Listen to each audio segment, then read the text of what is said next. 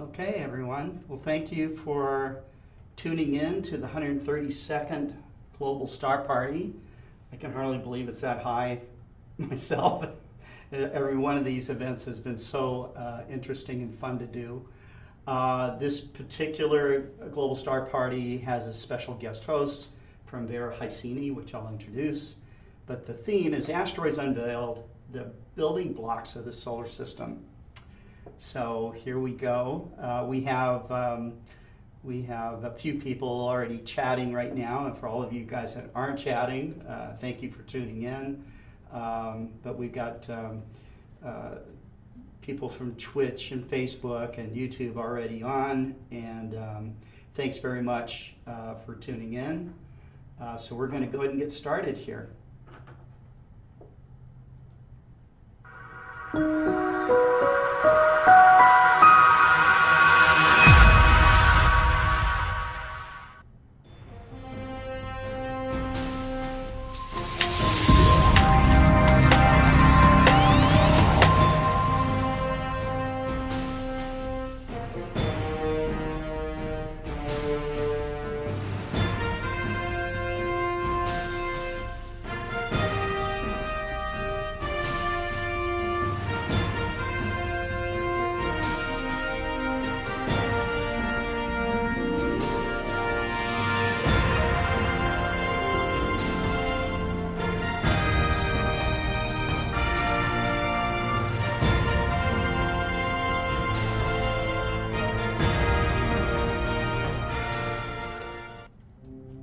What makes data visualization a bit different from other types of animation is that some component of the visual, some aspect of the visual is directly based on some type of science data.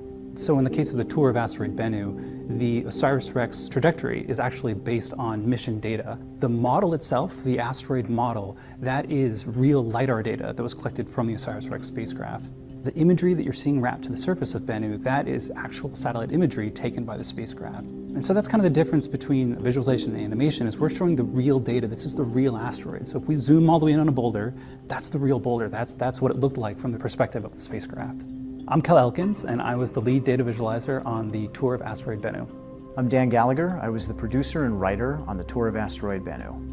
Tour of Asteroid Bennu was inspired by an earlier video that was also made by NASA's Scientific Visualization Studio, and that video was called Tour of the Moon. The visualizer, Ernie Wright, used elevation data and high-resolution imagery from a NASA spacecraft called the Lunar Reconnaissance Orbiter, and he was able to fly the camera very close to the lunar surface and show the actual textures, shadows, highlights, just the way that they would appear if you were hovering close to the surface of the moon. So we kind of borrowed some of those techniques for the tour of asteroid Bennu, really using lighting as a way to help viewers understand the shape of Bennu and the shape of these different geological features we were zooming in on, which just it really helped the visualization come to life. So a good example of how we use LiDAR comes about halfway through the video when we take viewers to a boulder called the gargoyle. Now the gargoyle has a very complex amorphous shape, and it looks really different when you see it from different angles in two-dimensional photographs. But when we finally got a good 3D model of the gargoyle, Kel was able to put a virtual camera down near the surface of Bennu and rotate it around the boulder in a way that we never could with two-dimensional imagery. So something really cool about working on this particular visualization, and actually all the visualizations we made for the OSIRIS-REx mission, was as the spacecraft got closer and closer to the asteroid on its way there, and as it spent more time studying the asteroid, the models got better and better. The data that was collected was getting better and better. So some of our early visualization tests, we had this relatively low poly model of the asteroid, and we could only push in so far with the camera. You can't push in too far because then you just see individual polygons. But as we got further and further along, we ended up with 5-centimeter resolution tiles that you could push all the way into individual boulders. And that's just the nature of how these science missions work. The more time you spend with something, the more data collect, the better the models get. Missions like OSIRIS-REx take us to places that we haven't been before, literally new worlds that we've never experienced. But they show us those places in ways that can't always be easily seen. Tour of Asteroid Bennu gives us a way not only to show the public what these places are like, but it almost gives us a remote presence. It allows viewers and even scientists on the mission to see these objects up close through technology.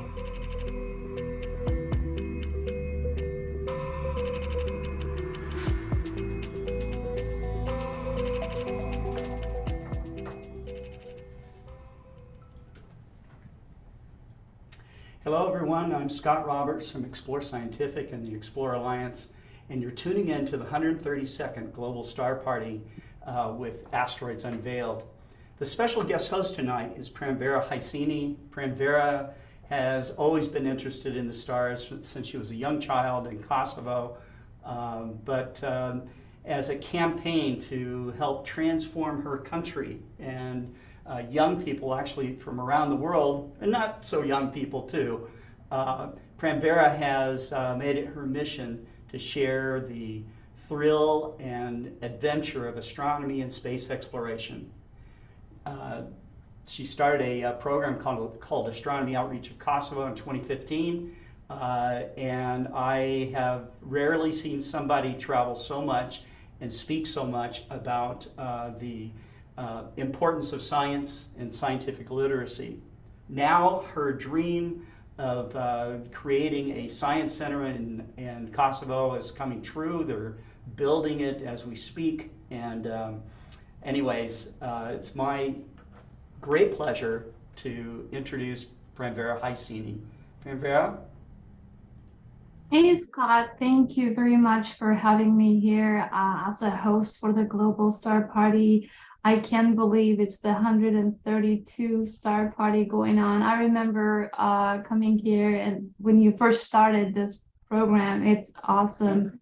What I love most about this show is that most star parties that happen in person are usually attended by the people of that country, and people cannot really travel far away, but this star party is somehow bringing globally all astronomers together, and every week it allows them to share the most updated activities and events that they do, and research that they're working on, or astrophotography of all kinds in the field of astronomy, and that's really, really awesome.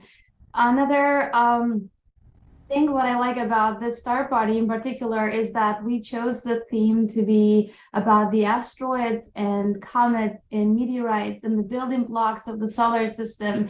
The theme was inspired by the very recent mission of OSIRIS-REx for the sample return that landed in Utah on Sunday. And we've been waiting for that mission for a couple of years, not a couple, more than that, 7 years, I believe. And in 2017 was my first time when I came in the United States, and I remember going to the OSIRIS-REx office in Tucson in Arizona and learning all about it and how excited the team was. And it's really amazing now to see that it successfully collected the samples and returned them back. And honestly, I can't wait to find out what they're going to discover and learn about the ancient past of the solar system. I am happy to be the host of this show, and I'm mostly happy to have some very, very special guests here with me. And for the next 15 minutes, I would like for all of them to introduce yourself and maybe share a few words about how does this OSIRIS-REx sample return mission has personally affected you, and how are you connected to that somehow, and what do you think, how much this will be pushing the planetary science forward. I will start with David Levy. Everybody knows David Levy. I will make a much more proper introduction about him when he starts with his talk, which is right after this, but please feel free to go ahead and introduce yourself again. Okay, thank you very much. Pranvera, it's wonderful to have you hosting the Star Party today. And as we're celebrating the successful landing of the OSIRIS-REx mission, which was kind of interesting. What the news didn't really tell us about it was that on its way down, it stopped at Scotty's house, knocked on the door, and said, "Don't forget your Global Star Party this week. And remember that Pran's going to be hosting it, so don't take up all our time." And then it stopped at my place and had a cup of coffee, and then finally landed in Utah. And everybody went to take a look at it and to look at the parts of the asteroid that it had collected.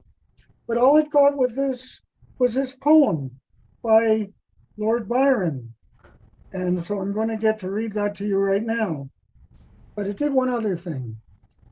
Since it landed on Sunday, that turned out to be the most important night in the Jewish calendar, Kol Nidre, the evening of Yom Kippur. And it came out with a special message that I will translate now to all of you. And that is, may you all be inscribed in the book of life for a year of health, happiness, peace of mind, and everything that you all might wish for. And now we get to the poem by Byron Manfred. When the moon is on the wave and the glowworm in the grass, and the meteor on the grave and the wisp on the morass, when the falling stars are shooting and the answered owls are hooting, and the silent leaves are still in the shadow of the hill, shall my soul be upon thine with a power and with a sign, and tonight we all go out to observe online. And Pran, back to you. Thank you so much, David. Thank you for sharing that piece of poetry. So what, I don't think you shared much about the, how much do you think this OSIRIS-REx sample return mission is somehow affected maybe the work you've done in the past, and what do you think, how much it's going to help us understand the solar system? What are your personal thoughts on that? Well, yeah, in fact, I have a very personal thought about this being an asteroid mission.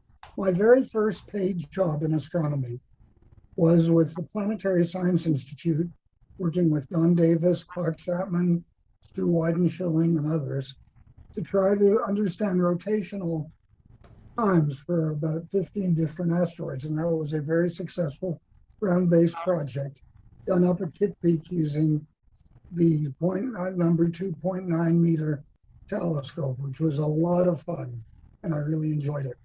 And then, of course, came the idea of the asteroids and the comets. We now have asteroids that either turn into comets, or we realized that they were comets all along. There are comets that stop being comets and turn into asteroids.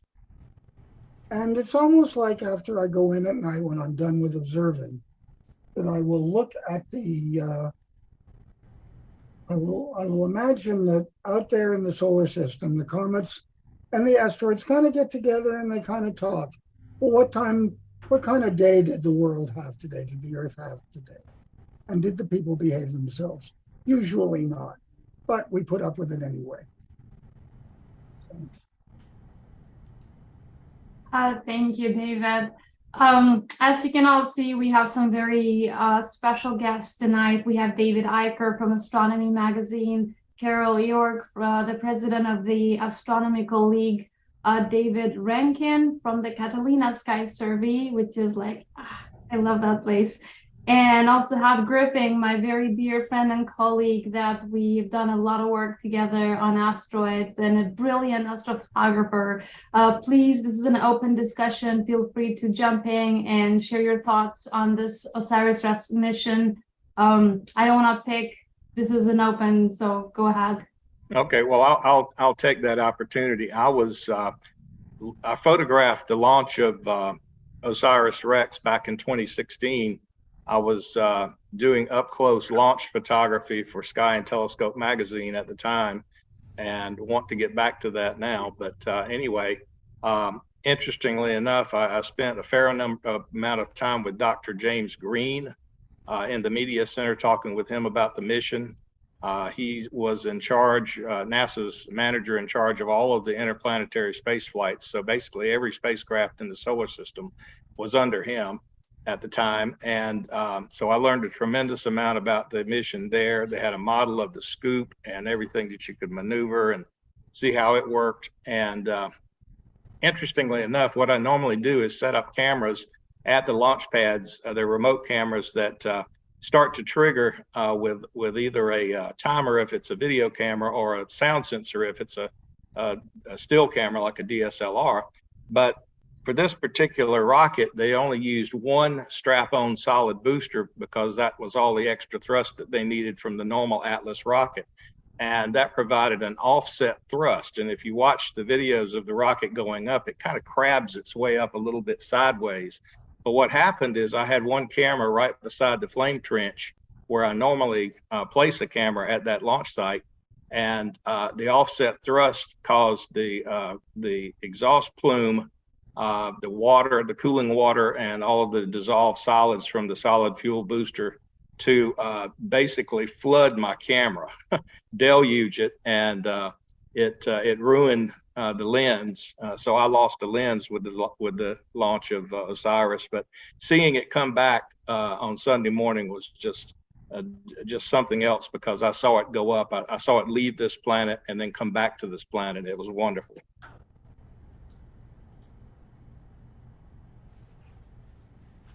Well, I would like to say I'm David Rankin from Catalina Sky Survey. I would like to say for OSIRIS-REx, personally, for me, it speaks to human ingenuity and how far we've come in the last few centuries towards answering the largest questions we still have today.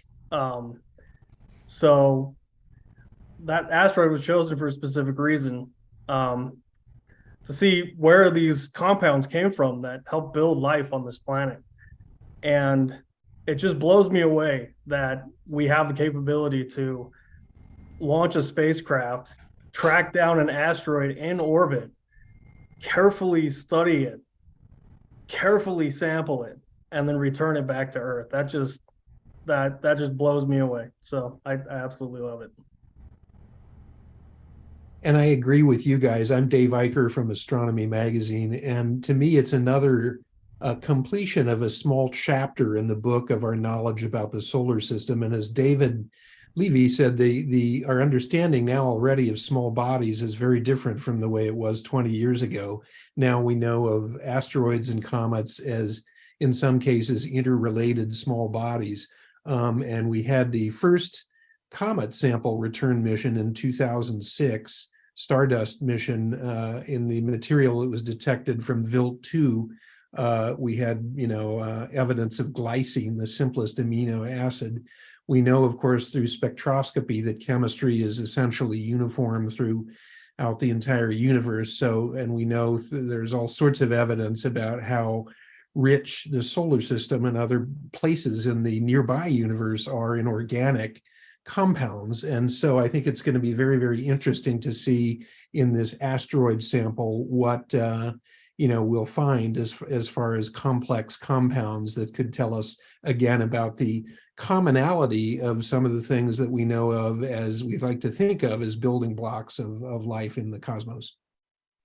I think, this is Carol Hirsch from the Astronomical League, I think the golden age of astronomy and the golden age of space travel continues very well along our path. It's amazing what we've been able to do, as someone's already alluded to think that 30 years ago we could do these kind of things, and we constantly have to change some theories about what we think the universe is all about. So I'm really looking forward to the results from this, because I think we're building on what's already gone before. Thank you, everyone. That is really special, having everybody comment on how this space mission has had an impact in you, or like, how do you view this mission? I was following the comments coming on YouTube from lots of viewers right now, and from all over the world. Someone mentioned what is the differences from the sample return from the Ryugu or the sample return from Bennu now? Like, what's the big return difference? Which I'm assuming they mean like what something different it would find about the two different asteroids. First of all, these are two different classes of asteroids. Bennu, I believe, is a B-type class asteroid. And their Hayabusa mission only took 2.5 years, I believe, to go to the Ryugu, collect the samples, and return them back to Earth, whereas Bennu mission lasted for 7 years. And for Ryugu, I do a lot of studies through my PhD program on asteroids, and it's amazing because when they compare Ryugu with some of the objects, asteroids in between Mars and Jupiter, Ryugu is mostly similar to the asteroids that lay in the outer main belt region, which formed in the very cold regions of the solar system, whereas Bennu is thought to have formed much closer than Ryugu. So there are two different asteroids. They probably have two different formation histories. But of course, by studying the samples and the minerals and the spectroscopy associated with them, it will allow us to understand these processes that occurred in these asteroids a long time ago and how come they formed.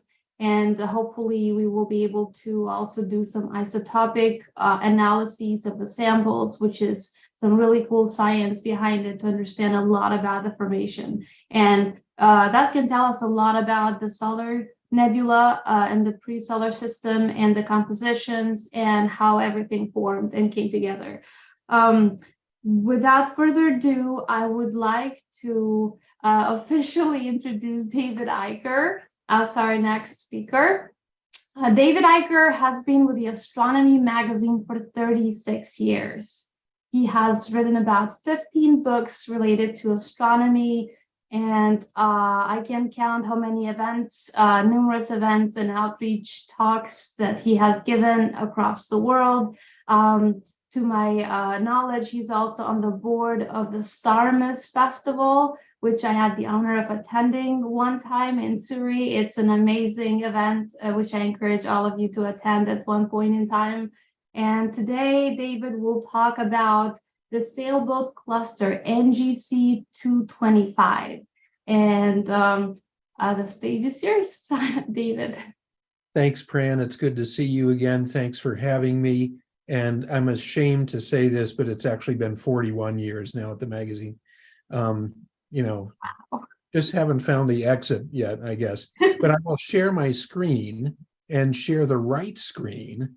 And this will actually be a pretty brief talk, I think, here this time, because this is a fairly simple object that is not terribly rich, and it's a kind of an average Joe open cluster in the Milky Way. But we're working through lots and lots of objects here, so we'll get to NGC 225. It's pretty bright. It's kind of a circular pattern of stars. It's large enough to be a good little binocular open cluster. It's pretty typical of kind of mid-range open clusters in the Milky Way. It's in northern Cassiopeia, so it's fairly close to us. Sometimes called the Sailboat cluster, and more recently other names. And again, who knows how people come up with some of these names, you know, is all I'll say, but bless them for thinking of those. It's relatively young. It's about 150 million years old, and it's only a shade more than 2,000 light years away. So it's relatively small, relatively young, and relatively close, which is typical of the many open clusters in the nearby arms of the galaxy to us. It's about 7th magnitude overall. It spreads over about 12 arc minutes, about a third of the diameter of the moon. There's a one thing that makes this cluster interesting is that there's an associated reflection nebula with some of the stars in the cluster that's Vandenberg 4, and nearby in the same low power field, if you have a nice dark sky, you can also see one of the Lyn's dark nebulae, which is 1302, which is very close to the cluster and the associated reflection nebulosity. So there's not a whole lot more to say about this cluster other than you might find it a pretty cluster in a small telescope or even in binoculars if you have a good dark sky. Here's the cluster more or less centered in this. You can see it's a pretty rich field of the Cassiopeia Milky Way. The center of the constellation is down there in the lower left, Gamma Cassiopeia, with its two fairly bright reflection nebulae, the IC59 and IC63. You can see there's a whole scattering of other open clusters in this direction, relatively near us in the galaxy. And this is one of the nicer ones in this field. So here it is, and you can see the reflection nebulosity there. You can see a sort of a circular arc and possibly even that's the sail, I think, and there's a base of the boat there. If you're imaginative, you can definitely see the reflection nebulosity in this photo and the dark nebula, which in a reasonably long exposure is pretty easy to see, but it may be more difficult, the dark nebula under visual aspects. So that's it. It's really a very simple, uncomplicated object here to talk about. I'll mention that we're still having our 50th anniversary year of Astronomy magazine, which is by a factor of 2, the largest magazine on our subject that exists. And we have this book that Michael Bakich and I have written to try to get kids interested in space exploration fairly recently. And as Pran mentioned, I'm actually going to Slovakia fairly soon here because there are some events to announce some details of what we're going to hold again next spring in May, thankfully, several weeks after the total eclipse in Bratislava, which will be the 7th Starmus Festival. And again, there'll be many Nobel Prize winners in multiple sciences and astronaut explorers and musicians who will give us, of course, again, some rock and roll, as well as a lot of science. So we hope we'll see you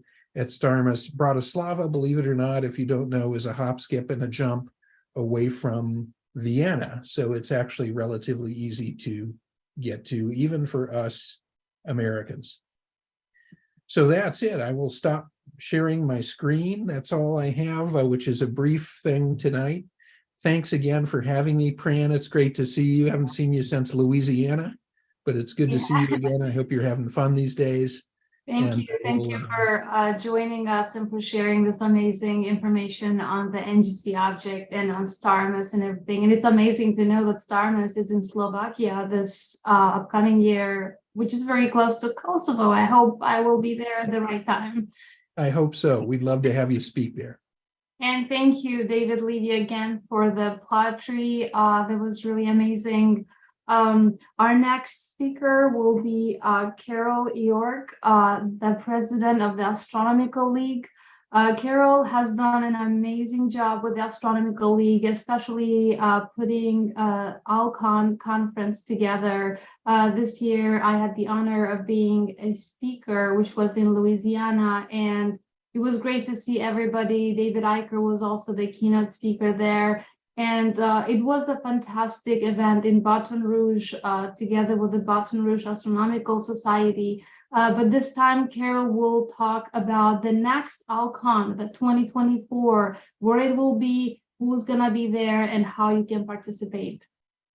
Thank you so much, Pran. I'm glad to be here. And yes, that was a fun time in Baton Rouge. But now we're ready to turn the page to Kansas City for next year, and I'm going to share my screen.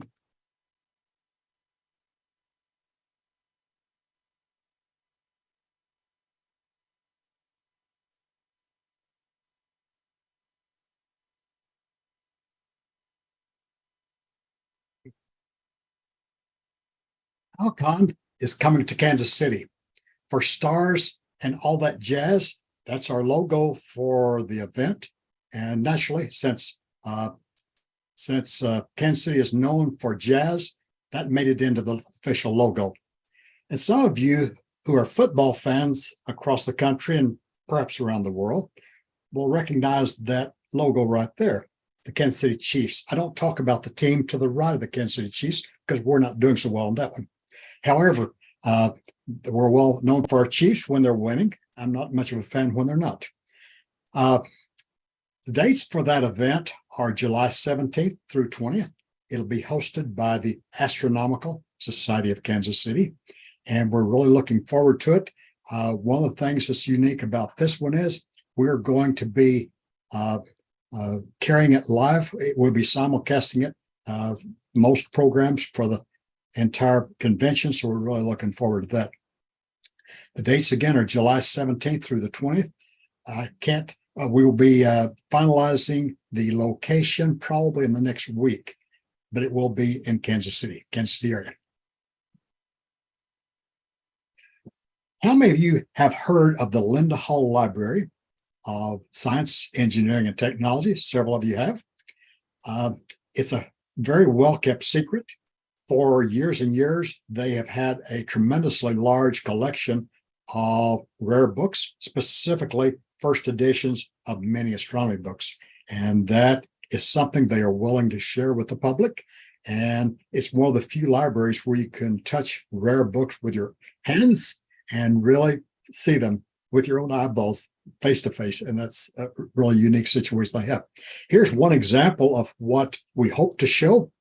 This one here is the Harmonia Macrocosmica by Andrew Salias, and that was published in 1661. It's a star atlas. Very nice design on that cover. There's several other similar books, and we are planning on bringing several of those out for our visitors to see. And if that's not enough, there's a couple of other surprises we're going to have, but they won't be a surprise after I tell you right now. But the plan is that Dr. David Levy, who's also in this broadcast tonight, will be sharing his logs, his observing logs that he donated to the Linda Hall Library approximately 5 years ago. I may be a little off on that, David, but that is a very special situation. In addition, David's very first telescope has been entrusted with Linda Hall to keep it there for the public to see. And so we want to bring that out as well. So I'd really like to invite everybody to put those dates on your calendar. July 17th through the 20th, 2024. If you can't be there in person, we're going to have it streaming live, and we think you will really enjoy the situation and have the opportunity to visit with astronomers from around the world. And that's about all I have right now. And back to you, Pranvera. Thank you very much, Carol. Is there a lineup of speakers yet that has been finalized, or will that? We don't have them just yet. We hope to announce those in the next month. Several of those will be international speakers. As everybody knows, in this day and age, we can expand our reach a lot more than when we have solely people in person. So that's to be announced very soon. Thanks. Thank you very much again for sharing all of that, and hopefully a lot of people will be able to attend it. It's a great event. I've been part of it for about 3 times, and every time you can learn new things, meet astronomers from all over the place. It's a great event. I first met you in Minnesota, perhaps, I believe. Minnesota, yeah. And also the one in the Bahamas cruise. When we took the tour, yes, yeah, that was good. Okay, so our next speaker will be Hap Griffin. Hap is a very good friend of mine. We have known each other since 2017, I believe.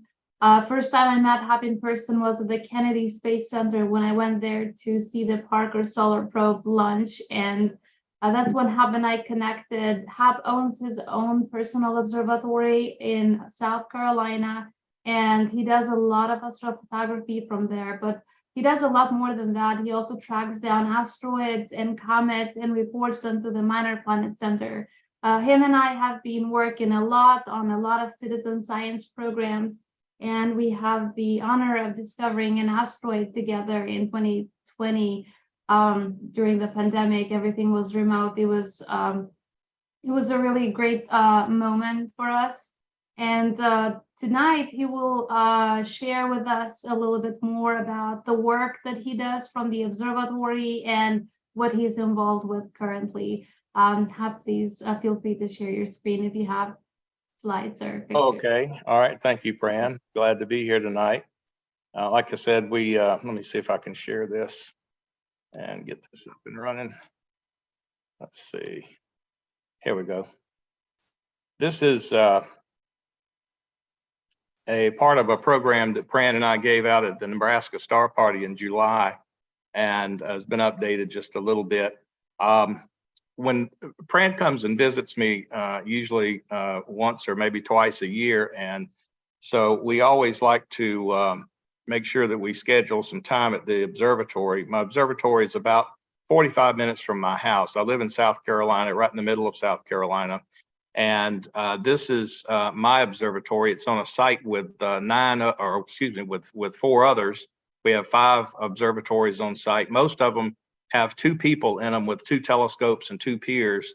I originally had a partner in with mine to help build this, and he has since moved on. He's living down in South America now, so I own this observatory all to myself, and I've got 2 different imaging rigs in it.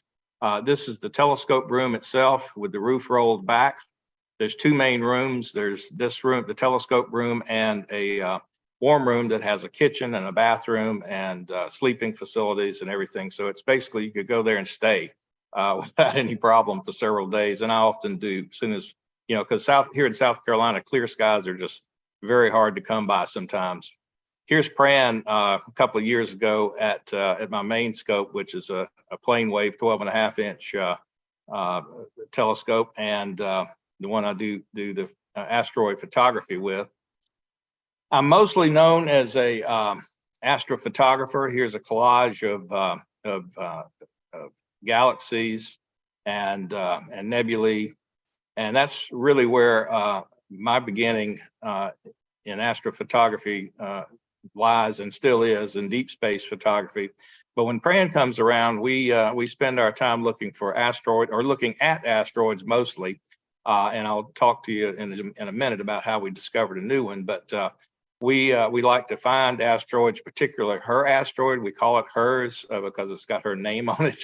And we really enjoy tracking that and anything else that's up in the sky. And I'll talk to you a little bit in a minute about a comet that we provided the final information to make it into a named comet. Anyway, this is my control room here. Everything is inside and temperature controlled. This observatory is built out in the middle of nowhere. Like I said, it's in a very dark sky site of South Carolina, about 45 minutes from my home.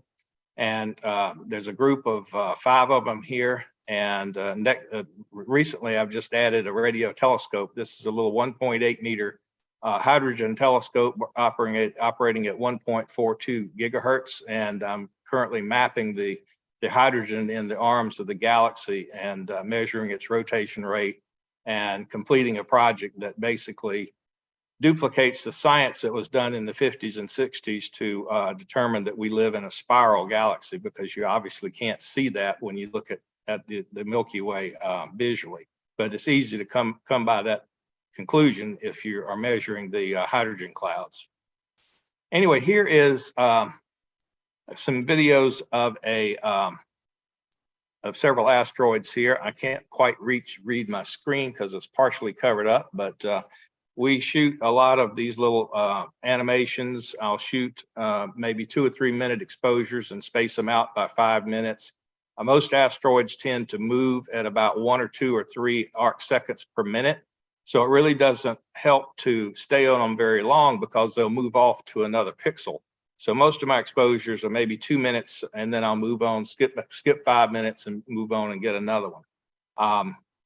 Here is, you can probably see the labels at the top, but I can't read it because I'm covered up with something here. But it's really interesting to take a stack of images and create an animation. Here's a comet that I shot a few years back. Here's one that actually Pran was there when we shot this one. Sometimes it's easier to see when you reverse the screen and make it black on white instead of white on black. Now, this is not really an asteroid at all. This is the James Webb Space Telescope that I shot about 2 or 3 weeks ago. A lot of people don't realize that it is bright enough to see through a telescope. It has its reflective bottom aimed towards us to block out the sun from the cold side of the telescope. And so it's easy, it makes a really reflective object. And most of that motion is our own motion, by the way. Anyway, what I like to do is whenever I do measure these asteroids, is use a program called Astrometrica to provide the data, positional data to the Minor Planet Center. They do require that you have an observatory number. They want to make sure that you know what you're doing when you send them data, that your data is accurate. So you have to spend a little bit of time sending them several test samples, and they check that for accuracy. And then once they're satisfied that you know what you're doing, they will assign you an observatory number, and then you use that from then on. This is Astrometrica that we use to, it basically maps an image with every pixel being mapped to a calibrated right ascension and declination, so that when you click on an object, since the metadata of the FITS image that you supply this with has accurate information about the time and the date, it looks in the Minor Planet Center's database to see what should have been there at that time, and identifies if it's either a known asteroid or something potentially new. Now, when I met Pran, she told me that she had an asteroid named after her. And so as soon as I got back home, that was one of the first things I wanted to do, is see if I could recover that asteroid. And this is the first image that I shot over a period of time, and you can see it as a streak there.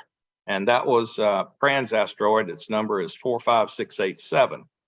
And from then on, we did a number of measurements on it using Astrometrica and other software. This is an animation of it there in the center of it moving. And ironically, over to the right side, you'll see another asteroid on a parallel path. That is a known asteroid. We did check. I don't remember which one it was, but Pran's asteroid, so to speak, is the one in the middle there. Now here, one time when she was here, we had been out all night, and the sun was about to come up. It was almost a full moon night, and so the sky was very bright. And she said, well, let's try something different before we leave, and let's look and see what is on the Minor Planet Center's database of objects that need further observations to be confirmed. And we found this comet that was it was CK19Y040 at the time. That was the nomenclature on it. And if you'll notice up here, see if I can present it there. Anyway, the last two observations here, the last three digits is the observatory number, and 449 is my observatory number. So we provided the last of these two positional datas. You can see down here, here's the Griffin Hunter Observatory with observer being Pranvera Hyseni and me being the measurer. And we sent these in, and very early the next morning, I got a message that said that had now been confirmed. Our data was the last data that they needed to confirm it, and that was Comet C2019Y4 Atlas. And if you remember, that one started becoming very bright early in the year 2020, and was predicted to become visual naked eye by March or April of that year, and it was supposed to be the comet of the decade.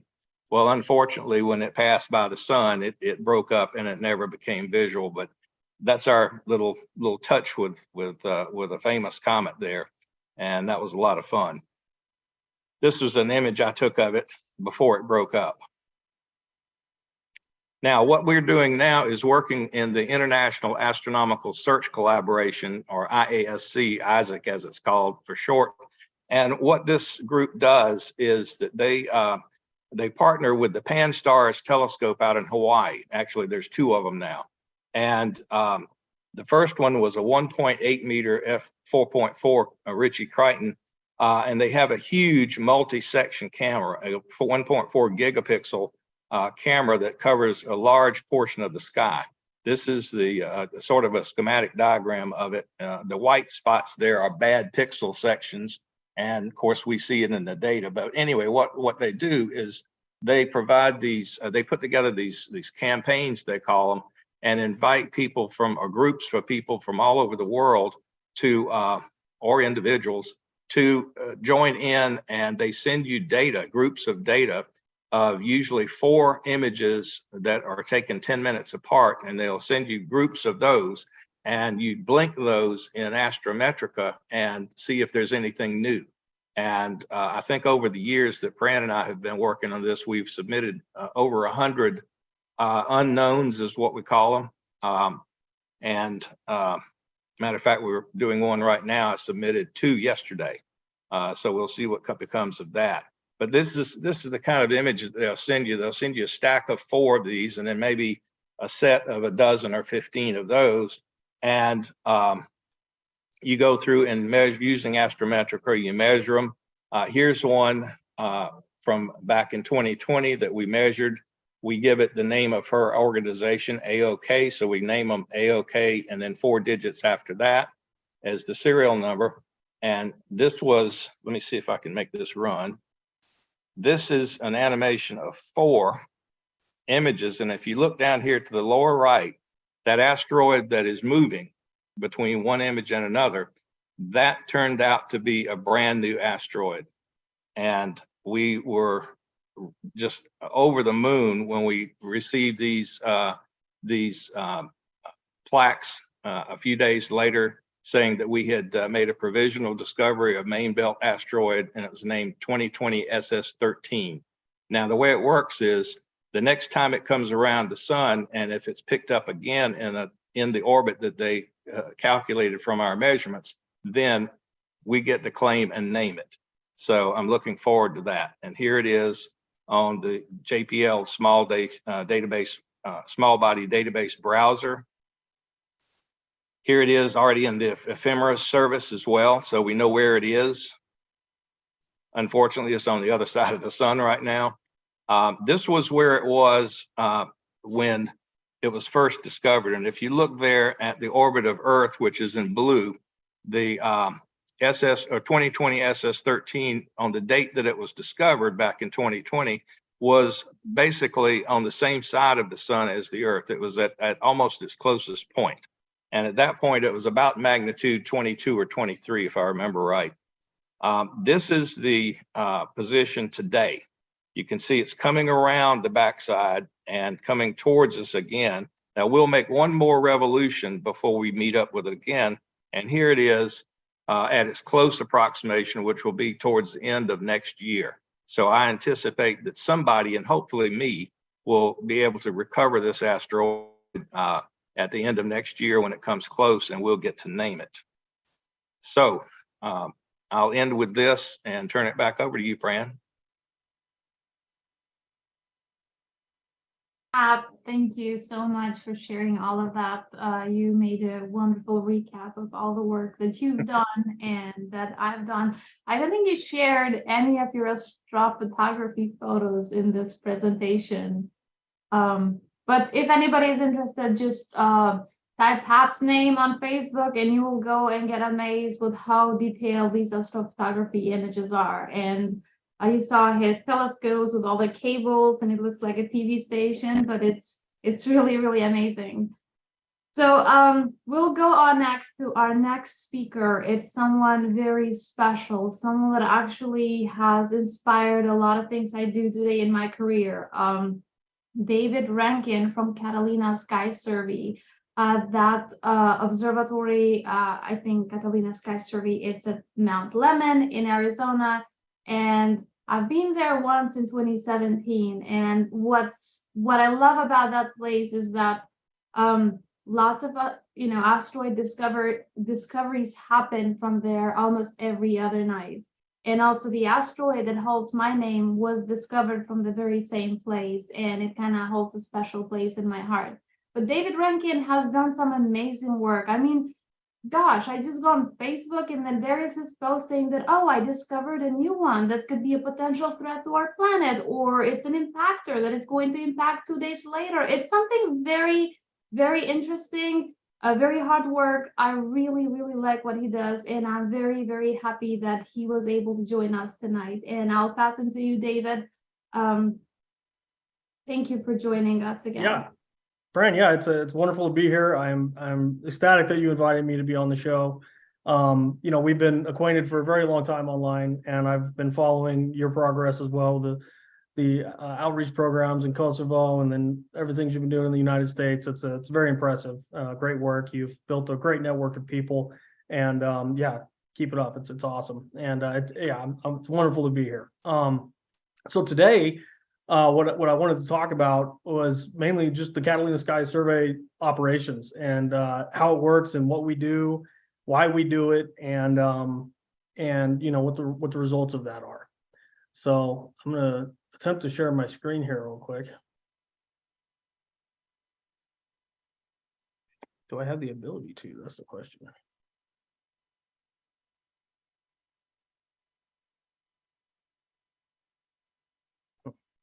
There it is. Okay, I found it. All right.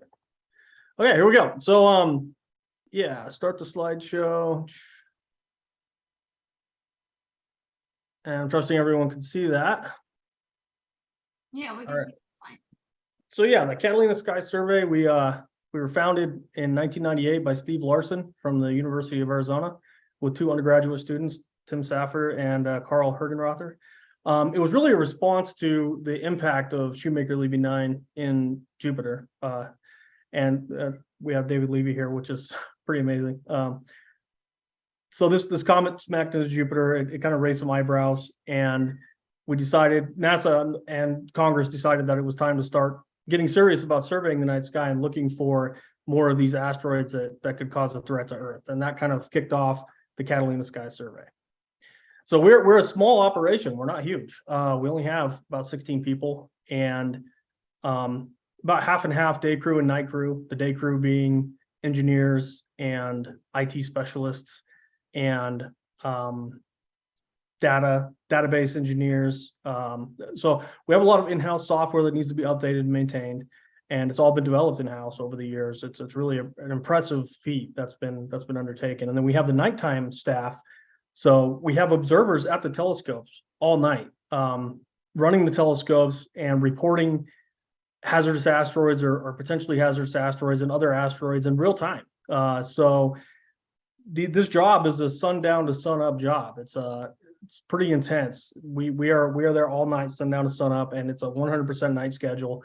And those winter nights get really long. It can be 13 and 14-hour nights that we're at the telescope discovering rocks and submitting them to the Minor Planet Center in real time at Harvard, so they can be tracked down by other professional observatories and people like Hap in his backyard. This is an area where amateur astronomers contribute heavily to help us track these asteroids, because it's not just about finding them. We have to keep track of where they're going, or the uncertainty can grow so high that it can be really hard to relocate them again. So this is our crew at Catalina Sky Survey, and then we are funded by the Planetary Defense Coordination Office at NASA. We have the official patch to prove it, which is cool. I really like the patches. So moving forward here, we have the chart that shows the asteroids that we've discovered. Well, actually, all programs have discovered since about 95. And what we have is Catalina Sky Survey is responsible for about 45% of those asteroids. And these are just the near-Earth asteroids. So it's a pretty significant percentage of the overall catalog that Catalina has found. By far the most, but we've been doing this for a while. So I'm gonna pause for 1 minute. My cat's being come on, freedom.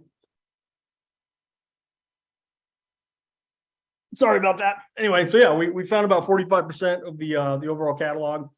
And then Pan-STARRS, of course, they haven't been operating as long, but we're neck and neck with Pan-STARRS. They're our colleagues in Hawaii, and they find a lot of really interesting stuff as well.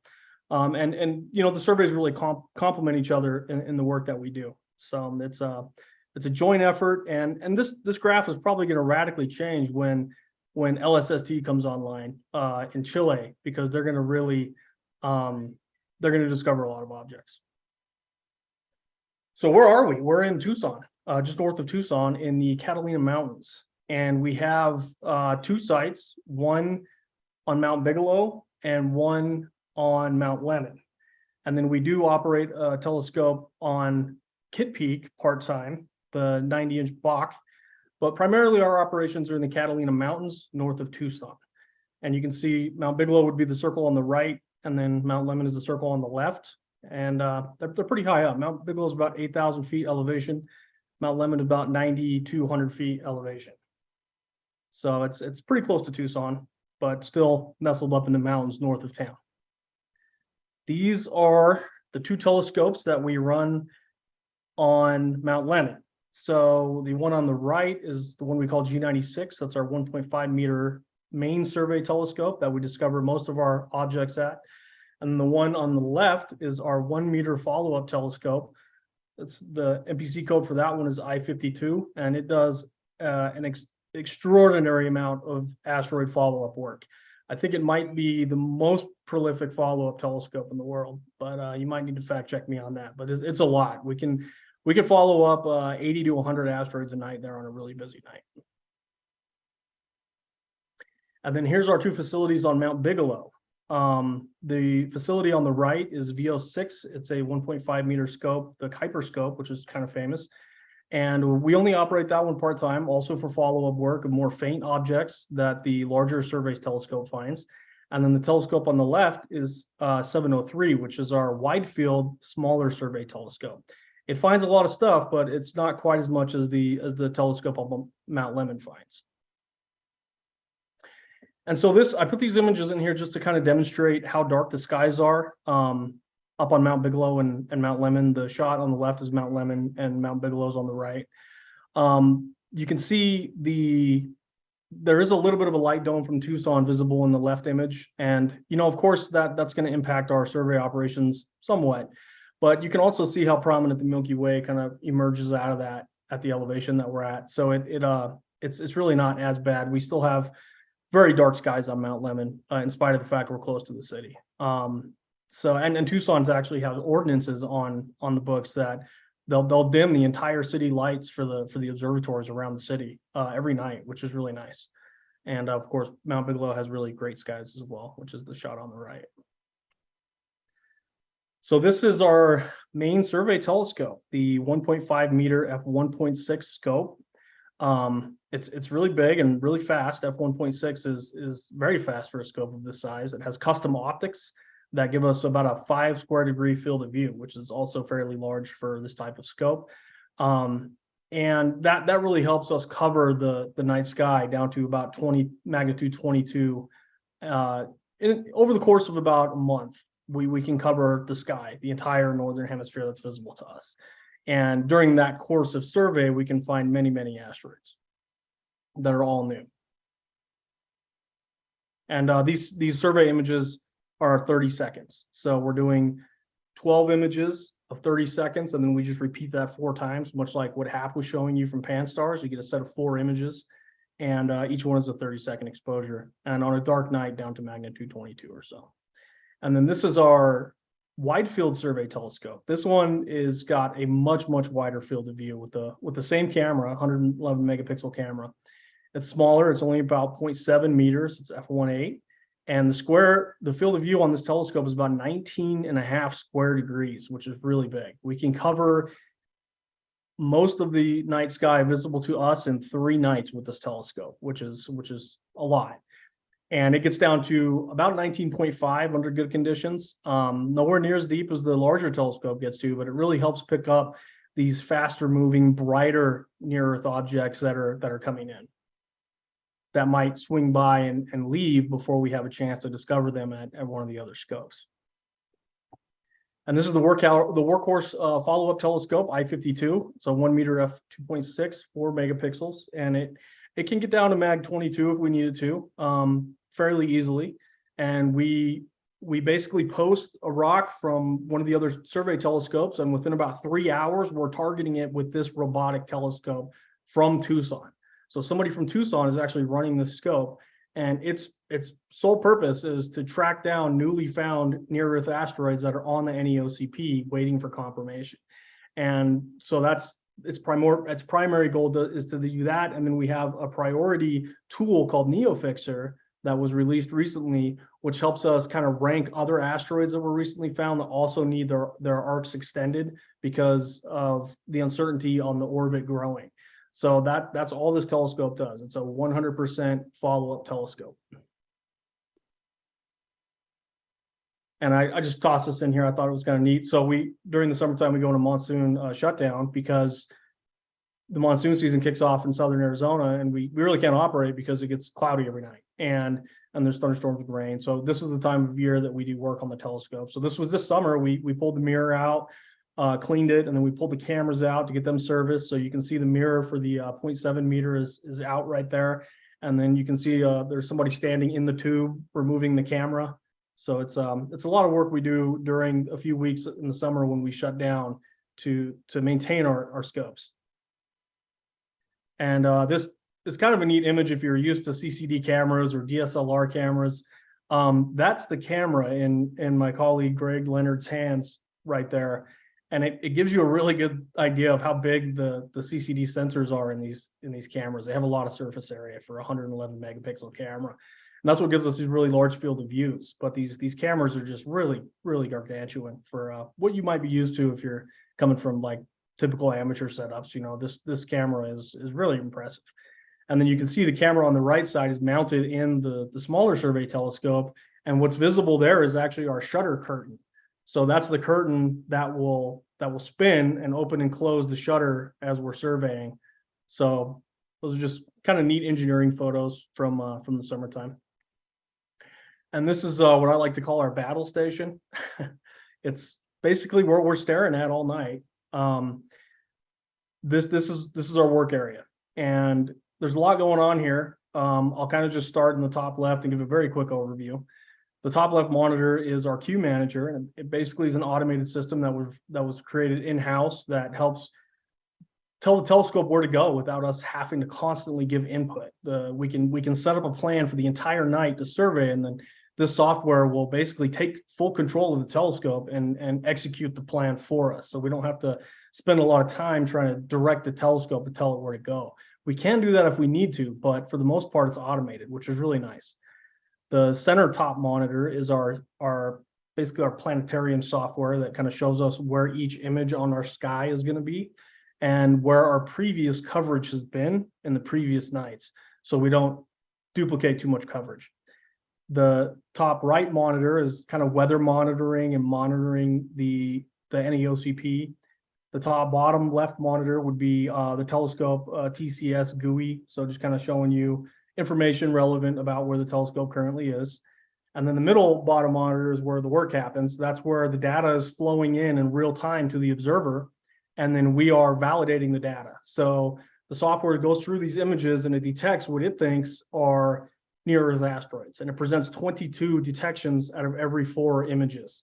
And it's our job to go through all 22 detections and to determine if they are actual asteroid, if they're just noise, or if it's a star, or if there's some other thing happening that way. And of course, the majority of the time, it's not a real asteroid. So our job as observers is to weed through all of these false detections that the software has created and pick out the real asteroids and then submit them in real time to the Minor Planet Center at Harvard.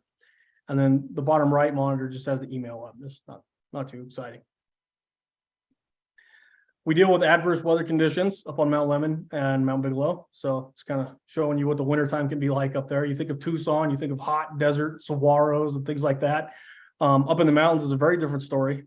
We can get many feet of snow during our winter operations. And so, yeah, it's really dramatic swings in the weather and operating conditions. So this is a shot of, our monsoon shutdown. We'll be up there doing work. We have dorms on site. One of them is attached to the large survey telescope, so we can stay there if needed. And then we have a dorm at Mount Bigelow as well. That's my wife standing in the hallway there of the dorm. It looks kind of like The Shining. It's a little freaky. A lot of these facilities were put up in the 60s and 70s, so it's a very interesting experience. And then we have other threats to the mountain. This was a very severe fire that hit in 2020. It was called the Bighorn Fire, and it almost burnt the observatories down. It got very close to the observatory. So we had teams of firefighters from all over the country that came in to help fight this fire, and it got really out of control. It burnt most of all of the Catalina Mountains, and it was started by a lightning strike, one single lightning strike, and just within weeks, it took over the entire mountain. There were shots of the firefighters at the observatories fighting the fire, and there were flames coming up over the back of the telescopes visible in the background. So we're really thankful to the fire crews that really risk life and limb to go up there and protect this equipment so we can continue to survey for hazardous asteroids. And that's what it's all about, is the hazardous asteroids. So this is a plot of about 2,108 potentially hazardous asteroids. These aren't ones that were all found at CSS. They're just asteroids in the catalog. But that's kind of mostly that's the main goal, is to find these asteroids that are the Bennus and the Apophyses. These asteroids that are 140 meter class rocks, and they come within 19.5 lunar distances of the Earth's orbit. These are the ones that we're primarily interested in finding. Of course, we're not ignoring any asteroids we find. And the interest as we build this potentially hazardous catalog to, right now it's around 40% complete estimated, but as that gets more and more complete, NASA's interest is actually shifting even to smaller rocks, which could be considered, city killers, things like that, maybe down in the 50-meter range. So there's still a lot of work left to do. That catalog is maybe 1 or 2% complete when you get down to those smaller 50-meter size objects. There can be over 100,000 of those out there. So there's so much work left to do when it comes to discovering new near-Earth asteroids. There are many, many left to find still. Even a few large ones are still hiding out there. And by large, I mean that 140 meter to 300 meter class rock. We see some other neat stuff while we're working. The left image is a shot I got from our Wide Field Survey telescope last year. It was a meteor that blew up right in my image as I was surveying. So you can kind of see the cone from the explosion expanding out there. Just thought it was really neat to see that happen. And then of course, we're sole surveyors sitting at the telescope reporting astrometry in real time. So when we find a comet, if we notice that the comet is active, they will actually still credit the comet to the observer that was working. So this is the best comet that I've come across so far, P2020 V4 Rankin. I think it got to maybe magnitude 17. It's most of the comets we find are very faint compared to the stuff that other people will be talking about today. And then one last story that was pretty fun. November 19th, 2022, I was surveying and I came across this object here pretty early in the night coming in from the low west sky. And it turned out to be about a 1 meter impactor that was coming in about 3 hours before impact. It was, I believe, the 4th impactor that's been found at Catalina Sky Survey. The other 3 were found by our observer, Richard Kowalski.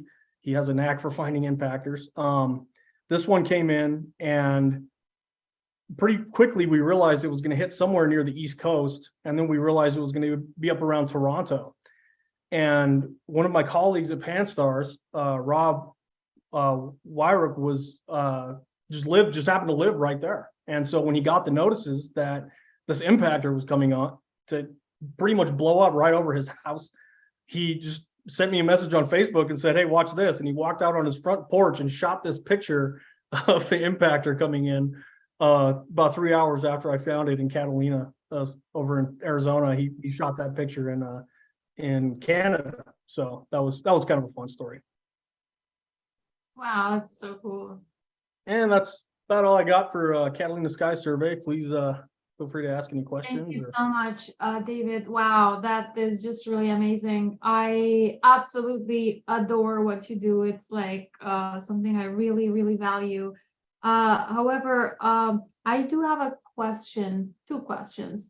Sure. First off, how does someone get involved with Catalina Sky Survey? Like, how does someone have a similar job like you do, for instance, if you go there and do all the surveys and look for these hazardous asteroids?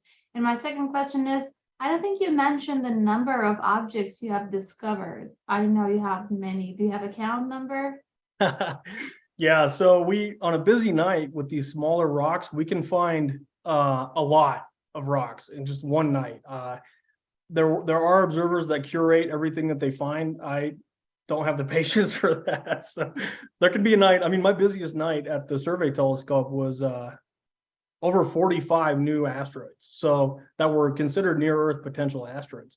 So it can be really daunting to track them all. It's been hundreds for sure, but I do track the asteroids I find that end up being potentially hazardous asteroids.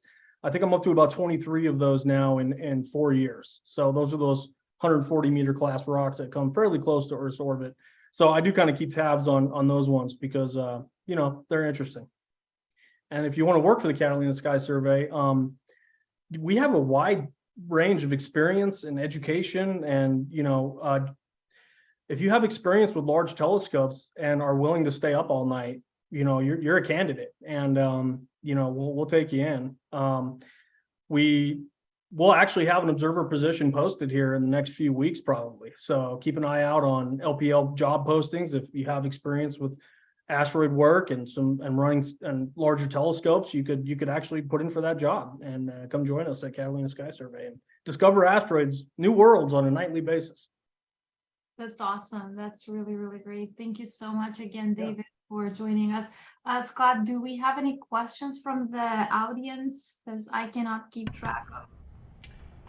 Actually, we do. Let's see what we can come up with here. One of the questions I remember just off the top. At what point, what is the boundaries of being from an asteroid down to something much smaller like a meteoroid? I'm sure there's gravel and pea-sized things that are out there. Has anybody said, hey, these are the categories and this is what they're called? Brian might know a little bit more about that. I don't know exactly where the line is drawn. I know that when you get down to like sub-meter, around meter class rocks, they start referring to them more as meteoroids than asteroids, like fragments of a larger body that broke off maybe.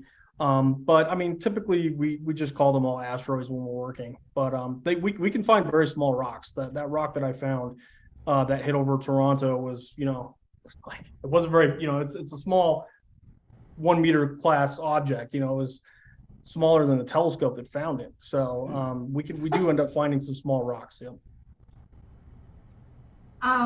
Iron Hat, I don't know who that is, but says, I recall that impactor, totally cool. Thank you for the presentation. My pleasure. Lots of people that are thanking you for this really great presentation, David. If anybody has any other questions for David, please feel free to drop them in the chat, and then we will try to answer them for you. Thanks again. We will go on to our next speaker. I think our next speaker is Alan Hale. Alan Hale, the famous comet discoverer of the Hale-Bopp comet in '97, when I was only 2 years old. Too bad I don't remember that, but I know lots of people say it was very bright. You could see it with your naked eye in the sky. But other than that, Alan Hale is actually known. He's a renowned astronomer known for his expertise in sun-like stars and on exoplanets. And he also is involved with the Global Sky Partner Program, which I think he will be sharing a lot more information about that today. So Alan, whenever you're ready, thank you so much again for joining us. I'm very happy to have you as a guest here tonight. Hi, Fran. Can you hear me? Everybody hear me all right? Yeah, we can hear you. Okay. I'm going to apologize in advance. I have been fighting a cold for the past few days, and my voice is not what it usually is. So if I have to stop and clear my throat or cough or something like that, just please bear with me. Let me go ahead and share my screen. Warning here, organization is a word that I am very not familiar with. So I have a very unorganized desktop on my laptop. So don't be too afraid when you see it when I do this screen share. So here we go. Okay, I'm going to share. All right, let me. Why can I not? Okay. Slideshow. I need to play this. Why won't it play?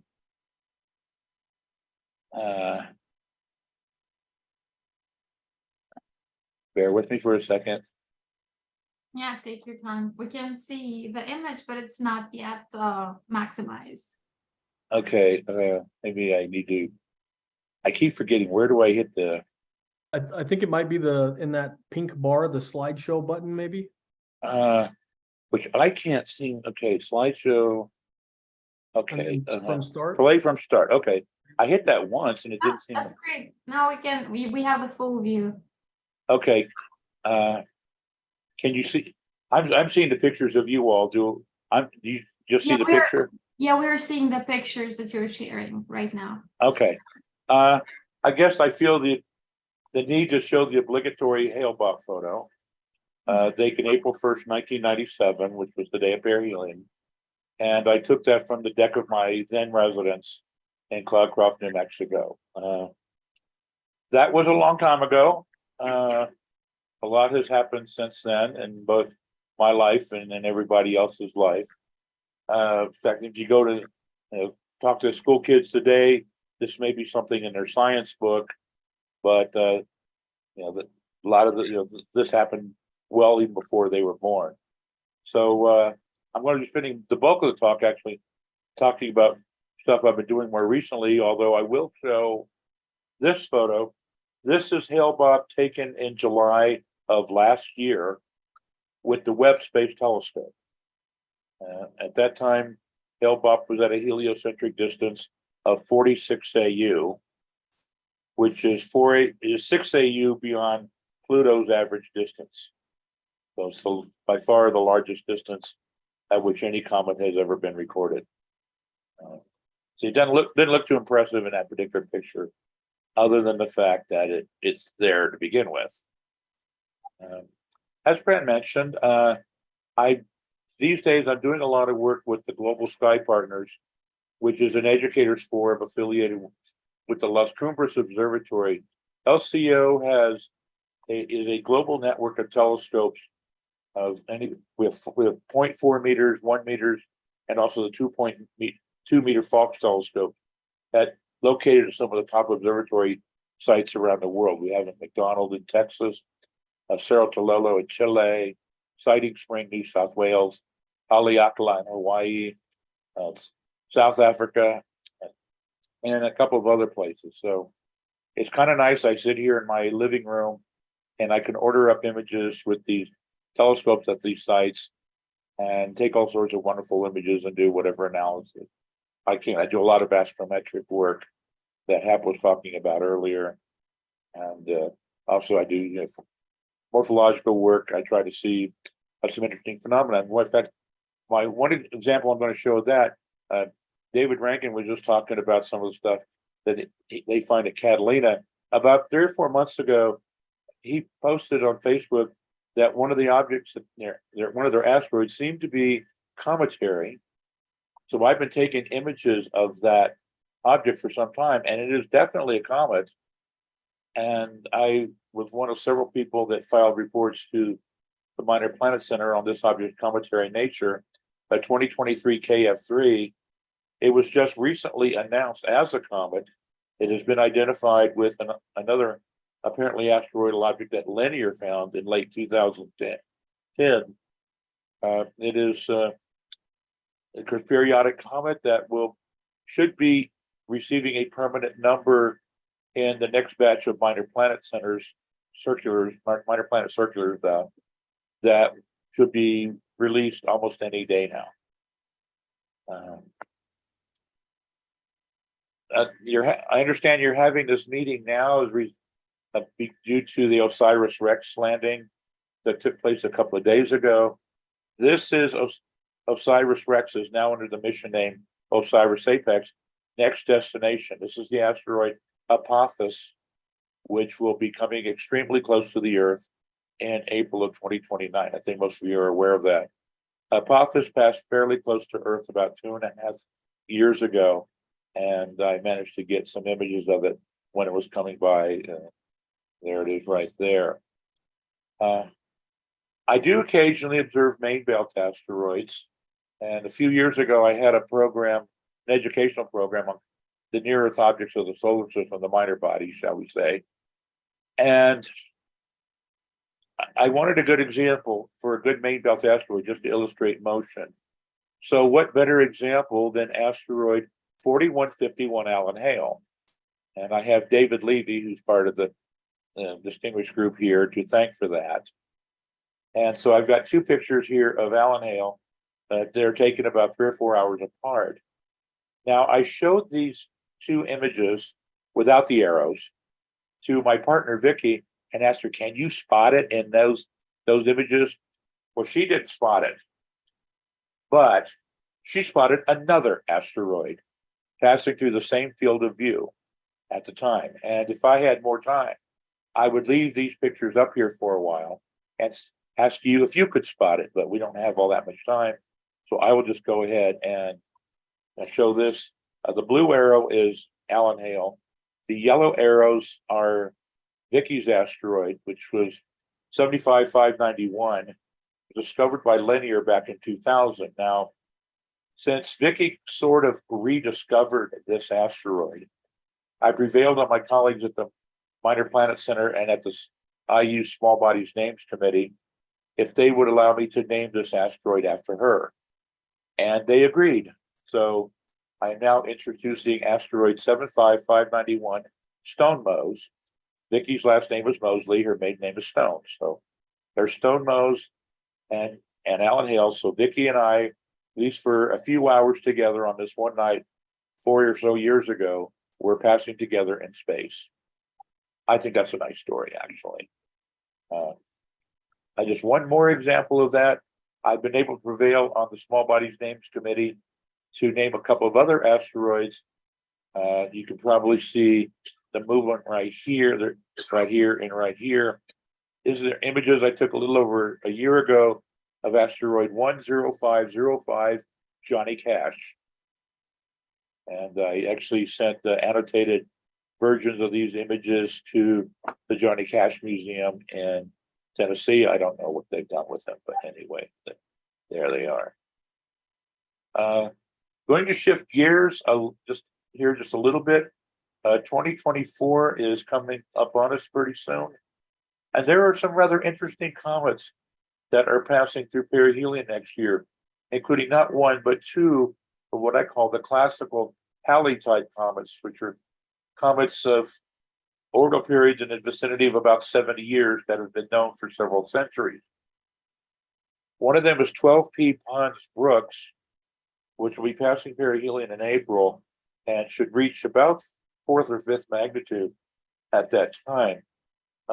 Pons Brooks, in previous returns, has been known to have major outbursts on its way into perihelion, and it did that back in July. It had been about 60th magnitude, and then a Hungarian amateur astronomer reported that it was almost 12th magnitude. In fact, it was brighter than that. So here are two images of Pons Brooks. This was the night of his report as a stellar object, and then a couple of nights later, the comet's starting to expand. And then here are some images. I took the one on the left in early August, and I took the one on the right earlier this month. The comet is now dispersing, expanding, but the nucleus is still remaining active. There has just been reports that there's been a new outburst in the nuclear region just within the past couple of days. It doesn't look like it's going to be a major one to get a new comet like this, but we could get something like that at any time. And then by the end of the year, the comet itself should have brightened enough that it will be visually detectable. The other Halley type comet that's returning next year is one that I am finding a very deep personal interest, and that is Comet Olbers 13P. Discovered in 1815 by Heinrich Olbers in Germany, who was one of the preeminent astronomers of his era. Among other things, he discovered the main belt asteroids Pallas and Vesta. And Vesta, I have an image up there in the top right, that was taken by the Dawn spacecraft when Dawn was visiting Vesta a little over a decade ago. And then Olbers is also known for formulating what we call Olbers' paradox.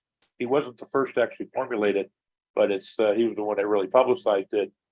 And it's asked the question, why is the sky dark at night? Which may seem rather obvious when you first think about it, but when you start to consider things, it's not as obvious as it might seem. Now, I will leave anyone that's interested in checking that out to go check out both the formulation and the resolution on Wikipedia or someplace like that. Anyway, Olbers discovered the periodic comet named for him in 1815. It returned in 1887, was picked up by William R. Brooks, and that is on the left is a sketch that Brooks made shortly after he found it in 1887. And then it returned again in 1956. And on the right is a photograph that was taken by George Van Biesbroek during that particular return. And had not been seen since 1956, but is due to pass perihelion in June of next year. Now, I began using the Los Cumbres telescopes about a year ago, trying to recover it, and I was unsuccessful and unsuccessful. It then went in conjunction with the sun earlier this year, began emerging into the morning sky in June. I began attempting it again. And then on August 24th, I took one pair of images with one of the 1 meter telescopes at Sighting Spring. The red dot in the center, it was the minor planet center's predicted position. The red square up to its upper left is where I'm going to focus, and that's where I happen to find a moving object. I'll call attention to that little semicircle of stars that's there just to the right of center. If you look carefully towards its left end, you will see a very tiny and dim moving object. Here I've stacked those 2 images, and you can definitely see the comet there. That is Comet Olbers. Those are the recovery images. It's about 20-second magnitude, very faint, but it is there. I was able to go back and look at images I'd taken about a week and a half earlier, found it there, and then I obtained several follow-up images over the next few nights. And not too long thereafter, the Minor Planet Center and the Central Bureau issued formal announcements of its discovery.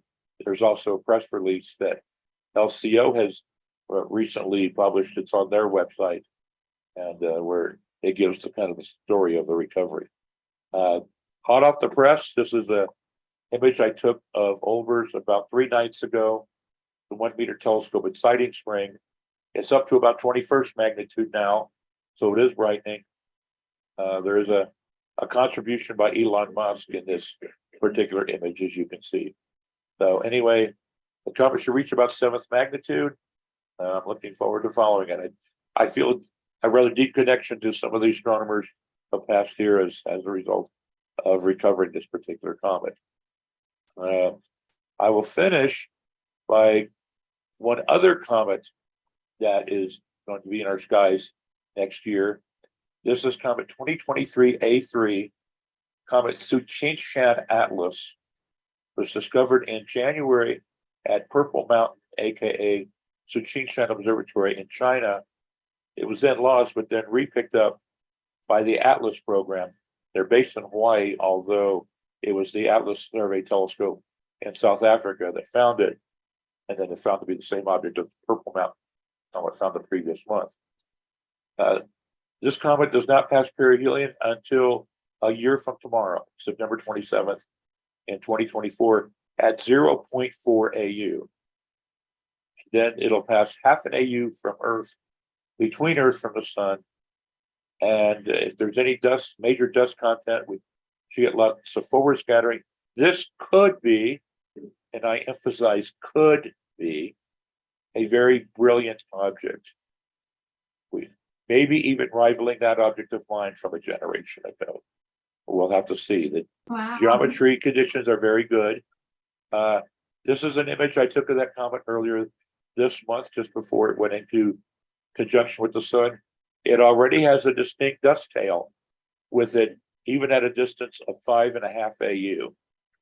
So it'll be reappearing in the morning sky towards the end of this year.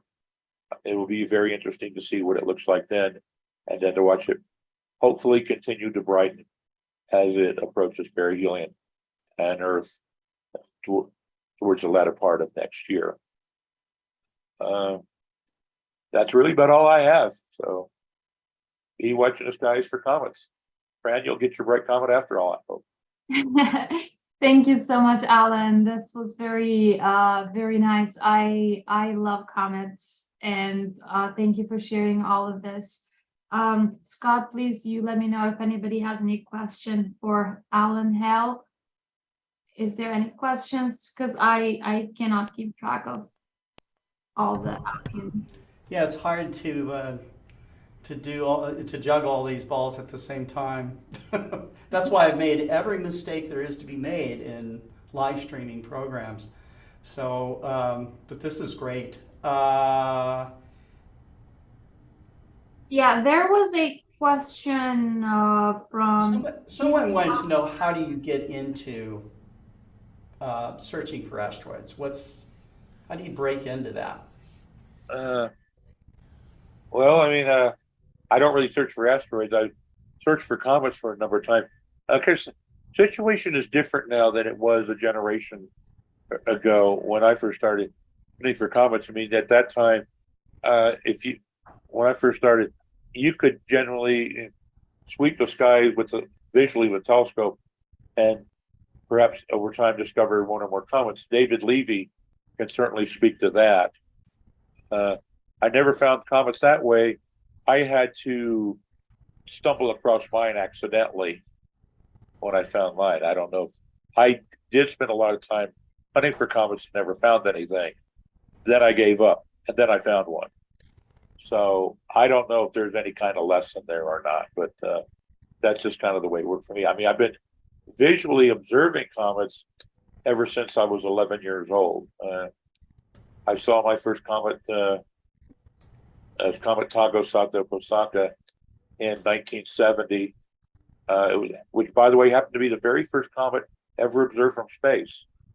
Orbiting Space Telescope, OAO2, detected the Lyman alpha cloud that we now know surrounds almost all comets in the inner solar system. But the Comet Bennett, which was actually a great comet, appeared just a couple of months later, and that's kind of what really got me hooked.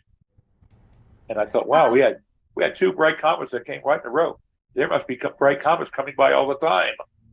Well, no, I just happened to come at a very fortuitous time. But I was hooked. Do you have a question? I was just going to say that probably the easiest way to get into looking for asteroids is with the International Astronomical Search Collaboration that you and I are working with. You don't need equipment or anything. You basically form a team with a friend or someone else, and get in touch with them, and they will assign you to a campaign and send you raw data right off of the Pan-STARRS telescope, and you search through it using software on your own computer. So you don't even need a telescope. And Pran and I have discovered one asteroid that way. Yeah, that's true, from this own computer. Yeah, ISAC is actually a program. I don't know how much information have mentioned over ISAC program, but it's a citizen science program that you can participate for free, and you can just email the people that they have on the website. They have an email there. You can tell them that you're interested to participate, and they will assign you in a campaign, which is monthly, every month, and then you will receive the data they sent you through their website. You will use the software Astrometrica to analyze it and then report it back to them. And then they will report it back to the Minor Planet Center. And that's how Hap and I did all this work. Alan, another question. Are you using any particular telescopes right now? Are you still doing any hunting for these objects, or? I don't do any hunting anymore. I really stopped that a long time ago. I still do visual work, not as frequently as I used to. Unfortunately, I've been starting to hang around this planet for a long time. Parts of my body are starting to complain a bit. And so I make visual observations perhaps 3 or 4 times a month with the large 16-inch telescope that I have here. I'm doing quite a bit of the imaging work with the LCO telescopes. Let's say I sit here in my living room and order up images. It's kind of easy in doing it that way. But I still get out under the stars from time to time. I was just last out there, about 2 or 3 mornings ago. The Comet Encke is now making a bright appearance in the morning sky. And I was out looking at that. I was still recovering from the cold. Vicky made sure that I heard about this, being out there, recovered from a cold, and I'm out there in the cool, damp air, watching these heavenly bodies. So, and she's listening to this, by the way. So she's hearing all this. Thank you so much for joining for the Global Star Party. I'm very happy that you had the time and you joined us and shared some awesome presentation with everyone. So thank you again, Alan. I would like to address a question before we go to the next speaker. Someone had a question. Steve Hauser, how does one find a particular named asteroid at any given night? That is not very difficult. So if you know the asteroid's name already, it must have a number. You can usually just place it in Stellarium or any other sky program, and you can first know if it's going to be up in the sky, because sometimes there are seasons during the winter or summer or spring that it's not going to be visible because it appears during the day. So once you understand that it will be visible in the sky during a particular time, then what you do, you can just go, I'm going to share my screen very quickly here. You can go to the Minor Planet Center website, and they have here the ephemerides where you can get the coordinates for the following nights, for instance. I'm just going to type the asteroid number that my asteroid has, 45687, okay? And then you want to choose if you want to know the coordinates for the following days or the following hours or minutes. And you can also, add more information, but usually I just go by hours when we want to observe something in particular. But for the days, and then you can just, I think, get the ephemerides, and it should give you all the coordinates, where it is in the sky, the declination, right ascension, the magnitude, how bright it is right now in the sky, which looks pretty dim actually. But this is how you know exactly where in the sky the asteroid is going to be in a particular day at a particular time. And then all you do is just copy paste these coordinates for the time being, and you place these in your software that will run your telescope mount, and the telescope should be able to point in the right direction, and you will be able to image the asteroid if you want to see it. Of course, David Runyon probably knows a lot more about this than me, so if you have any comments on that, please feel free to add. Oh, that was great. That was perfect explanation. I did want to mention we do have a public citizen science project as well called the Daily Minor Planet. So if you're interested in, if you have any experience with Zooniverse, you can type in the Daily Minor Planet into Google, and it's a web interface. You just log in on your computer on Zooniverse, and you can actually hunt new objects in our data with that project that was launched by one of our engineers named Carson Fulls. And it's really neat, very popular project that we put out. Thank you for sharing. We should look at that. Okay, so I don't think we have other questions, but please feel free to drop your question in the comments, and I will be trying to address all the questions to the speakers here in the meantime. But without further ado, I'm gonna pass to the next speaker, someone very special, someone we don't see very often, people like her in the field of astronomy, because she's very young.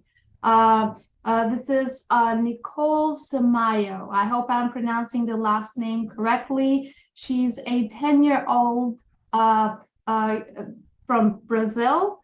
And let me just comment the background. Oh my goodness, look at all of these awards and all the pictures. That just tells me that you're absolutely obsessed with the field of astronomy.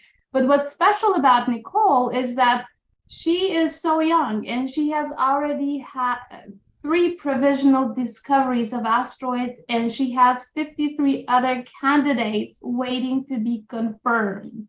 And she's only 10 years old. I mean, wow, I'm so impressed. And today she's here with a translator, Anna Katarina, who is a biologist, and she will be translating for Nicole. So I think she will be sharing a presentation about asteroid Bennu, if I'm not mistaken. But I'm very, very excited to hear about what she's going to share with us. Thank you for joining us. Então, Nicolinha, ela disse que então está muito empolgada para ouvir o que você tem para compartilhar. Eu expliquei mais algumas coisas no WhatsApp, se você quiser ler do que ela falou para você, que você pode começar a compartilhar com o grupo. Eu vou compartilhar agora. So she's going to share with us. And good evening, everyone.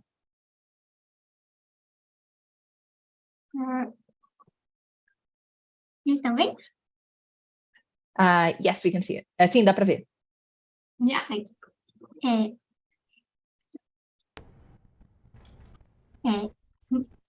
Boa noite, pessoal. Oh, hi guys, my name is Nicolinha. I am 10 years old, and today I'm going to talk about the asteroid Bennu. My name is Nicolinha. I am 10 years old. I am the youngest astronomer in all the world, and I'm really happy to have this opportunity to share I'm really happy to share with all of you my presentation.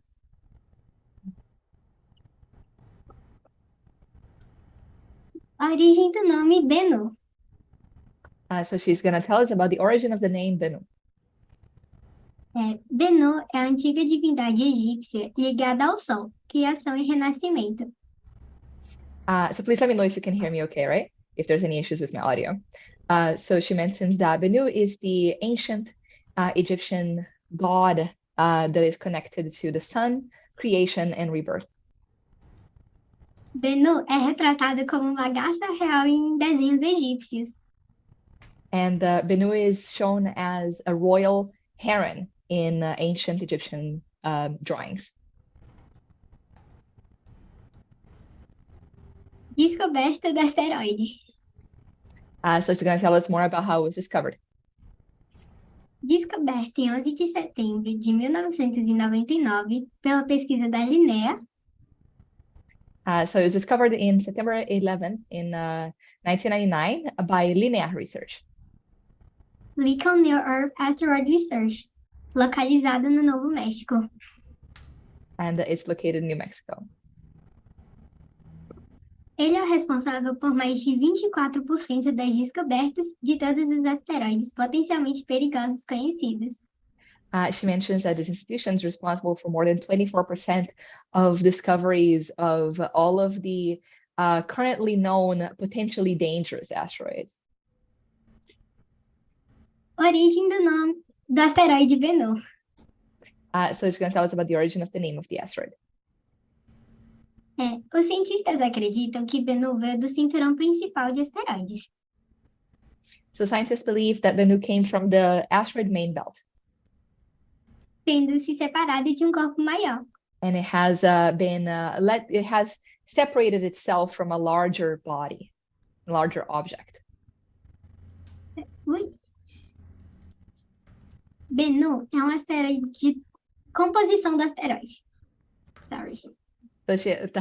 Tá muito bem. Se quiser falar mais pouquinho também tá tudo bem. Tá tudo certo. So she mentions how. So yes, the composition. No, just trying to know that I made sure that she can that translation is clear. Okay, so she's going to tell us more about the composition of the asteroid. Bennu é asteroide do tipo B, raro, primitivo e rico em carbono. So Bennu is an asteroid of type B, meaning that it's rare. It's a rare type. It's primitive and it's carbon rich. Que deve ter compostos orgânicos e minerais aquáticos como a argila. Which can have organic compounds and like aquatic minerals like clay.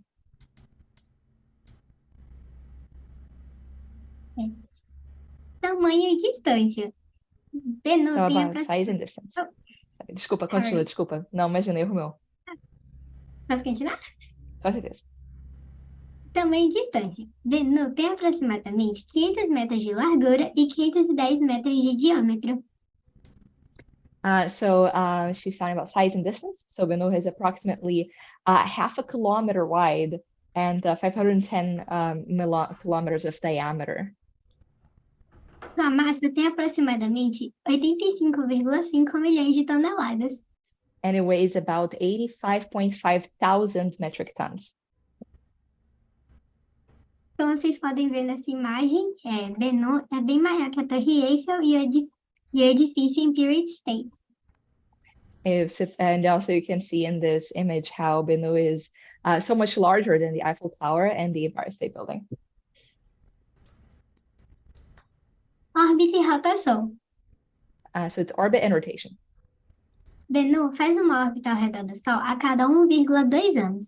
Ele faz uma rotação completa em seu eixo a cada 4,3 horas.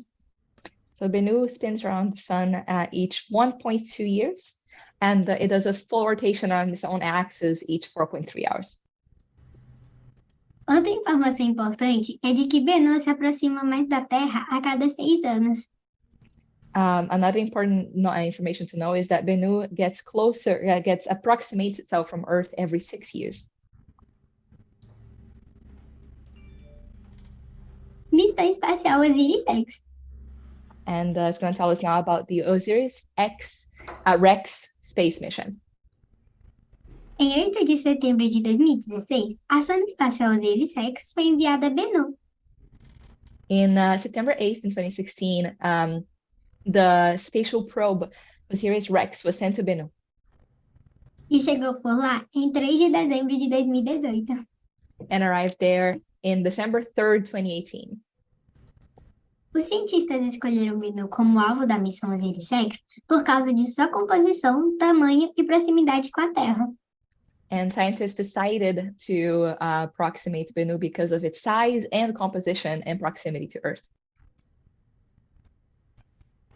Essa é a primeira imagem que a sonda OSIRIS-REx fez do asteroide Bennu. And this is the first image that the OSIRIS-REx probe made of the Bennu asteroid. E para quem já participou do caça asteroides, já viu uma imagem assim, eles aparecem como pontinhos na tela. And anyone that has been involved in asteroid hunting has seen images like this and seen how they look like little dots on the screen.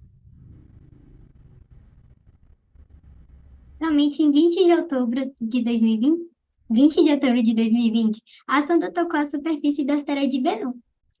And only in October 20th, in 2020, did the probe touch the surface of the Bennu asteroid. Ela disparou uma carga pressurizada de gás nitrogênio. And it used a pressurized load of nitrogen gas, agitando o material da superfície e conduzindo um pouco para a câmara de coleta. which agitated the material on the surface and conducted some of it to the collecting chamber. Vale lembrar que a sonda não pousou no asteroide, ela tocou, fazendo a sucção do material. And it's good to remember that the probe actually didn't land on the asteroid. It just approached it and touched it so that it could suction the material. A sonda deixou uma marca impressionante na superfície na hora da coleta e retirada do asteroide. And the probe left a very interesting mark on the surface of the asteroid in time of the collection of the material and at time of its removal. Com o material já coletado, a sonda iniciou o retorno à Terra no dia 7 de abril de 2021. With the material already having been collected, the probe began its return to Earth in April 7th, in 2021. A imagem mostra o braço sendo retirado da superfície e o excesso de material se desprendendo do asteroide. And the image shows the arm of the probe unlatching from the surface of the asteroid and some of the leftover material around it. A imagem aqui mostra o coletor guardando o material na cápsula protetora que retornou à Terra. And the image also shows the material being kept in the protective encasing that would keep the material safe in its return to Earth. A cápsula chegou na Terra com as amostras em 24 de setembro de 2023. And this capsule has arrived on Earth with the samples in September 24th, 2023. Essas são imagens reais da cápsula em solo, em uma área do campo de testes e treinamentos do Departamento de Defesa de Utah. And this is a real image of the probe in soil in an area of the Department of Defense and Trainment of the government of Utah. Perto de Salt Lake City. So near Salt Lake City. Agora, algumas curiosidades sobre Bennu. Now, some interesting fun facts about the asteroid Bennu. Bennu tem formato que lembra peão. It has a shape that reminds you of a spinning top. I believe it's the correct term. Yes. Não sei se podem ver aqui no modelo que eu tenho também. So maybe you can see there the little model that she has. Yeah. Bennu solta partículas de sua superfície no universo. É como se eles se esfarelassem. And Bennu releases particles of its surface on space as if it's losing pieces of itself. Bennu reflete apenas 4% da luz que o atinge. Ele é muito escuro, mesmo por ser de carbono. And Bennu reflects only 4% of the light that reaches it. It's very dark also because it's so carbon rich. É isso, muito obrigada pela oportunidade. And that's it, and thank you so much for the opportunity. Oh my God. Everybody's clapping. We can't hear everybody, but wow. Ela diz que tá todo mundo aplaudindo você, que você não pode ouvir, mas todo mundo aplaudindo. You are adorable. Tá dizendo que você é maravilhosa. Great job. Entende? Bom trabalho. That Thank was so amazing. She should definitely come and give that presentation to our department. I've learned more about Bennu from her than I did in recent years. Wow. So I'll make sure that she understands. I mean, I'm sure honestly, I'm impressed by her English. I feel like I'm happy that I haven't been as needed as I thought I would be needed. But I want to make sure that it's clear. Eu tô falando para ela que eu tô muito orgulhosa de ser inglês e que eu tô feliz que eu não sou tão necessária quanto eu achei que fosse ser necessária. Que bom que você você sabe bastante, mas ela disse que está muito impressionada com o que você falou e que gostaria que você fosse ao departamento apresentar que ela aprendeu mais na sua palestra sobre o Bennu do que ela sabia antes. Oh, thank you. I have a question for Nicole. How did she get, what is inspiring her? Why does she like astronomy? Like, how did she get started? Like, what made her really fall in love with the sky? Então ela pergunta o que fez você ficar tão interessada na astronomia ou o que realmente você se apaixonar pelo céu noturno? Bom, desde pequenininha, quando eu tinha 2 anos de idade, eu sempre ficava olhando para o céu e para as estrelas e eu sempre me encantei com tudo isso. Saying that since she was very young, since she was, as far as she can remember, she had always loved looking at the sky and she was always really interested in it. So I think it's kind of innate. But actually I have a question too, like it's also my first time really speaking to her. And I also am curious if how have been, I mean, for me as well, I had a teacher that really got me into astronomy as well.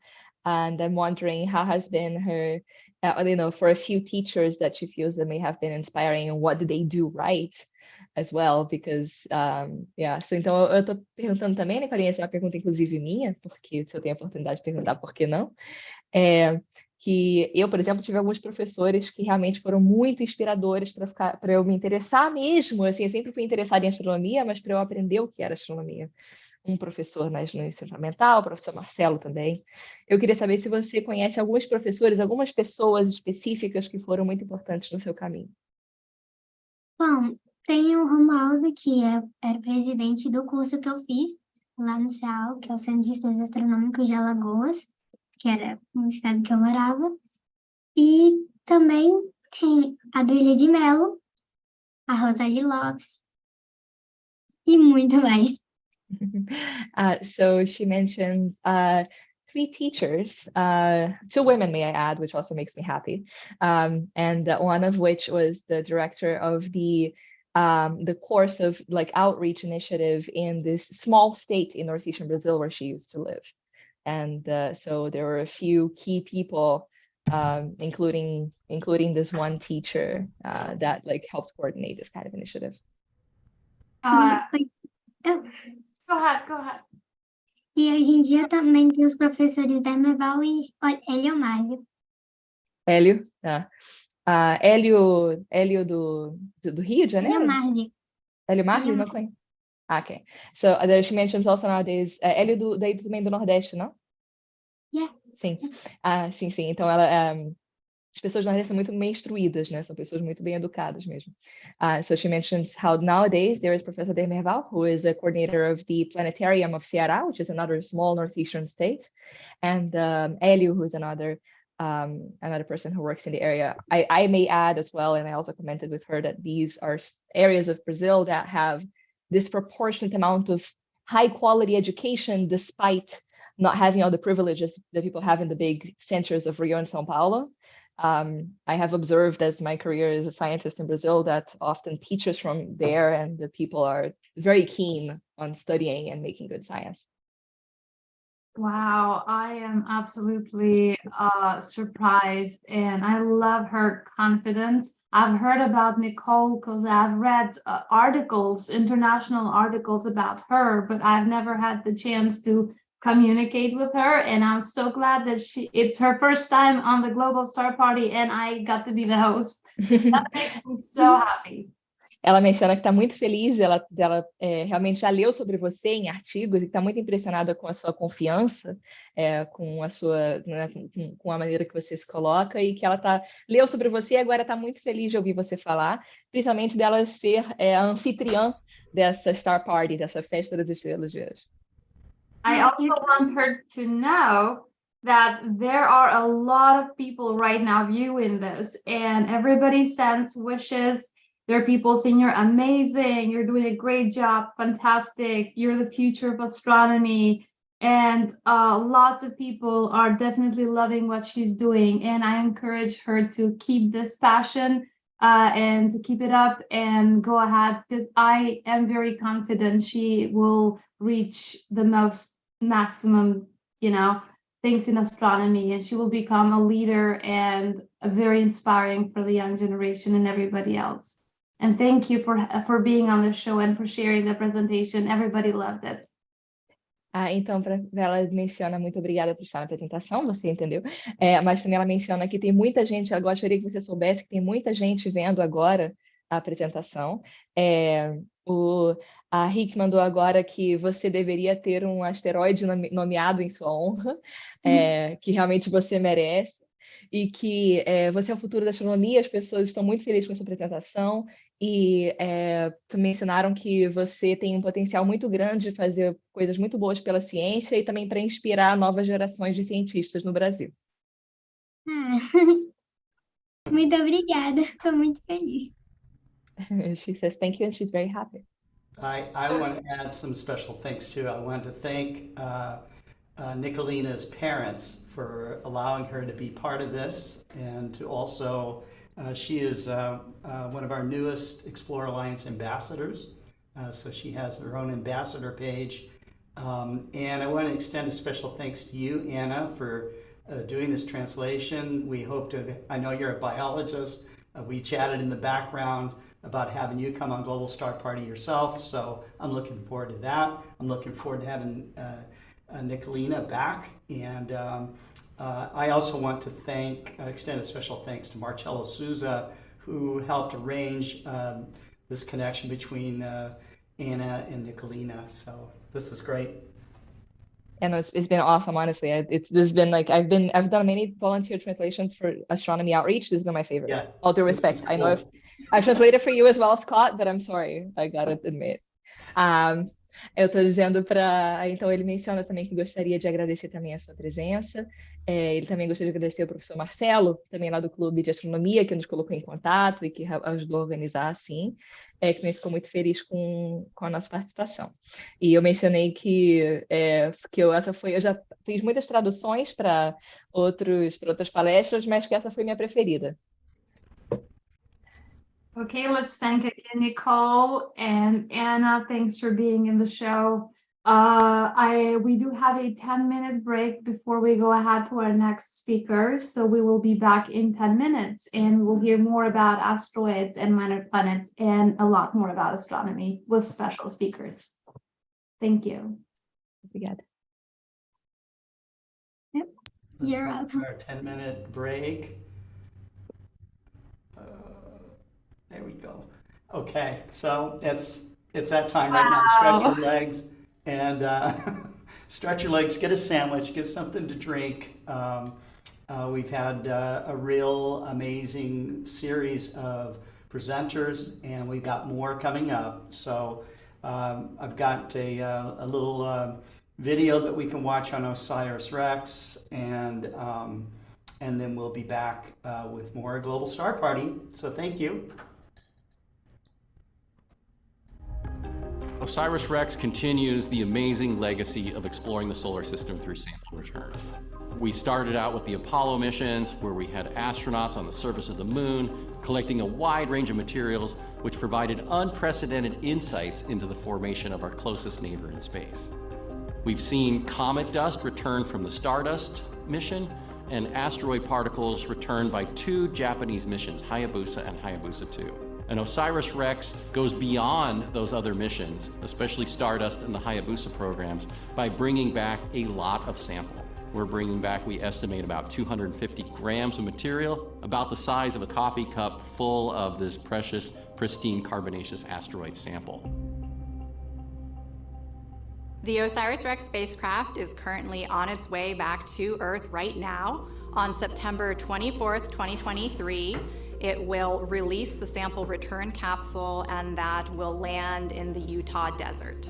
We will go out into the field, get the sample, take some soil samples and air samples for contamination knowledge, and then bring the sample return capsule to a temporary clean room at the Utah Test and Training Range. There we will actually take off the heat shield and back shell and some other components for safety. And inside of that is what we call a sample canister. Sample return capsule is kind of like a nesting doll. We have these multiple layers of protection. And then that sample canister will have a nitrogen flow put on it, what we call a nitrogen purge. And with that nitrogen purge to protect the sample, to keep any incursion of terrestrial atmosphere coming into that canister, it will be flown from Utah here to Houston, Texas. The astromaterials curators at NASA Johnson are the best in the world. They are fantastic at preserving material. The samples will be in a special custom-built clean room. The samples themselves will be inside of a nitrogen-filled glove box. And then instead of that, they'll be stored in separate containers for allocation. The first samples will come out for the science team to describe what we've seen and produce a catalog within 6 months, so that researchers around the world can write their own proposals to request sample. Oh, I am going to be so excited to see that sample and see how much we actually brought back from asteroid Bennu. It's been a really exciting journey from launch back to sample return. That's a 7-year journey, 7-year process. And at that time, I will have been on the mission for about 7 years. And so it's going to be a wonderful culmination to this adventure of OSIRIS-REx. I joined OSIRIS-REx and became part of the mission about 3 years ago. It's been really incredible for me because I watched this mission launch on my cell phone when I was a postdoc. I heard about it get selected before I applied for my PhD program, and I remember thinking like, oh, 12 years, it's gonna come back. I wonder where I'll be. And it's so amazing to be here and be part of it. Playing what feels like to me a very important role in it is really incredible. I've been waiting since 2004 for an asteroid sample return mission.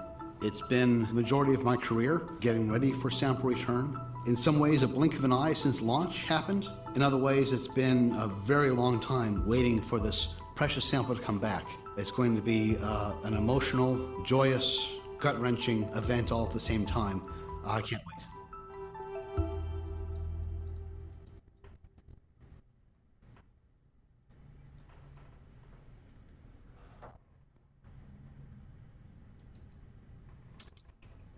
Okay, let's get rid of that echo there. There we are.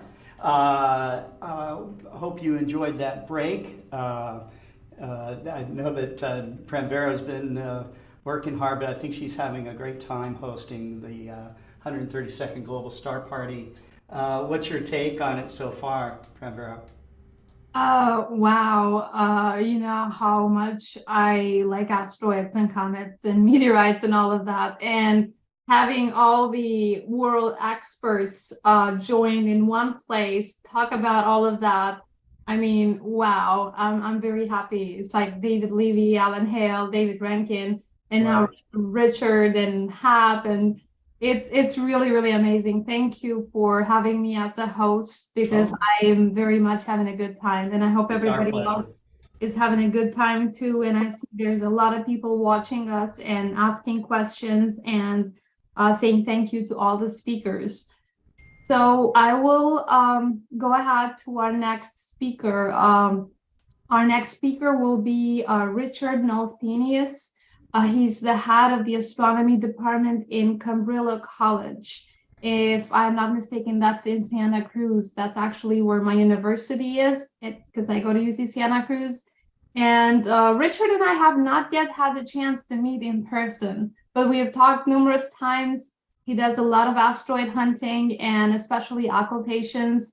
I have a very special interest in occultation. In fact, you can see all my cables here. That's all the IOTA GPS systems and everything that I'm still haven't had the chance to set up everything yet. But Rick and Tad Swift and all his colleagues here in the Bay Area have a really nice group that they go out and look for these asteroids and they do all the measurements. And it's something really fascinating. And I am very happy to get to know them, and hopefully we'll be able to collaborate with them in some of these projects. So I'm happy that Rick, you had the time to join us and share a little bit about your work. Yeah, thank you. So the mechanics, so should I just click share screen so that people can see my screen? And can you hear me okay? Yeah, we can hear you fine. You can just share the screen, click the page which you want to share, and then you hit share, and then we will be able to see your screen.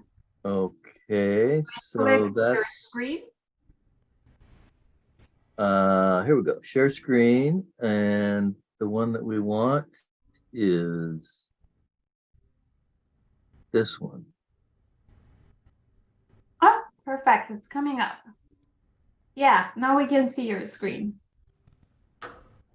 Okay, and you see it full screen? Good. Yes, we see the full screen. Great. Yeah, so I've been doing asteroid occultations for about 40 years, I realize. I went back to the first one a long time. And they're endlessly fun. Okay, so one of the things I want to communicate is just how much fun it is to pack your telescope in your car and head out to somewhere maybe you've never been before, to get inside the shadow path of one of these events and knowing that you're going to do good original science. So let's keep going here. Thanks to the Gaia mission, we have now incredible accuracy on star positions, and that allows us then by proxy to be able to get really precise asteroid positions. And it is the most accurate way to get astrometry. And you don't need super fancy equipment to do it. You don't need a Keck telescope. All you need is a little small telescope and the right photometry equipment. So we're going to be showing some of that. This is an example here. This is an event that I and my former student, Kirk Bender, who you'll hear a lot of during this talk, we did this observation along with a few others. And the shading that you see is due to photometry. So when an asteroid spins, then the amount of light that it reflects changes. And from that, you can throw a bunch of math at it and figure out what the shape is, although that is subject to the reflectivity, which is not so easy to tell. But what we need, therefore, is to get these asteroid sky plane profiles in order to reduce the degeneracy, let's say, of the solution to what the asteroid actually is shaped like. So with asteroid occultations, you can get the most precise astrometric orbital positions. You can discover new moons if you're really lucky. I'll show you 3 examples of that. And you can get high precision shape determinations. Remember that asteroids are generally so small that they're just pinpoints, even in the biggest telescopes. But the fact that the asteroid is moving so slowly, and that we can slice time down to a 10,000th of a second and get 30 frames a second of recording, and then throw, again, more math and software at it, you can actually determine the shape and position of that asteroid to extraordinary accuracy. Now, some of the asteroids are targets of space missions, and those are the special high-value events that I and Kirk especially try and go to extra trouble and extra expense to try and get out there and get. I'm going to show you a few of those. Well, that's my gear, and it looks fairly unpretentious, but it's a great Celestron telescope. Okay, I love Celestron. Celestron 8SE is our 8-inch telescope. We got a Wattec camera at the back end. I designed and built a occultation box. It's got a video time inserter. It connects to a camcorder to record. It's got a external video monitor to watch what's happening. got a microphone to record my voice, and it's got a battery to power it all. We've got eyepieces and so forth, and that's kind of what you're looking at there. It's back into my humble 1997 RAV4. Okay, so the first special event I wanted to highlight, Phaeton. This is the parent of the Geminids meteor shower, and in the future, it's expected will be a danger to Earth. So it's a very high priority object. It changes its orbit slightly as it outgasses and let's say de-rocks itself by sending out Geminid meteors. And there was a bright occultation of a 7th magnitude star by this back in 2019. High priority event. Astronomers from all over the country came to California to get this. 60 tracks were laid out and occupied by people. And I was lucky, I guess, because I've had a pretty good record with these things, a long time record. And me and David Dunham go back a long time. I was given a choice track right in the middle of where we thought it was really going to be. So there's our little camp in Carrizo Plain National Monument, one of my favorite places. And there is our video recording of the occultation. So that narrow little deep spike is the occultation. It lasted only less than 1 second. But because the star was so bright, we could slice up time down to about 1/100th of a second, and that gave us actually pretty good precision. So if you blow up the light curve, then you see this, and you can see how the light pretty well monitored, and then boom, drops to 0. And there's a comparison star in there just for comparison if we needed it. We didn't really need it on such a bright star this time, but we nailed it. We got this data really well. And Dave Dunham and the whole team at SWRI was really happy. We had 5 chords that all were in the shadow path, and they got the shape of the asteroid very well. And it's allowed us then to predict future occultations with much higher accuracy. My buddy Kurt Bender, he had a miss, but he's super reliable. He does great work. He's actually, the quality of his work is usually a little better than mine. I gave him a better camera somehow than my own. And unfortunately, he had a miss on this one, but you know, sometimes it's the other way around.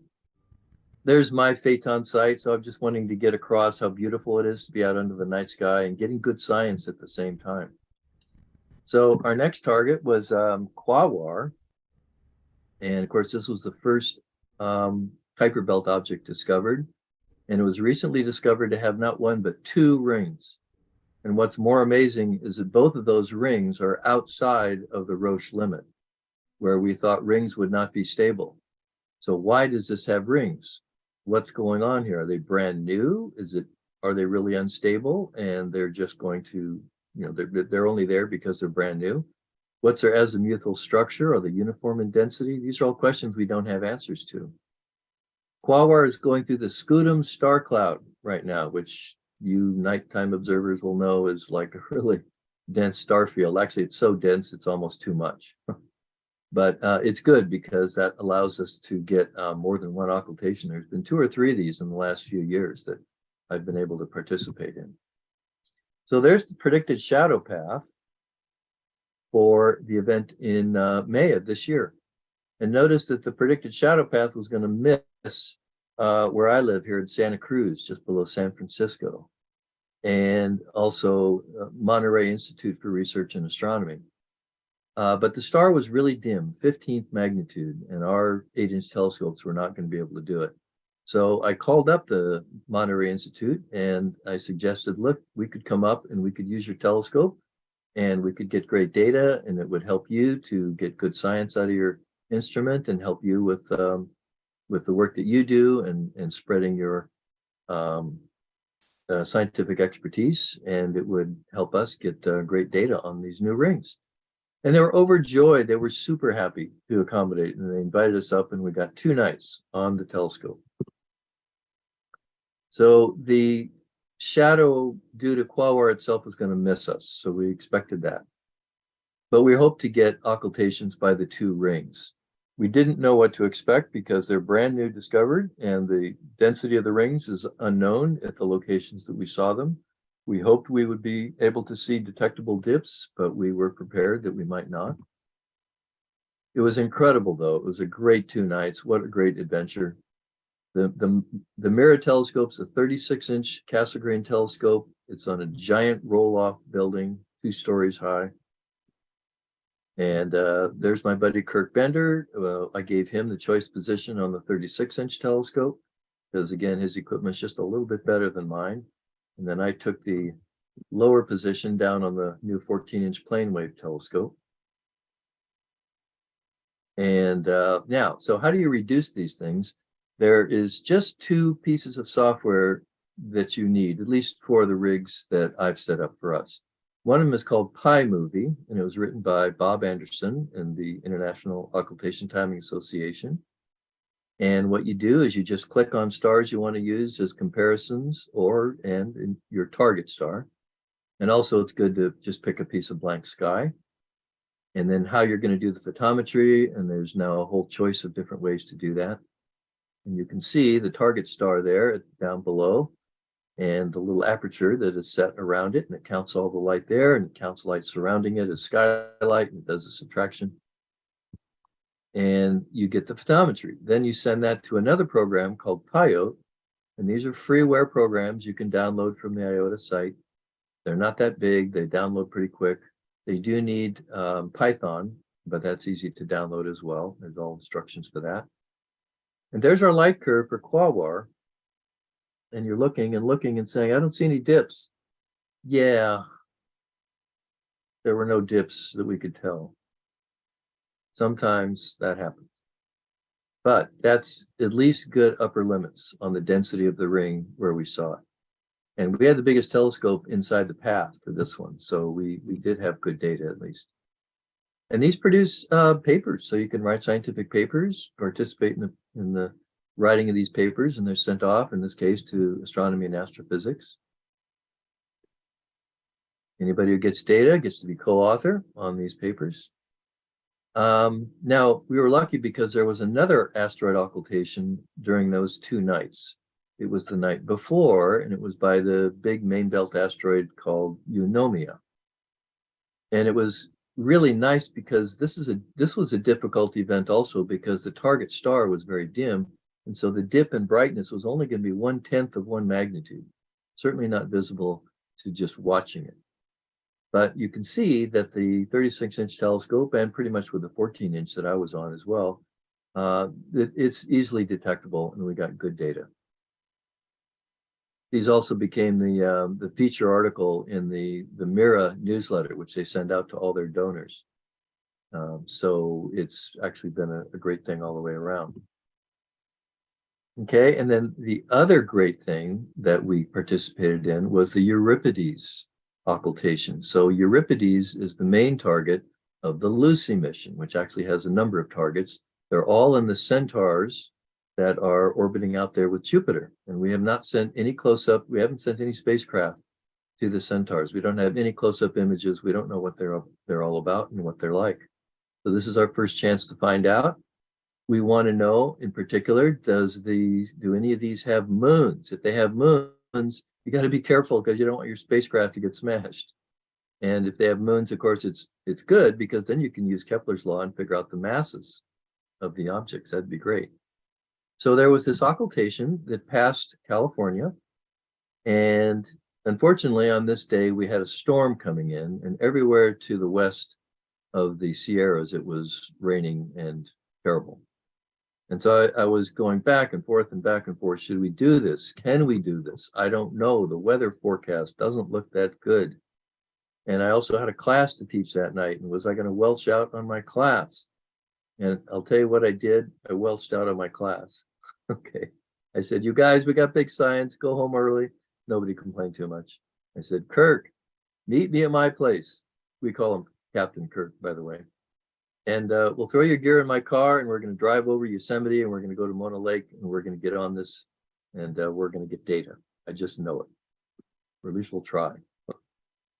So there's a group called the Recon Group, and they are arrayed from the southern end of California all the way up into Oregon. And those choice observers in there have been given telescopes by the Southwest Research Institute, specifically to do asteroid occultations, an occultation fence to get high priority events in a reasonably clear part of the country. And some of those were already assigned, but there was a couple that weren't. And Kirk and I took 2 of them. There I am setting Kirk up at the Mono Lake Visitor Center at 2 a.m. after driving all night. There I am at my site. I'm at an Old West cemetery, which I hoped was not going to be a telltale thing. And What's there's the a telescope again? Pardon? The telescope, what type is it? How big is it? It is a Celestron Nexstar 8SE. Oh my God, that's the same one I have. I know, Hyseni, for Pranvera, I was hoping you were gonna like jump up and down with glee when I told everybody the first time. Yeah, it's a Celestron. I love Celestron scopes, and nobody paid me to say that. We had Meade telescopes in the old days, but their electronics wasn't very reliable. I've never had any trouble with my Celestron. It does 2-star alignment really well, focuses well. It's been great. So there's the light curve. So it was drama. There was high drama on this one because there was a race between a big fat cloud coming over, and there was lots of them coming over. But as we got really down to crunch time, I could see and look up and say, oh my God, there's a giant cloud. It's coming in. The occultation is going to happen in 30 seconds. Is it going to make it? Just barely. The star got occulted by Euripides 1 second before the cloud hit it. And that was all the data that we got, actually, was my station. Kirk got clouded out, unfortunately, and the reappearance at my station got clouded out. But the data we got was crucial because that's my track down at the bottom. And that was the only track that we got that was south of the star. And it therefore allowed us to get a good central position and a really precise orbital measurement astrometry for that star. You can see a couple of observers elsewhere got misses. So we celebrated the next morning. We got up and did some photography. That's some aspens near June Lake. And there's Kirk and me, and we're looking at texts from the other team members while I enjoyed a beer. Getting home was a little more dramatic. We did have the first storm of the season. We had to climb over those hills, Taiga Pass, but we made it. Now, binary asteroids. So that is the other big deal. If you can find an asteroid that has a moon, then what you can see is the orbital period and the sizes. And the orbital period, if you throw it into Kepler's third law, gives you the masses of the 2 asteroids. And if you got the masses and you got the sizes, you got the density. You already got a big handle on what it's made of. What kind of stuff has that sort of density? So finding moons of asteroids is a big deal. And Kirk and I have been lucky enough to be participating in 3 of those. And the first adventure was in 2021. Dave Galt and Peter Nosworthy in Australia discovered that the asteroid Arecibo had a moon. And their data looked a little bit similar to what you're seeing here. This is my data from another occultation that happened just 3 weeks later. So after Galt and Nosworthy announced their discovery, then it kind of became hot news on the IOTA boards. And Dave Dunham said, announced as well, hey, you know what? There's another occultation and it's coming up soon. It's coming up in June 9th. And it went right through Central California. It was a little bit of a drive and it was 3 a.m. and it was on a weekday. I only hesitated for about 5 seconds though. And I said, we've got to do this, Kirk. And Kirk was up for it. So we jumped in the car, we drove all the way down past Paso Robles and we got it. The weather was clear and look at that. There's 2 occultations. Kirk's data was very similar to this. And that was the confirmation needed. And now they could announce, and this was a new discovery of a new moon. And there's not very many asteroids known to have moons. Okay, perhaps even more important than Arecibo, though, which is just a main belt asteroid, was the DART mission. So the DART mission was testing our ability to deflect asteroids if there's one coming at us and we got to deflect it. We don't want to have any of those movies scenes going on, okay? So the DART mission launched and it sent an impactor onto the moon Dimorphos, which is the moon of the asteroid Didymos. And they're both very tiny asteroids. Even Didymos, the main asteroid, is only 1 kilometer across. And Dimorphos is much smaller, just 100 meters or so across. And the impact was successful. And so now the goal was, how much of the energy went into just scattering debris? How much of it went into soft impact that stayed with the asteroid and helped deflect its orbit? So there is an apportionment of the energy of the impact, and we didn't know what that would be. And so this was our chance to find out how that would work with a real asteroid. So it turns out there was an asteroid occultation of an 11th magnitude star, which by our standards is actually pretty bright. We like that. And it went across the California desert and went through a great place, Mojave National Reserve. And I thought, Kirk, we got to do this. So Kirk was game, as always. And we got a Cabrillo van even to do this. And we drove all the way out, spent all night driving from Santa Cruz out to almost Arizona. And I got a campsite that was at the perfect spot that we needed. And lo and behold, we got it. We had clear skies. Again, the clouds were a little weird, but they were moving in the correct direction. And we thought, you know what? I think by the time we get there, the clouds are going to have moved into Arizona and we'll be okay. And that's what happened. So there's the occultation. It lasted all of 0.24 seconds. I mean, it was barely long enough that I could watch the star do that. But as soon as it did that, I knew, yes, we got it. And there's the data down below as well, that the accuracies are already calculated. This is from Pyote again. This is software that actually from the photometry will then go through and do a Monte Carlo simulation of 50,000 trials and find what is the best assignment of the D and the R time to get the diameter of the asteroid at that chord. It can even do more fancy stuff, like suppose there's Fresnel diffraction involved.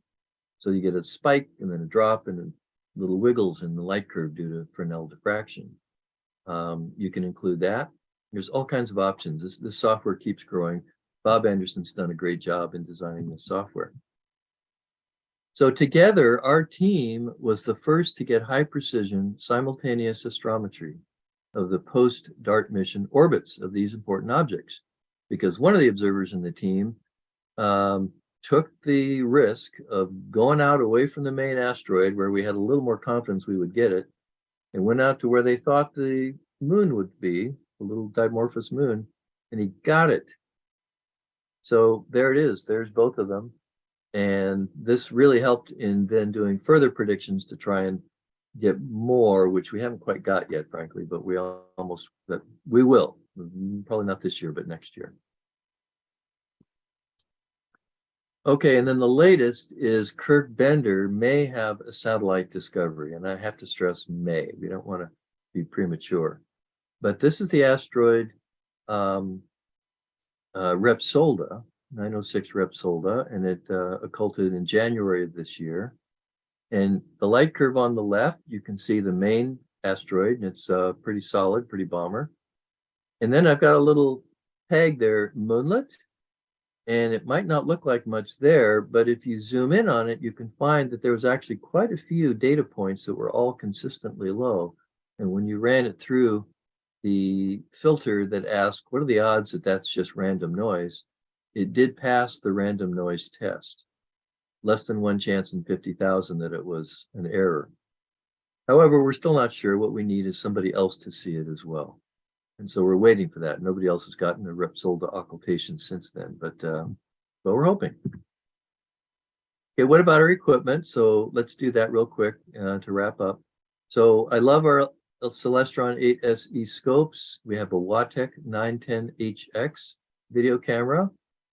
They're the most sensitive video camera still that we know of for doing these events. The more sensitive the camera, the smaller the telescope you can get away with. They do a pretty good job. They're not super high resolution, but then you don't really want super high resolution because what you want to get as much light on one single pixel as possible to get your signal up really strong. And we can do 14th magnitude stars with our 8-inch telescope with that rig if the conditions are good. I still use mini DV camcorders to actually record the feed of that's coming out of the camera. Most IOTA occult people are using laptops and direct-to-disc recording. I don't want to come down one way or another. I'm used to the mini DV recorders, and I don't like bringing computers out into the hinterlands. So I'm happy with what we got, and Kirk's gotten great data as well. We've had 27 successful occultation observations so far in 2023, way more than 2022, which is also more than any other year. So things are really going well. There's the gear that I use, and total it all up, it's about $3,000, which I guess is a lot, but hey, what else are you going to spend it on? Food, rent, who needs that? So if you're interested in this and you want to get into this, there's always more need because there aren't enough people who are getting enough cords to get you the precise astrometry that you really want. They're fun, they're a nice break away, get you out of the house, go off to somewhere you've probably never been, get out the telescope, get into the night sky. I've never regretted any of these expeditions that I've done, even if I come back empty-handed. Maybe you guys have some questions. I'm happy to take questions now. I think I've probably used up most of my time, maybe all of it. Thank you so much, Richard. This was very informative. I know a lot of people don't probably know a lot about occultations and how much we can learn about asteroids just through these events. And it's also amazing to see that you can accomplish so much with just so much, just a few equipment, which I actually have, which means that next time you guys go somewhere, you should let me know. I'm definitely down to join you guys. Oh, we'd love to have you caravan with us and go out and get another cord on these things. We do them pretty regularly, several times a month. Yeah, well, keep me updated, and I'll. But see, you're in Kosovo, or you're in Paris, or you're a globe-trotting astronomer. Well, thank you again, Richard. If I see any questions from the audience, I will definitely address it to you. Since we're a little bit behind on the schedule, I'm gonna go ahead and introduce our next speaker. Our next speaker will be Dr. Frank Marches, who is actually who runs the exoplanet division at the Carl Sagan Institute of the SETI Institute. He is the chief scientific officer and the founder of the Unistellar telescopes. And today he will share with us how much about the Unistellar Citizen Science Program and how much astronomers have been contributing to citizen science, in particular to asteroid research with these super nice, awesome telescopes. Thank you, Frank, for joining us. Thank you, Pranvera. How are you, everybody? Thank you for having me. Thank you, Scott, for inviting me too. Yeah, I'm going to talk about the Unistellar network and results we have acquired recently in the field of flying rocks, asteroids. So you see my screen? Yeah? Yeah, we can hear and see. Okay, good. Of course, just when I started talking, the sun came through my window. So now I can see my screen, but I can see the sun, but that's okay. Okay, so this is a talk, it's just kind of a summary of the work we have done with my colleagues, Ryan Lambert, who lead the Planetary Defense Program, Ariel Grykowski, who leads the Comet programs, and Josef Durek and Josef Hanush from the Charles University. But I also should mention that we have more than 1,800 citizen astronomers from the network who have been contributed to this work. So I may need to introduce the Unistellar network, at least the Unistellar telescope. So there is one of them in the back here. I'm right now in the office of Unistellar Corporation in San Francisco. The telescope has been built to democratize astronomy, to make astronomy easy and accessible to everybody. So we built a telescope, which is a digital, smart, robotic telescope that you can use even if you don't know anything about astronomy for fun. to observe galaxy nebulae from your house, for education, to teach students what astronomy is all about, show them galaxy nebulae, comets, and so on. But it's also a telescope which is useful for scientific investigation. We created a network of citizen astronomers. For this, we partner with the SETI Institute, the Search for Extraterrestrial Intelligence in Mountain View, California.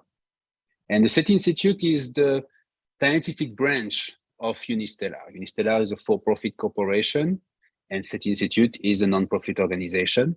So we have partnered with a lot of different institutions around the world, including NASA, TESS, NASA Lucy, AAVSO, and as well IOTA Group and Observatory de Paris and Charles University.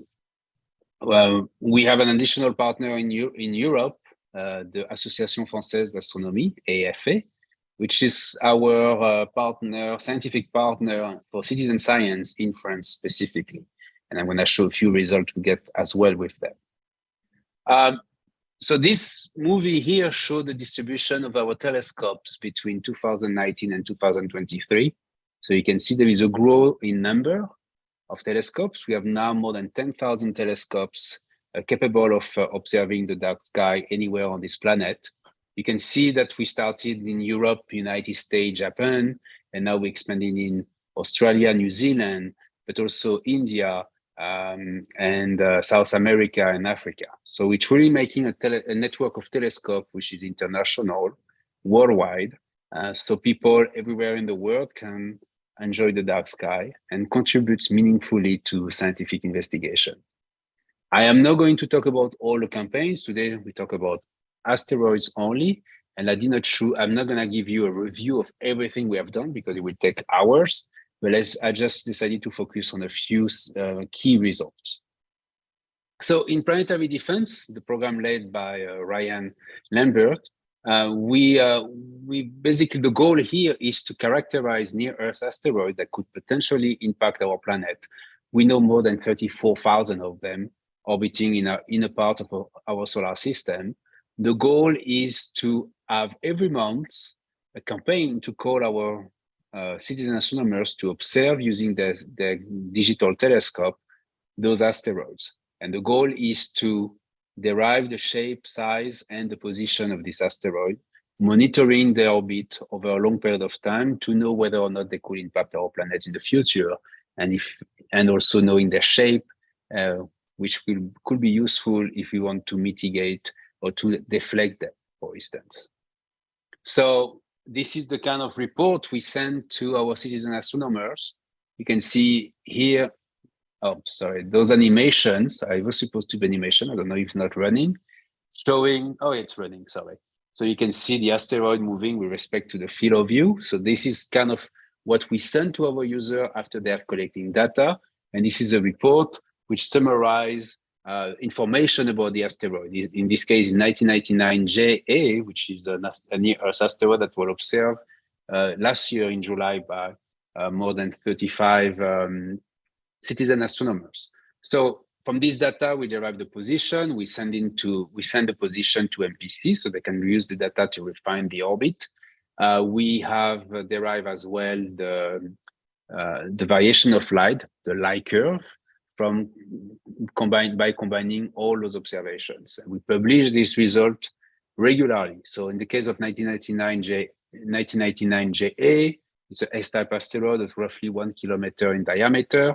The period was unknown, and using our observation, we derive a period of 2.5 hours. We published this quite recently in the Minor Planet Bulletin.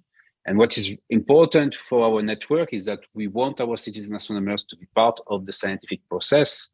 So they observe, we keep them aware of what's going on with the data, what has been done in terms of analysis, and then we write the paper, and they have access to the paper, the draft. They can also contribute to the paper, learn, add some information that they mean to be useful for the readers.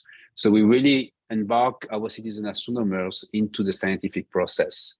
So they do astronomy, but they learn about astronomy, and then they write their own papers as well in the future. So the one of the key results we got in planetary defense is the spin. We derived the pole spin period and shape of one of the asteroids called 1999 AP10, and this was combining 26 observation from 26 citizen astronomers from 7 different countries. And that's the first time we derived the shape of this asteroid, for instance. So this is a paper that we are about to publish, using once again with the contribution of our citizen astronomers. Another technique we use is occultation. So Rick gave a very good review. I was changing my slide while he was talking, removing some of the slides that I think will not be useful, since you know a lot now about us about occultation, thanks to him and his wonderful talk. So occultation is that basically we're measuring the shadow of an asteroid when it's passing between us and the bright star, with the goal of deriving the position of the asteroid, the shape, the size, and finding companion around this asteroid. Those are observations that's been taken by our citizen astronomers. This is Eshelfeldia. In New Zealand, here we have 1 positive detection. This is the Comet Washman with 2 positive. This is what we see in our telescope, basically. I may speed up this. So nothing, no occultation, still no occultation, and occultation. Very short. This one was very brief. I think it lasted less than one second. We speed up the video here, so you don't have to wait hours to see that. But you can see the occultation live on the telescope while you are acquiring the data. And that's one of the reasons people love this kind of observation as well. So Rick mentioned the NASA Lucy mission. And that's really a key mission of NASA. Been launched 2 years ago, if I remember properly. It's going to visit 6 Trojan asteroids and fly by 2 main belts. One of the targets is Eurybates, which has been mentioned already. It's a very important mission for astronomers, because this is the first time we're going to get some high angular resolution observation of Trojan asteroid. If the color, the surface, derive the ages and so on of this interesting population. It's kind of the forgotten population, because when they were discovered in the 70s, and then we found out that there is a lot of them in the 80s, we also discovered very quickly the existence of trans-Neptunian objects. So people focus on the trans-Neptunian object and kind of forgot about the Trojan population. So now we're going back to that, because we believe that the Trojan population is kind of a vacuum cleaner of the solar system. When you open a vacuum cleaner bag and you look in the bag, you can see who lives in the house. If there is dogs, if there is babies, kids, etc., by simply looking at the debris you have into the vacuum cleaner bag. Well, Trojan population is a bit like that too. Because of the migration of the giant planets, the Trojan population is composed of bodies from the trans-Neptunian population, from the main belt as well, and others. We don't really understand yet why there is such a multiple population. We don't know why the L4 are more asteroid than the L5. So there is a lot of theory about this, but we're gonna get an answer about that by visiting those asteroids. Of course, we're not gonna be able to see the 1,000 Trojan asteroids population, Trojan asteroids. We have the NASA has been defining a few of them that we are going to visit. This is going to be a flyby, meaning that the spacecraft is going to pass at 20 kilometers per second, take a lot of pictures, and be done. So we need to know a little bit more about those asteroids beforehand, like the size, the shape, whether or not they have moons, etc. Occultation, as mentioned by Rick, is the best way to do this. It's really the best way to prepare a mission, a space mission. So to know where to point with the camera, with the spacecraft, where to look, where to find a crater, for instance, where to kind of get the spectroscopy, the color of fresh material or fresher material on the surface of the asteroid. So that's the reason we have this campaign of observation of occultation. And that's the reason we're trying to gather information right now about those asteroids to prepare for this mission. So in October 23, 2022, we had an amazing occultation in Europe of an 8.6 magnitude star. It happened at 4 a.m. Local time. And this is a very rare opportunity. This kind of opportunity happens every 5 to 10 years. And the candidate, the occulting asteroid was Eurybates at the time. And this is the path of the occultation, the predicted path by Marc Bouy and Lucky Star at the Observatory de Paris. So it was crossing Spain, France, and the Scandinavian country of Sweden. So we prepare a campaign with the AFA, the Association Française d'Astronomie. We ask people to we train the people how to do occultation. They could do it by naked eyes, using binocular, using an EV scope, I mentioned, using digital camera, astrophotographic instruments, or even professional instruments, meaning like what Rick show is in my mind a professional instrument. A large aperture telescope with this kind of fast camera, which costs roughly $3,000 US. To give you an idea, the EV scope is more or less the same cost, but you can do way more science with this instrument. So, unfortunately, the weather was complicated. This is the satellite map showing I think it's a movie showing the cloud coverage in Europe at the time. And as you can see, we have a large part of our observers that basically missed the occultation because they were located, they could not see the star because of the clouds.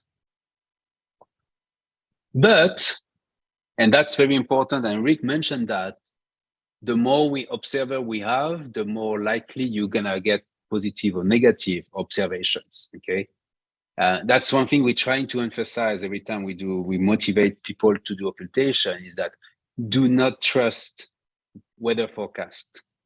If you want to observe an occultation, the only way you're gonna be able to do it is by waking up at 3 a.m. and setting up your telescope, because you can have a gap in the clouds and be able to have the gap exactly at the time of the occultation. And we did have that. So I don't know if you can be able to see, to hear the music, but it's very loud for me. So this is a movie that we put together with the IFA, that the shadow of Eurybates passing above the island of, I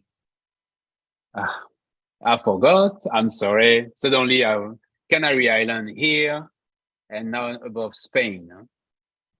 So the white dots are basically where the observer missed an occultation because it was cloudy. The blue one is negative, and the green one are positive occultations. And as you can see, we have a lot of observers that did not see anything because of the clouds, but we still have those green dots. We have 18 of them, 18 positive. The last one was located in Sweden, that reported the disappearance of the star that lasted a few seconds. And this is the codes of the occultation per category. Category 1 is naked eyes, category 2 is EV scope, etc. Category 5 is professional instrument, category 3 is camera, digital camera, and 4 is astrophotographic instrument.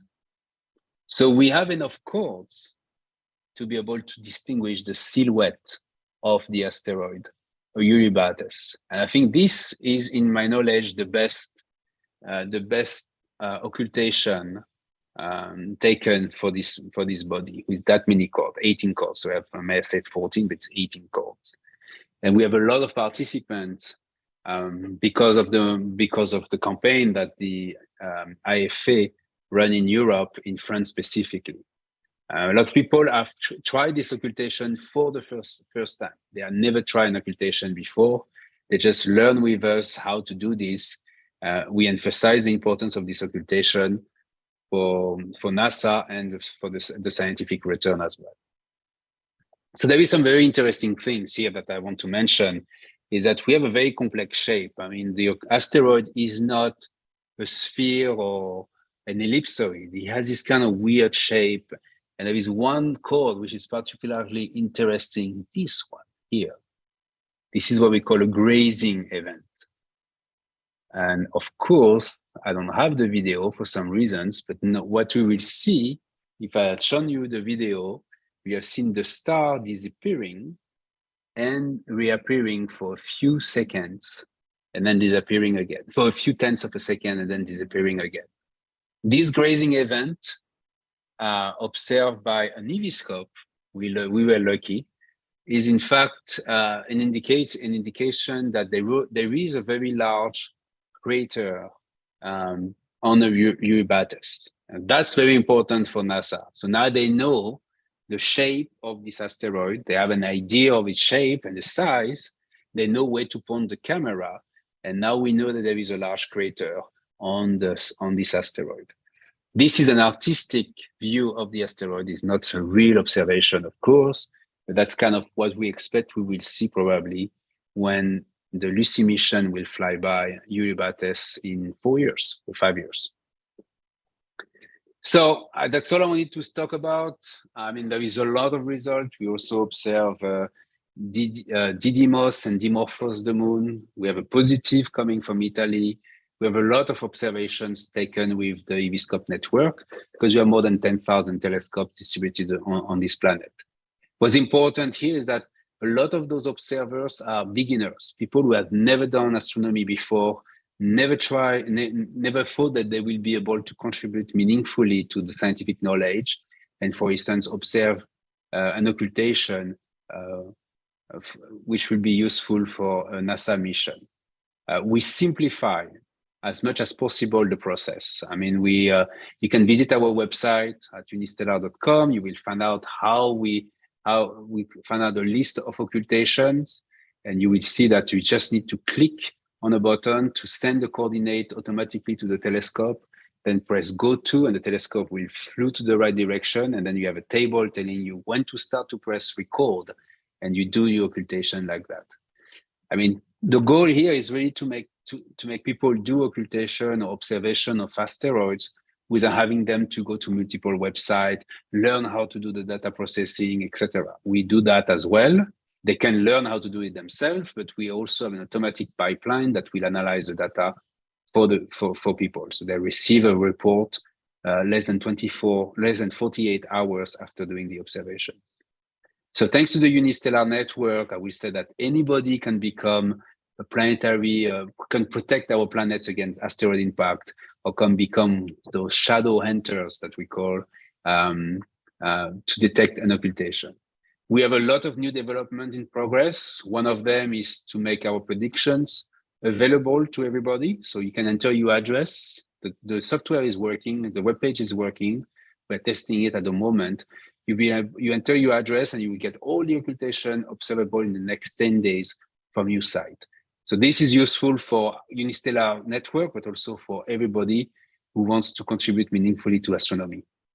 And finally, we submitted recently a NASA proposal to the Planetary Defense Program, so we can get alerts when there is a new asteroid discovered, and when we need to basically monitor this new asteroid and derive the position of this asteroid without losing it.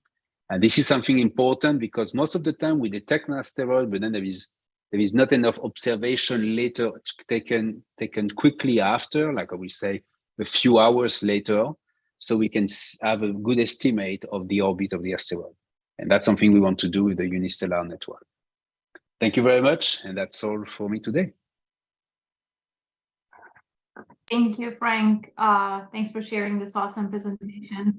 I had the chance to hear your presentation, a longer version of something similar you did at NEAF, and I was amazed how much you can do with a telescope like UV scopes. Yeah, someone here in the comments said, I'm learning that studying asteroids seems like a lot of work. That's true, but I mean, Frank just shared something that can make it much simpler, so you don't have to do a lot of work. But indeed, it's a lot of work, a lot of dedication. And it's been amazing tonight having everybody talk a lot about asteroids from different point of views. They talked about composition, about occultations, about discovering and hunting for them, and also comets. And this is really, really great. And thank you again, Frank, for joining us and sharing that. If Thank anybody you very has much. a question for Frank, please feel free to just speak up. In the meantime, we are going to switch gears here a little bit, and we will pass on to the next speaker, Dr. Ron Brescher from Ontario, Canada. Ron is a brilliant astrophotographer and also an Explore Scientific Explore Alliance ambassador. And today he will be talking about under-imaged deep sky objects. And that is something that I'm very curious to learn more about. We can't hear you. I think you're muted. Great to see you, Fran. Yeah, likewise. Thanks for joining us. One of the things that I personally love so much about astronomy is how many different facets there are to the hobby. I'm a scientist during the day. At night, not so much. I'm more pretty pictures guy at night. But it's been really cool listening to the scientific papers and all the discovery work and planetary defense work. That's just a part of the hobby that I'm not involved in, but find really fascinating. I wanted to talk a little bit tonight about what I love to do, which is deep sky imaging, but with a slightly different perspective. So let me just share my screen with you. And you should see it now. So I want to talk about under-imaged deep sky objects, starting with this nebula, which has the undistinguished name of the Rotting Fish Nebula, LDN 1251. So I love to image. I said I like to make pretty pictures at night, but one of the things that I like to do is go after targets that maybe other people don't shoot so much. So maybe things that are either lost in the glare of something else, or off by themselves somewhere. So let me walk you through some of my favorite under-imaged objects. Before I do that, I thought I should talk about what do we usually go after. And I usually go after these objects. These are my photos. We like things that are big and bright and easy to find. Things that are famous are really good, like the Pelican Nebula. And also, I find that the most common imaging targets are targets that you can see through the eyepiece with quite modest equipment, things like the Orion Nebula. So that's the showpiece targets. So what are the things that I really love to go after, the under-image stuff? Well, let's start with things that are lost in the glare. And before you look at the object in the center, have a look at the lower right corner. The lower right corner is the Andromeda Galaxy. And nobody ever pays much attention to this little satellite galaxy, which is Messier 110. But if you look carefully in the center here, you can actually see some dark lanes right at the very center of that galaxy. It's almost like a cocoon. Here's another thing that's lost in the glare, quite literally. So Gamma Cassiopeia is the bright star at the center of the W asterism in Cassiopeia. And that's the bright blue star you see in this image. And we have IC59 and IC63. Those guys don't get too much love because they're so close to this bright star. I love the open clusters in images, but a lot of deep sky imagers prefer extended objects like nebulas and galaxies, and they don't go after these open clusters, but they tell you so much about space. So M35 at the center of this image is much closer than NGC 2158 at the lower left. They're just along the same line of sight. And so NGC 2158 is much further away, so it looks more densely packed and it looks redder. And then some of the overlooked objects are just out by themselves. This is the Intergalactic Wanderer. It's a globular cluster, one of the furthest away. Maybe it is the furthest away, I'm not sure about that, of the Milky Way's globulars. Its catalog number is NGC 2419, but it's out there just looking lonely all by itself. And there's so many bright, splashy globular clusters to choose from that this one just doesn't get imaged very often.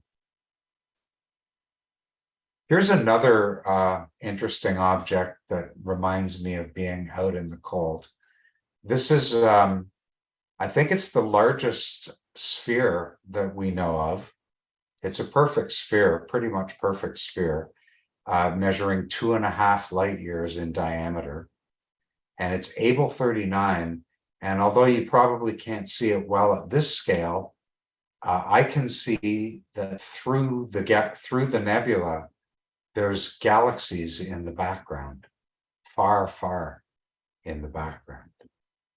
So this is Able 39 out in the cold. This is another planetary nebula. It's much, much larger, but it doesn't get imaged very often. I'm not sure why. I suppose because it's fairly faint, but it's very beautiful. This was imaged with hydrogen and oxygen filters, and then natural broadband color filters for the stars. Some really, really faint objects out there. The Flying Bat Nebula, the red portion of this image, is very well known. People have been imaging it for a long time, and it's Sharpless 129.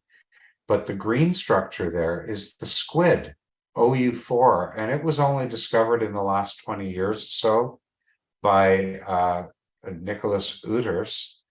And I had to shoot 34 hours through the oxygen filter to pull this structure out of this image.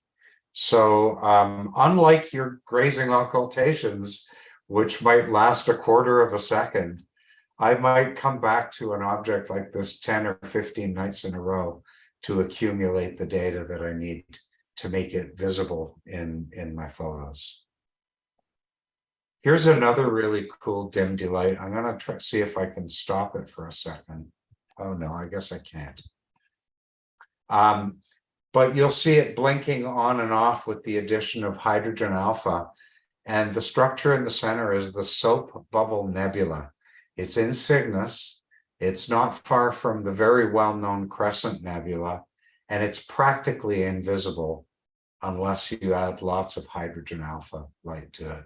And again, virtually perfect sphere out there in the cosmos, a gas bubble. So another thing that can make something overlooked is that it's really, really small. And Celestron, Pranvera, I know you're a Celestron team member now. You know that they were kind enough to loan me a 14-inch Edge HD. And I just got it going at the beginning of September.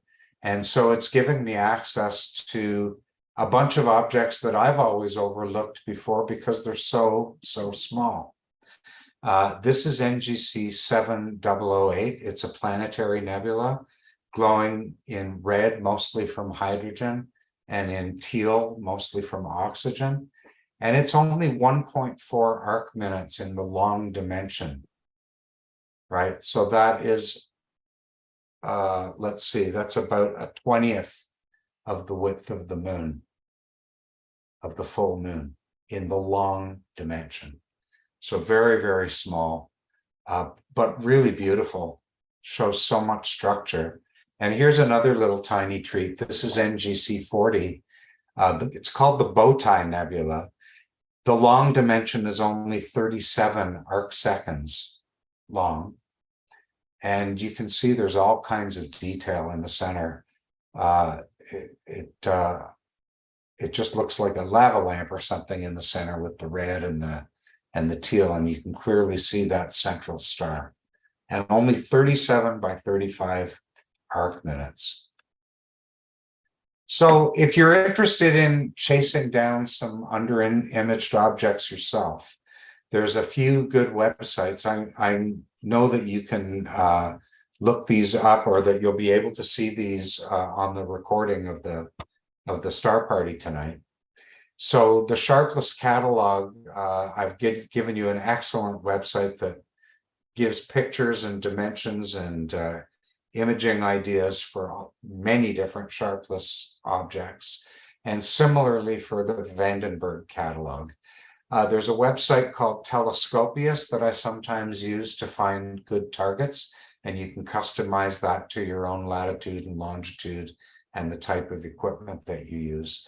And of course, most software has good features for choosing targets. I use Stellarium, the SkyX, which I use to control my telescope, and Nina, and the graphic here shows the Nina framing wizard, which helps you frame these overlooked objects that you might not be able to see in the camera. And with that, thank you again, Scott, for having me. Fran, great to see you. And Hap, I know you're out there somewhere. Talk to you soon. Ron, thank you so much. That was really amazing. Thank you, Ron. Wow, spectacular astrophotography. Is the observatory in your backyard, or is it somewhere you access remotely? No, it's on my property. So we live just north of a city of about 100,000 people, an hour from Toronto. My skies aren't great, Portal 6, not bad. But good enough, definitely good enough if you plan your sessions properly. That's awesome. Thanks again for joining. And I see a lot of people are commenting on your work. They love it. Everybody's adoring your astrophotography. Thanks again for joining us. Feel free to go to the comment section. You can read all of these. And everybody's sending you special thanks for this talk. Thank you. And Barry Allen and Cesar Brolo. A lot of people. Cool. Thank you very much. And thanks for having me on. I know it's a little bit off the beaten track on a night where we're talking mostly about asteroids. So thanks for fitting it in. It's still space. We love anything about the skies, so you don't even worry about that. We will go to our next speaker. Thanks again, Ron. Our next speaker is Marcelo Souza, a cosmologist and a professor of physics from Brazil. I was actually curious because ever since I started doing outreach in astronomy, I know Marcelo, and he's been on my Facebook with his outrageous outreach activities. And I was checking it out. We've been friends since 2011, 12 years. That's a long time. And I've known him mostly through Charlie Bates Solar Astronomy Project. Stephen Ramsden has supported his outreach program in Brazil, same like he did with our outreach program in Kosovo. And then we were kind of all connected through the Charlie Bates. And I'm very happy to welcome here him tonight. He's, I think, a regular here at the Global Star Party, but he's joining us again tonight. Thank you for coming, Marcelo. Hi, nice to meet you, Pranvera, now that I say, nice to meet you. I only know you in Facebook, Yeah, we've never met in person. Yeah, and nice to meet you. Nice to meet all of you. Thank you for the invitation, Scott. It's a great pleasure to be here. Nice to meet you also. I will make I will tell some histories about an asteroid that fell near us, a meteorite that was found near us, and about because now this weekend we had the recovery of samples that came from asteroid, but it was not the first one that was recovered. And then I only remember these two moments today, and I will try to share my screen.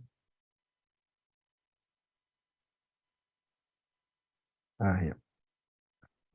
I will tell a short history here about a special moment here in our region. This happened in 2010, in June 2010. I wasn't in my seat. Then I began to receive a lot of messages, and many people calling me because they saw a big fireball that crossed many cities here, crossed my city here in the north region of the state of Rio de Janeiro in Brazil, and many cities near us here. Then during the week, I was invited to visit many TV channels here to talk about what's happening. And I imagine that in some place here, a meteorite will be found. And I asked them to look to if they saw something different. And 1 week later, this man here, Mr. Germano, and made contact with a TV channel, and he told a fantastic history. He was in his house, so he was during the World Cup. He was seeing a game, and then he left his house to saw something outside. And then when he looked to the sky, she saw a bright light and a sound. And I think that 10 meters in front of him fell a meteorite. And he saw the meteorite, but it was in the beginning of the night, and he begins to be afraid. He imagined that it was some ET that arrived, and then as it was dark, he waited until the next day to see what happened during the day. And what he found, this rock that is in his hands, that is a meteorite that he found. And then after he made contact with the TV channel, talked with me, I visited the city and I confirmed that it was a meteorite. And then the city that had, now the city has 10,000 people living there. It's a very small city. And in 2010, less than 8,000 people. Then they received a lot of people visiting the city, trying to find the meteorites there. And I will show a video. This is the meteorite that he found, almost 600 grams. That was the weight. And here is a chondrite. And he was very famous, is the Hyseni meteorites that I found in 2010. And I show a historical video. I put the original sound here.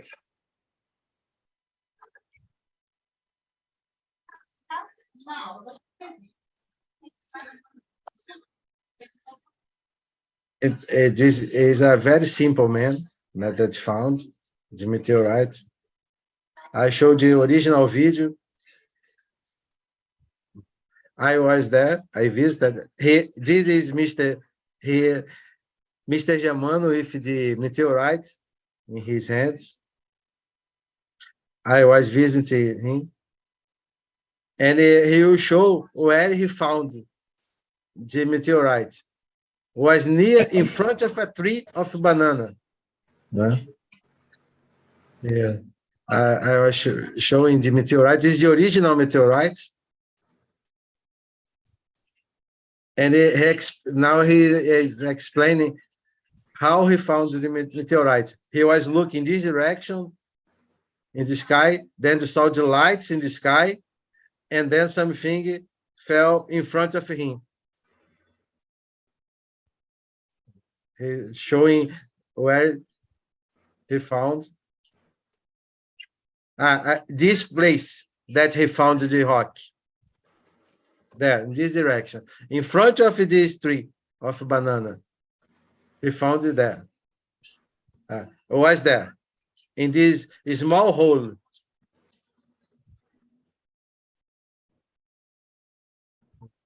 There was something fantastic that happened here, near us. Until today, people visit the city to see the meteorites. he sold the meteorite for the city, and with the money that he received, he bought his house that he lives until today there. Lucky guy. Has the Fantastic meteorite experience. has A the very simple, meteorite a been very in the interior house. This is the meteorite. has the meteorite has been examined or analyzed?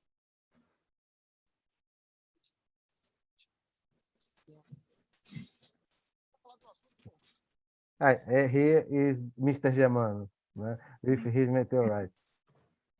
Someone said something because, sorry, I was listening the sound. Okay. I was just curious to know the meteorite that was found. Did anybody do any analysis of the meteorite? Yes. You have it in catalog. This is a conduit. It's conduit that you say in English, no? It's a conduit with iron. So chondrite with iron. Chondrite, yes, correct. It's chondrite with iron. But you have all the composition of the meteorites if you look for varicite meteorites. It's very famous here in Brazil because it's the last one that was found. I think that is very difficult to find someone in the world that saw meteorites fell in front of him.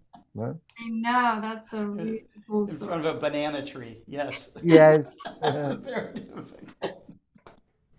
That is It's awesome.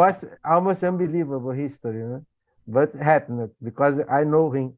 I visited him, and I touched the meteorites. And another, you always have the best stories that you do. You've met so many interesting people.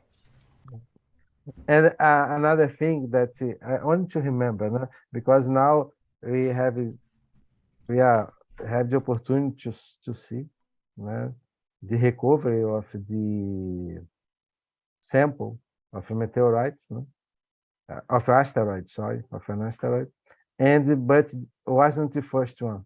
The first one recovered was from Jasha, a Japanese. They sent a spacecraft called Hayabusa to the asteroid Itokawa. The Hayabusa was launched in 2003. The Hayabusa wasn't the first space ship to land on an asteroid. The first one was the Nia Shoemaker that landed I have the date here, a controlled descent into the surface of 433 euros in 2000. But Hayabusa was the first one to return samples of an asteroid to Earth.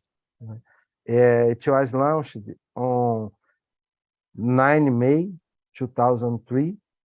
The sample capture happened on November 2005. But what is fantastic is how they captured the samples. I don't know if you remember what happened. They made a shot, the spacecraft made a shot, like a gun, to the surface of the asteroids, and then they captured particles, and they brought these particles to Earth. I have a short video here. I stop sharing here. I try to share this, that I think that's something fantastic to remember this moment. Let me share here a short video. I have time to share a short video on a moment. Here, this Hayabusa here. For me, it's something fantastic. And also, they have a Minerva that was a rover that they use a fantastic model that the rover doesn't have roads. They jump in surface of the asteroids. This is the moment that it was meeting the asteroids. I go further here, and this is the asteroid Tokawa, has 330 meters, if I'm not wrong, the largest size. And now they will show how they capture the samples from these asteroids. Let me try to go further here. The moment that capture here,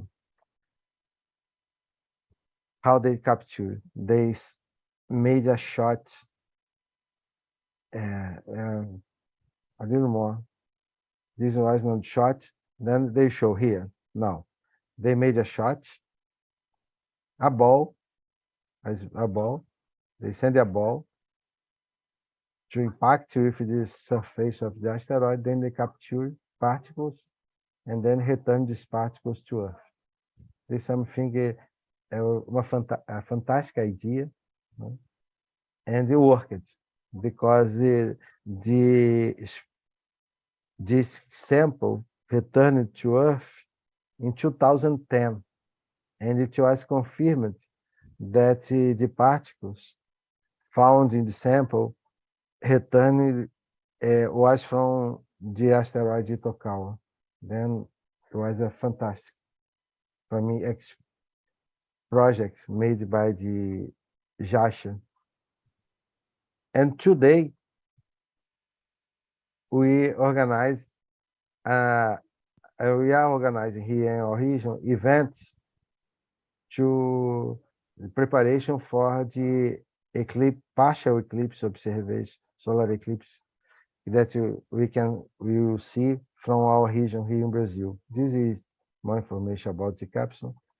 And here is the event that we organized today with 300 students that participate during the day with us. We have a mobile planetarium here also. This is preparation for the students to go inside the mobile planetarium. And we also had the opportunity to give glasses for the safe observation of the sun as a preparation for the partial eclipse, solar eclipse that you see here. This day is fantastic for me. This as kids looking to the sun with protection, they know that they need to be careful. And with the Coronado here that was donated by Stephen Hamilton, which was also the glass was donated by Stephen Hamilton. And they organize, and we are doing activities during this week. All the days we organize activity in different cities. And for the eclipse, we will have activities in 20 different cities at the same time. I don't know how that will manage this, but I hope everything will work well. It will be 20 different cities with more than 3 million people involved in these cities. I don't know, but this was the biggest event that we organized. Involved so many different cities, and so many different people helping us to organize this observation. I hope that in this day you don't have clouds in the sky and we can organize the event. Thank you very much. This is what I would like to show today. You're most welcome, and thank you for sharing the amazing story behind the meteorite. That was actually quite fascinating.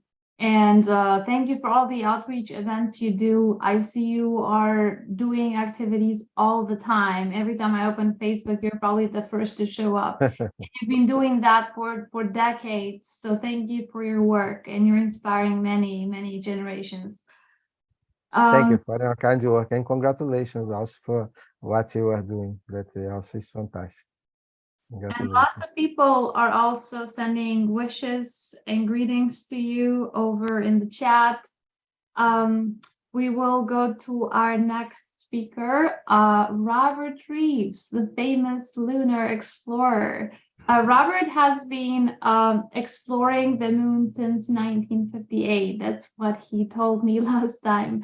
And he has multiple books written. The latest one I just received a couple of days ago. In fact, I forgot to show a photo of it. And I looked through it the other day, and it was really, really, really nice. I didn't expect it to be that thick. Lots of photography of the moon that he takes are from his own observatory that he has in his backyard, which I actually had the chance to visit. He operates a C14 telescope, which he uses to shoot lunar pictures. And I'm not talking about just pictures of the moon that you see every day on Facebook with an iPhone or something. I'm talking about deep down details in the surface of the moon.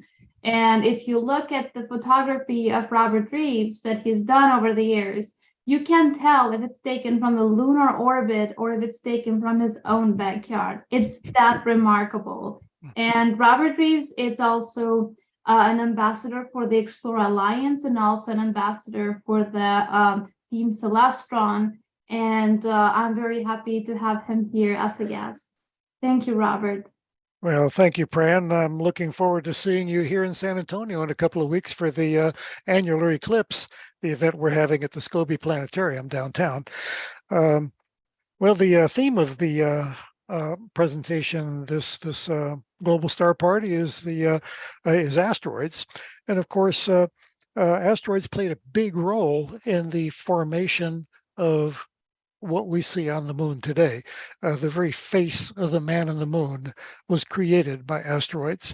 And now we're going to do our weekly adventure and pray that my screen share actually works. And we'll see what happens here.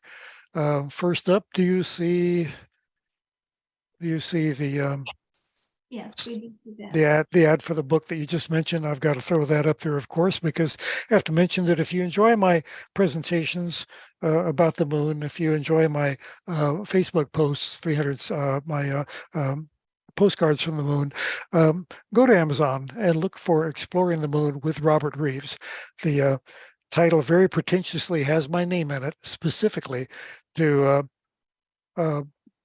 separate it from the other books out there also titled Exploring the Moon.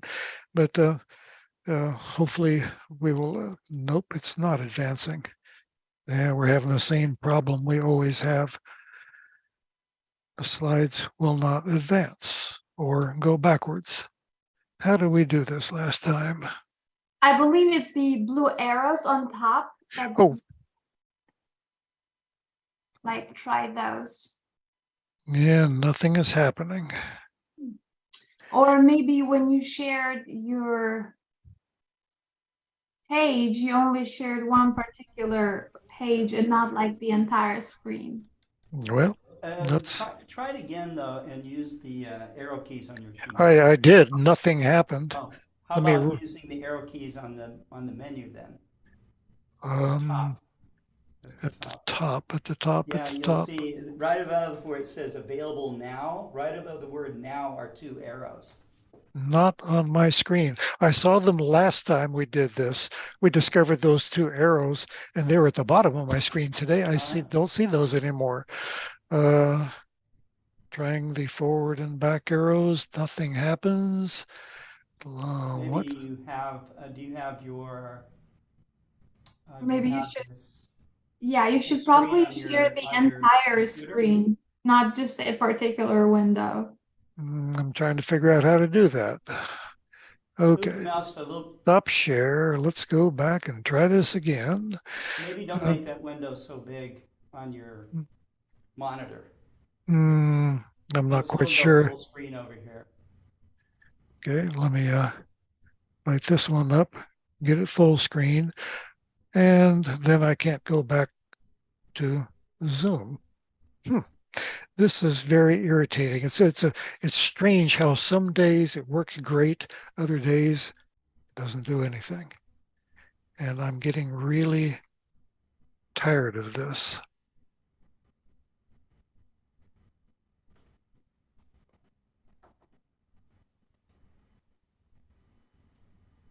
And still nothing. You can jump back and forth between images. You've done that before. Yeah, it's kind of a dumb way of doing it.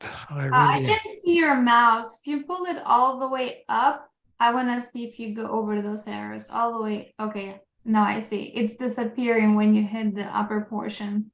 That's why he cannot click on the blue arrows. Did it advance that Oh, time? that worked. Now it actually worked. Okay, well, I'm advancing it within the program View that I use as my slide viewer. What the heck? I'm not going to argue with success. Oh, Lordy. There must be 1,000 ways for this, and every day we find a different way. Anyway, my basic presentation that I'm doing here over a series of weeks on Global Star Party, I call it Postcards from the Moon, kind of a kickback to the every day or so post that I do on Facebook, where I detail a new lunar scene and describe it a little bit, try and bring people a little bit of information about a interesting part on the moon. So reminding people of how features on the moon came about. There are two primary landscape forming processes on the moon, either volcanism or impact cratering. And like I said, the very face of the man of the moon that we see in this image, the round Maria, the round lunar seas like Imbrium and Serenitatis and Chrysium, Nectaris, they're all round. These are lunar seas that were formed in an impact basin, a giant crater on the moon that was formed by the impact of an asteroid almost 4 billion years ago during the late heavy bombardment during the Nectarian epoch on the moon. So the whole theme of the of this global star party is asteroids. Well, it carries over very well because we wouldn't have a man on the moon if it weren't for massive asteroid bombardment on the moon several billion years ago. So moving on, what we're dealing with today is continuing a series of sentimental lunar favorites on the moon. And well, let's go full screen without, I'm afraid to do anything. On my screen, this is only showing up as a partial screen, but I'm afraid to touch anything because we've got it at least where it advances. It looks good. It looks good. Okay. Robert. It's almost full Okay. screen. Yeah. Alrighty. Well, then I'm not going to argue with success. Anyway, so continuing on with this series of sentimental lunar favorites. Now, moving on with that theme, we're looking at Ptolemaeus, Alphonsus, and Arzachel craters, which are almost in the very center of the disk of the moon when we look at the moon. So these craters show up right at first quarter when the terminator is bisecting the moon, and we get enormous detail with the shadows that sweep across there at sunrise. Here, just after sunrise, you can see the sunrise terminator is just kissing the left side of the field of view here. But looking on broad Ptolemaeus, notice the floor is very flat. Doesn't have a central peak on it like Arzachel at the bottom, or a hint of a central peak like Alphonsus in the middle. This crater formed prior to the massive asteroid impacts that created those basins on the moon, that later filled with lava to create the dark regions we see as the face of the man on the moon. But when those basins were created, a huge amount of ejecta was blasted across the face of the moon. The pre-existing normal looking crater that was Ptolemaeus at the time was filled in with this huge deluge of debris thrown out from the Imbrium basin impact, completely filled it in, covered over the floor, covered over the central peak, paved it over. Arzachel and Alphonsus formed a little bit later. Obviously, Arzachel at the bottom formed well after this. It has no evidence of this massive deluge of debris falling into it. It was formed after the great basins on the moon were formed. So advancing a little bit further here, looking deeper into the face of Ptolemaeus, and we see how remarkably smooth it is for a crater. This is debris fill that fell into the crater. This isn't lava flows that flooded it like perhaps with Plato.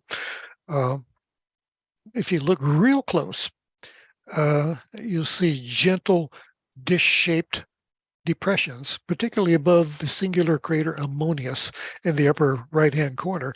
See the little dish-shaped dent right above Ammonius? That's what we call a saucer.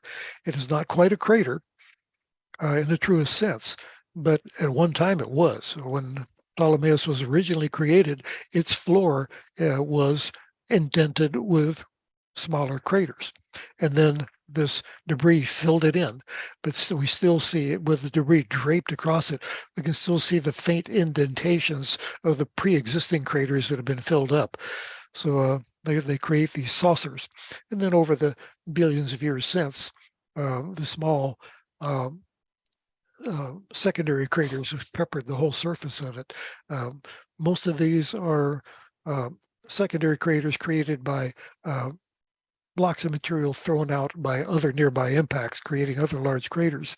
And of course, that stuff showers out, falls back down on the moon, and creates smaller secondary craters.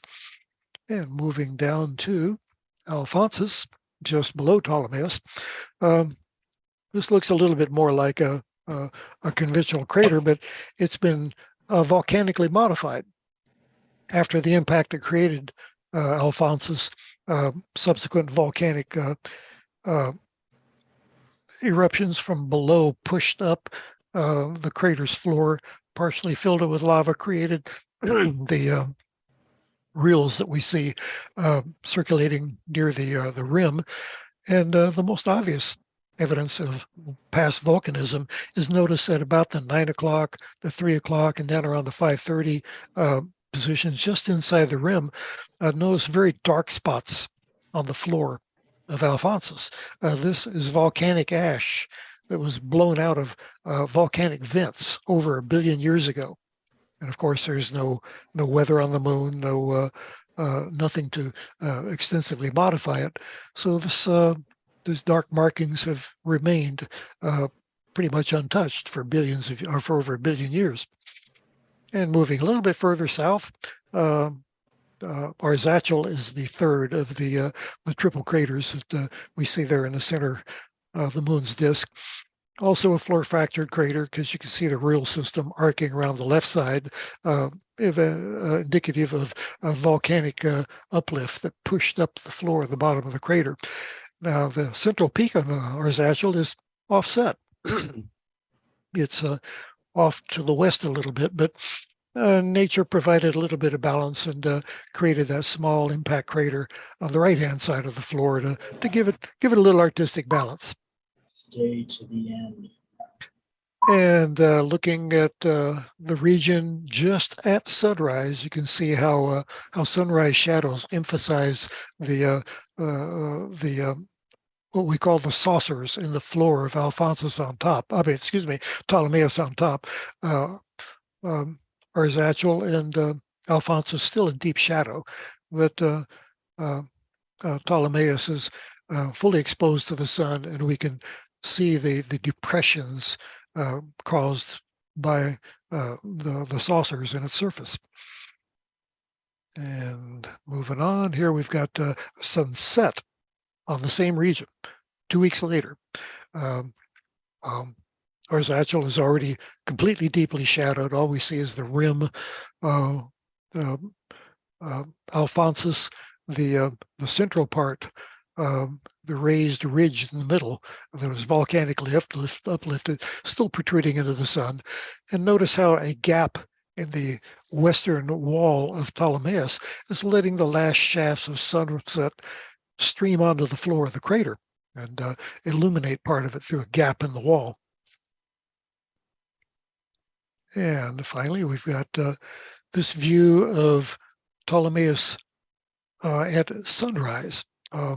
This is taken over a span of only 2 hours, watching the sunrise shadows slowly recede across Ptolemaeus and finally expose Ammonius crater, the tiny, well, no, it's not tiny, but the small crater, the only real crater on the floor of Ptolemaeus. And kicking over to another sentimental lunar favorite, straight wall is a non-crater feature.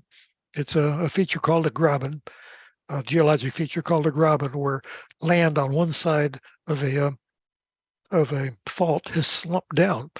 So straight wall extends about 100 kilometers north-south.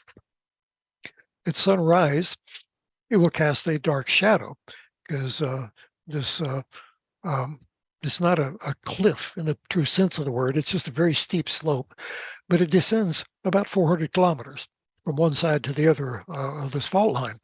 So at sunrise, we'll get a dark shadow. And then at sunset, if I kick over to the next slide, it becomes a white line feature as the face of the slope is brightly illuminated by the setting sun. Now imagine imagine standing on the crest of straight wall at sunset. You're there in your spacesuit, all bundled up, enjoying the view. The sun's going down on the horizon. The sun has just touched the horizon like it does on the Earth as we watch the sun go down. And the shadows are advancing across Mare Nubium, across the base of straight wall. On Earth, the sun goes down in 2 minutes.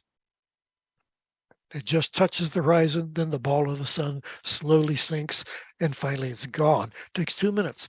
On the moon, that process would take 1 hour because the moon rotates a lot slower than the Earth does. Sunset on the moon lasts almost 30 times longer. And moving on, Plato crater. A very popular sentimental lunar favorite because Plato just doesn't look like your standard crater. It does not have a central peak. Most of its terraced, collapsed stair-step walls are gone. The floor that is completely paved over with basalt. Now, Plato didn't flood with lavas from the outside spilling over the crater wall. Instead, they welled up from underneath the crater and pushed upward and completely flooded the interior, paved it over as flat as a grocery store parking lot, except for some very small craterlets, probably secondary craters. The 4 largest of them are easily seen in this picture. And if you can spot those in a telescope, you've got a pretty good, got a good night going. The seeing is excellent. Moving over across the Alps mountains to the Alpine Valley, another graben that is slashing through the Alps mountains, we see the rill running down the middle of the Alpine Valley. If you can spot that snaking rill, linear rill running down the middle of the valley, like I said, you've got an extraordinary night of good seeing, so cherish it. That rill, as prominent as it is in the middle of the Alpine Valley, strangely, it does not have a name. There are hundreds of features on the moon that are prominent that do not have a name. But if it were to be named, it would probably be called Ramatrovalot, named after the largest nearby named crater. So Trovalot crater being on the edge of the Alpine Valley would be the candidate name. And another view of Plato. This one is more emphasizing the chunk of Plato's western wall that cracked and fell away. And only the basalt fill within the interior of Plato kept this chunk, I think it's about 17 kilometers long, from completely collapsing into Plato. It's wedged in place now. 100 years ago, it was a common practice to name features on the rims of craters with Greek letters. This case, this particular wedge-shaped chunk was called Plato's Zeta. We still call it Plato's Zeta out of tradition, even though most of the other things, other features on crater rims are no longer referred to by Greek letters.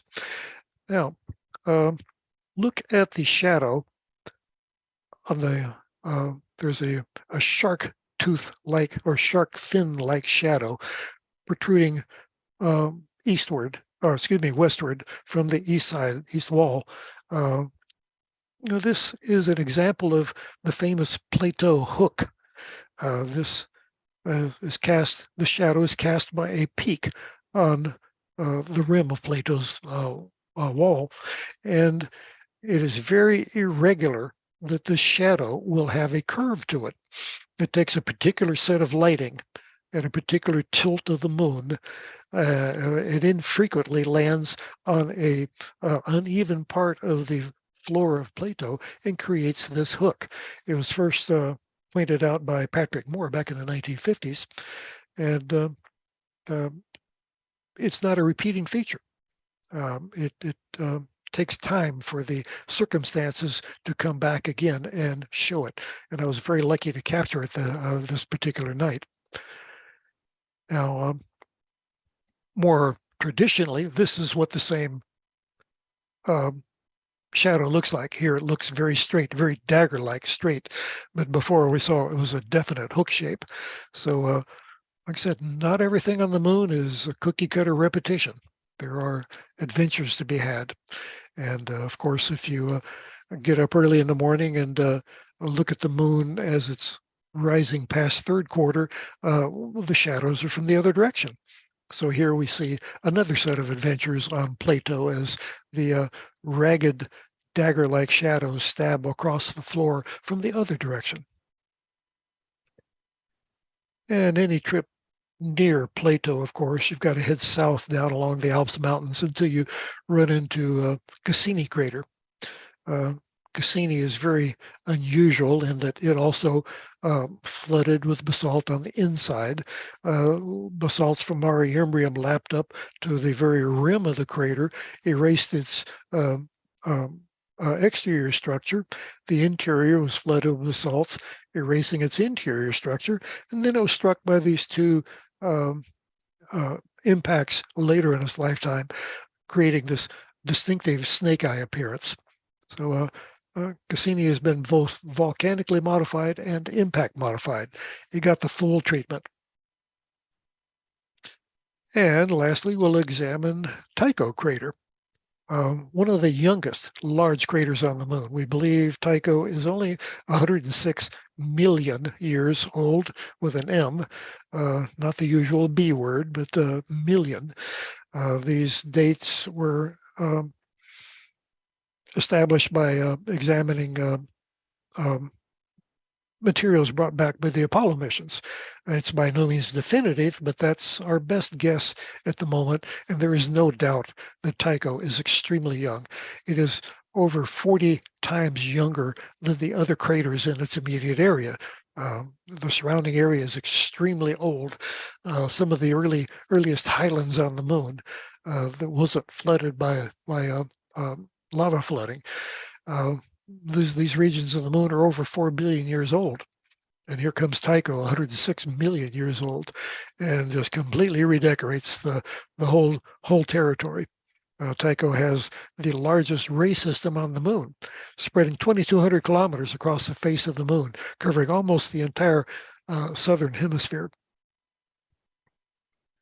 And a closer look at Tycho, we see two unusual things. Streaming up to the upper left toward the northwest, we see parallel rays.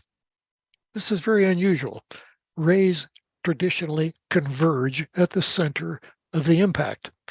The railroad tracks, as we call them, do not. And heading southwest, there's another very unusual rogue ray that is tangential to the rim of Tycho. This is counter to the traditional thinking that crater rays radiate out from the point of impact. Also notice the dark donut around the rim of Tycho.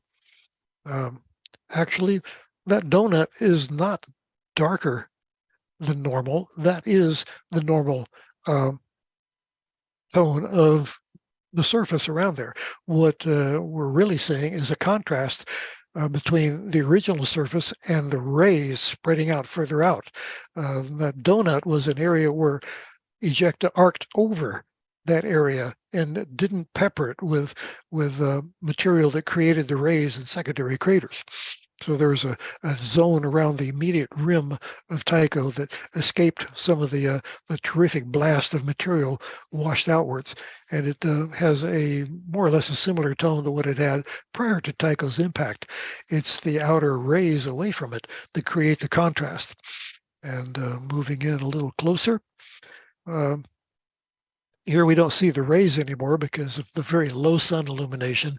Rays are only seen very well when the sun is high, and it's allowing sunlight to reflect back toward the source, from reflecting off the rays back toward the source. And during the full moon, the rays are brightest because the Earth is in line between the moon and the sun. So the reflection from the rays is very brilliant. Here at sunrise, we don't see the rays, but we do see the shadows from the thousands and thousands of tiny secondary craters made by the debris thrown out from the Tychonian impact. This area hasn't been weathered down by space weather, which is the billions of years of continuous meteoric bombardment and erosion by coronal mass ejections from the sun. So the secondary craters are still very evident.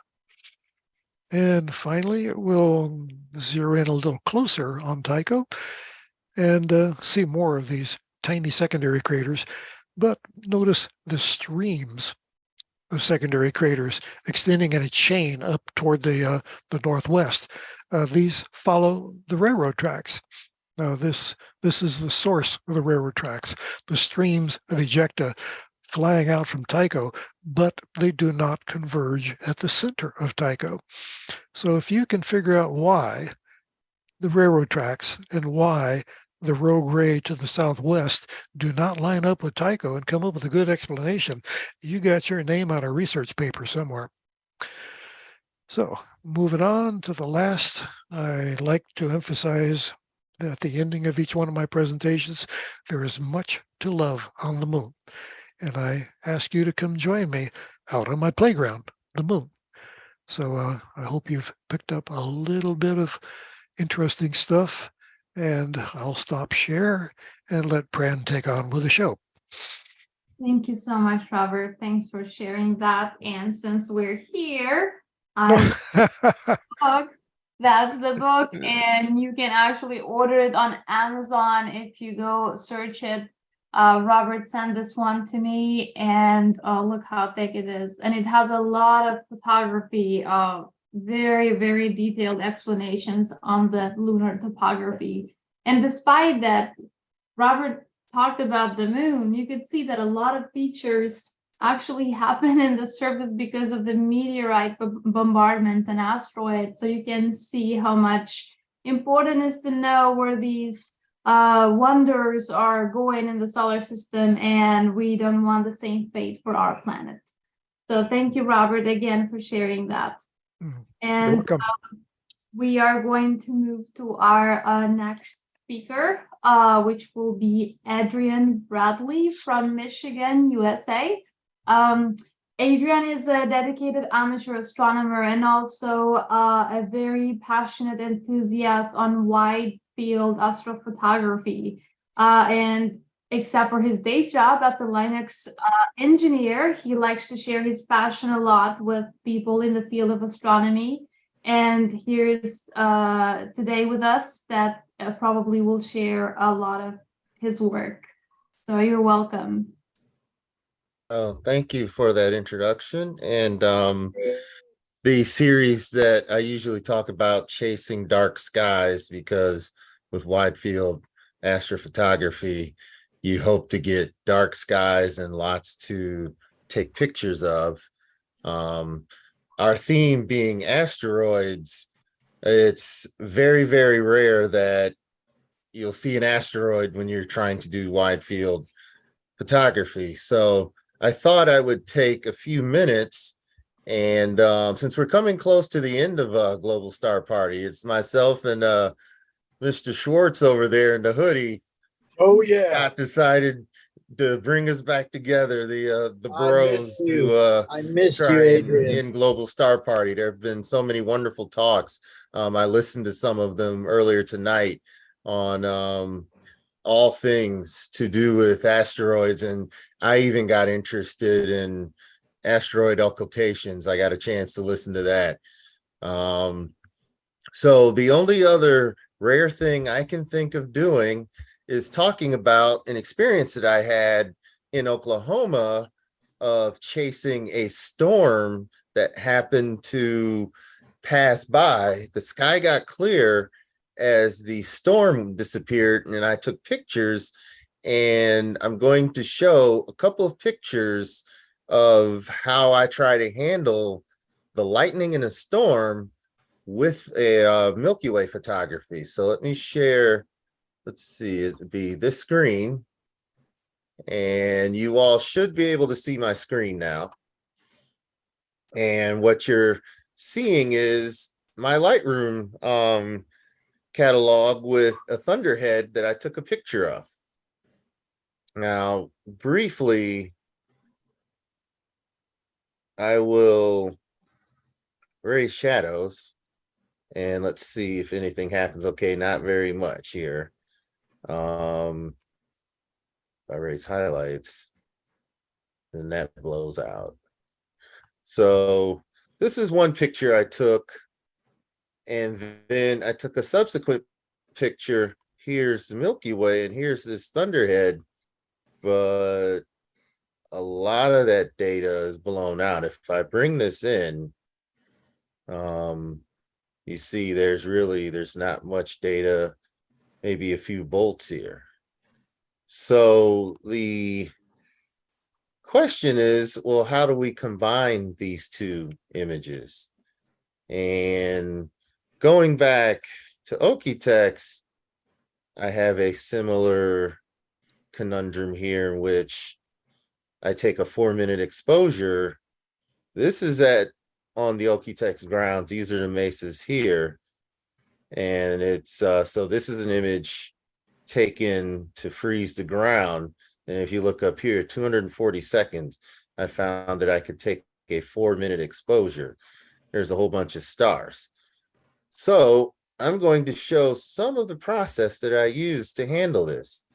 So here you're seeing in Photoshop, you're seeing a couple things. So if I go here, here's that original image process to bring the Milky Way out. Now I know there's a lot of pink. We're going to handle that a little bit later. And here you've got layers where if I take this off, there's that stormy cloud. And what I've done is lay on layers of the layer with the Milky Way and combine them to make an image. One thing I like to do is make stars smaller so that all of these bright stars, and we'll see if this works because I forgot to merge these. I wanted to merge these layers together while on air. And I'll do that. We'll go to layer, we'll go ahead and we'll flatten the image. So what I did is blend it so that you could still see some of these lightning bolts and you can see Milky Way here.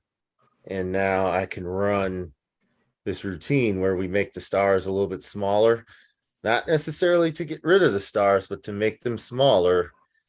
And if it works, which I don't know if it did this time, but what it does is it makes the Milky Way stand out.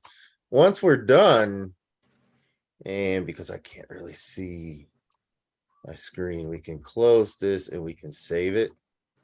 We can go back to this image. We can close it without saving. So these images will close up. Now, what about these two? You've got a great sky, fuzzy ground. You've got a great ground, fuzzy sky with all sorts of satellites, planes coming through. Interesting star trails. This picture alone might be an interesting picture on its own. What we do is we select the sky. This is masking. For those that are interested in this sort of photography, there's masking that is being done now to where the software figures out the difference between sky and ground, and it does a pretty good job of it. So we're going to see, there it goes. It's picked the sky. And what I do is I go inverse, and then I'll expand the selection. You may not see it, but I'm going to go 3 more pixels. And that just ensures I'm getting, more of the trees that are here, the mesa. So I'm selecting it. So copy, go over here and paste. And there's our ground. Now we've got a good sky. We've got a good ground. Let's go ahead and flatten it. This is our image. And I've done some processing where I made the star smaller. I processed the Milky Way. It enhances the object. So now I go in here and I save. I click on this and I go ahead and I close it without saving because we just used it for raw materials. So this is an image I did not get to try again on. If you got a chance to see it, Alan Dyer, who also does wide field imaging, he's from Canada and he does a great job. Alan Dyer caught this for 2023. In 2023, Venus is sitting here between Cancer, where M44 is, and Leo, which rises. The morning before, on new moon, you can see the zodiacal light make this X with this winter part of the Milky Way, and there's Orion sitting there at that crossroads. It's a beautiful thing to see, let alone try and get an image of. As you can see, there's just a ton of stars. I will very likely attempt to reprocess this to make it even more natural looking than what I was able to do here. But going back to Lightroom, let's quickly do a couple of things. First of all, you may notice that this is shot with a modified camera. I came up with a user preset. Click, and now the colors are more natural. There's still some red lighting here that we could go, but if you notice the sky color change, these colors that you see are more natural, and so are the colors of the mesas here. So if we'll do a little bit of selecting the sky, we'll invert it, and we'll raise the shadows of the ground a bit.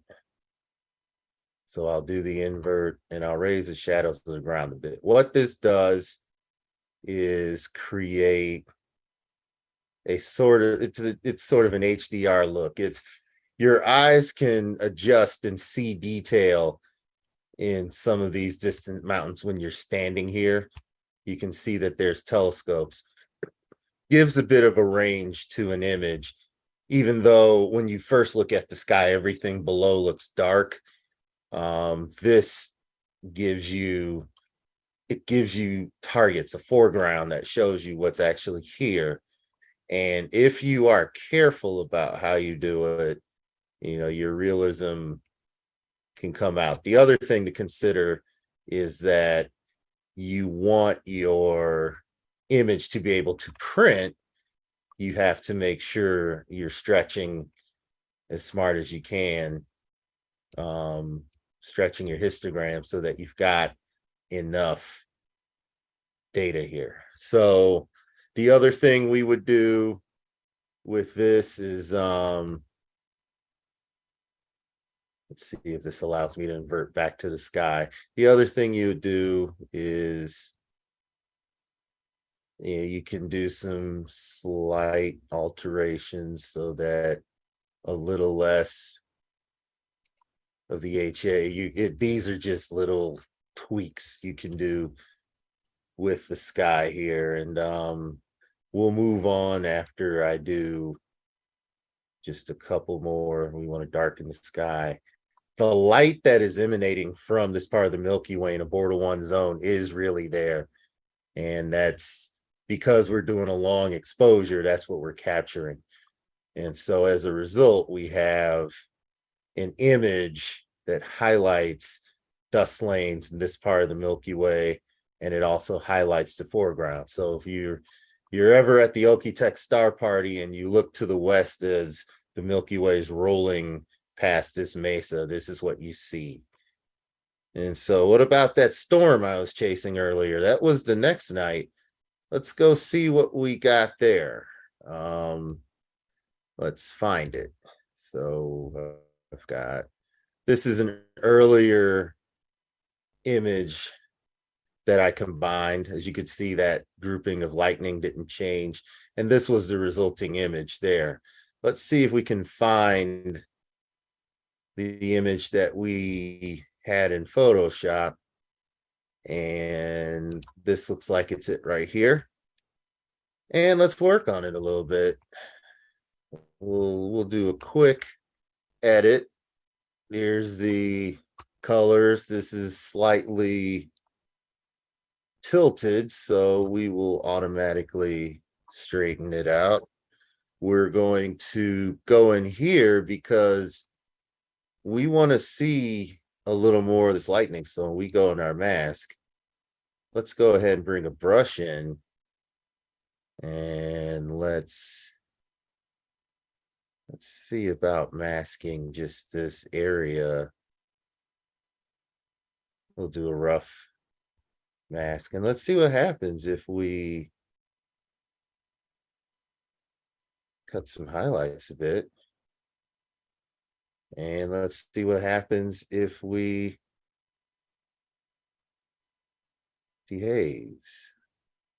Oh, we're starting to get, so as you can see, we have to be careful how we play with that region to try and keep it looking as realistic as we can without losing some of the, losing some of the detail. This storm is still over here.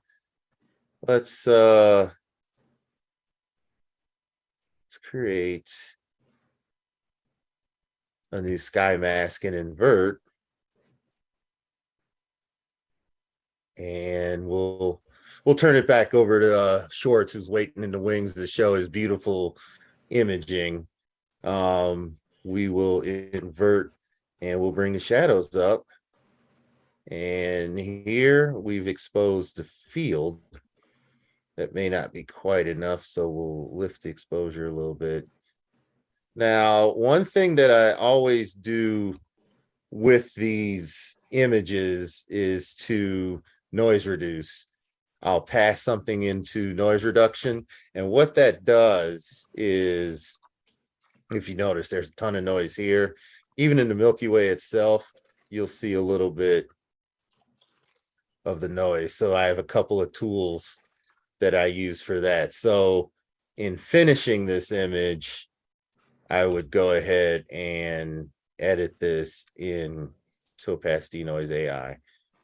And from there, you'll end up with a final image. What you're seeing on your screen is close to the final combination of a storm and the Milky Way. It basically takes a couple of different exposures.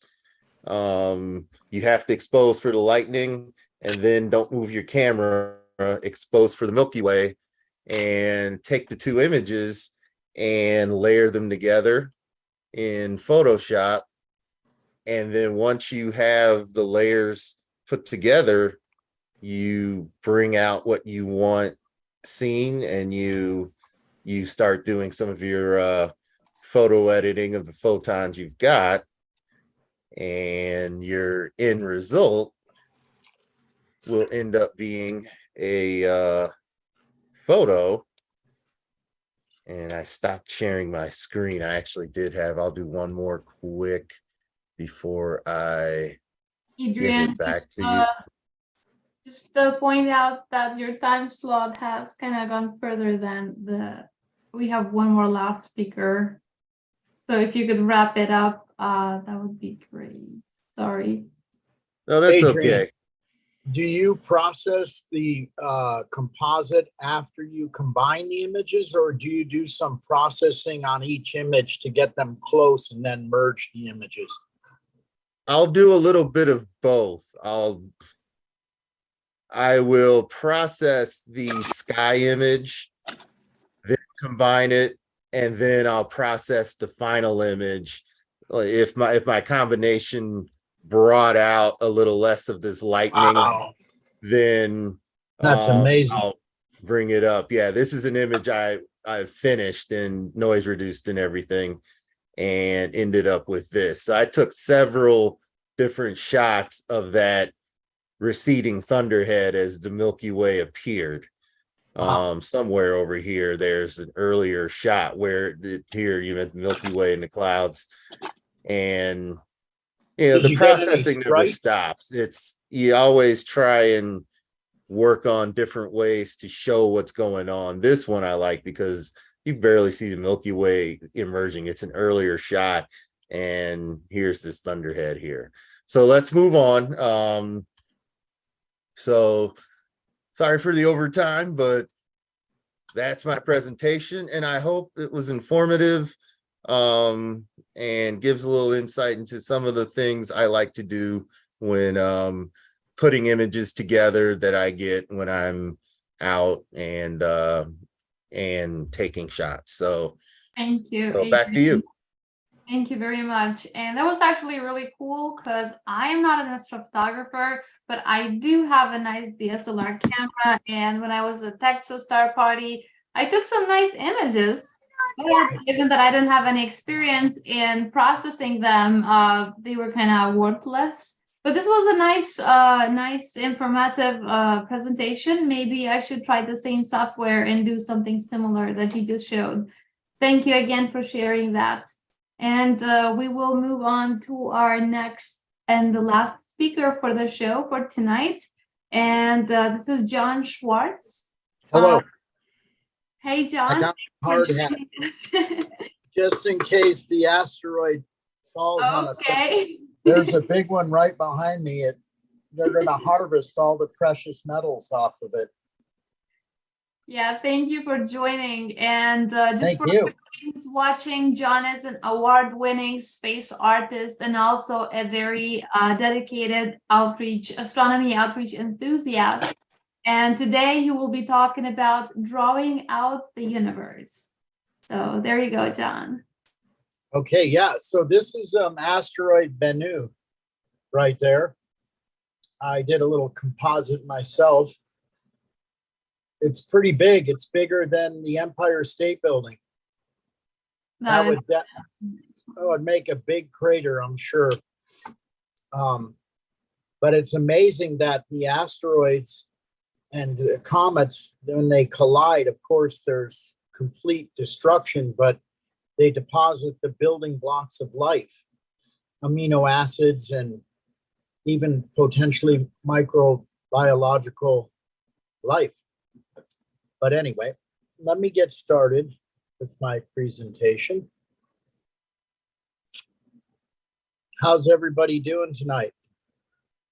Doing great. It's been a fantastic evening with lots of speakers, lots of different presentations. Amazing. Awesome. Okay, so I'm just going to load up my presentation really quick. I did quite a few lunar ones just to stay in line with the asteroid theme. I always like to finish with a few flowers and pictures of my pup. Okay, here we go.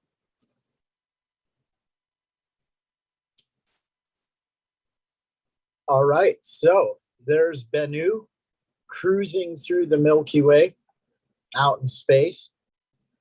I created this one. That's a another huge asteroid, Bennu. It would be very bad if it hit. Here's another angle. It's flying by.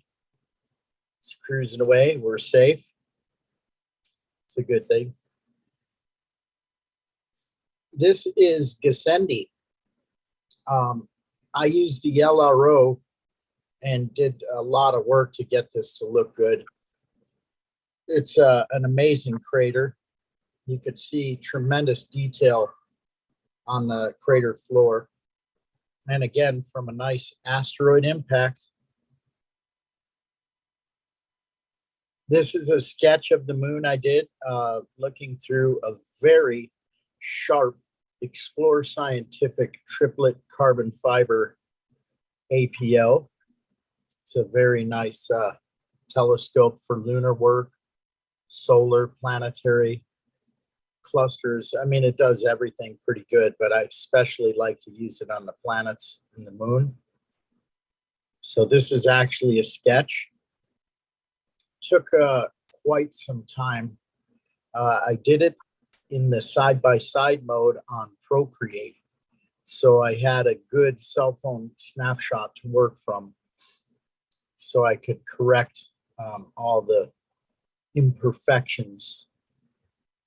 And so I'm pretty pleased. This is Keith's crater. So there's an actual volcanic cinder cone right next to that crater on the left.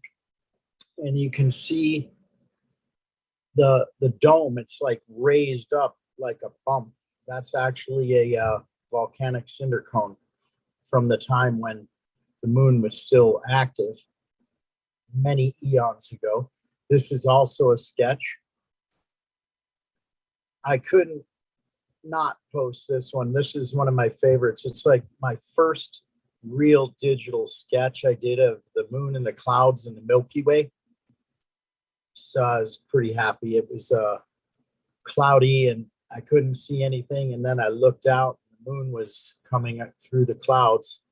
Of course, light pollution kills the Milky Way, so you don't ever really see that unless you're way up in the mountains like Mount Everest. You'd probably see something like that.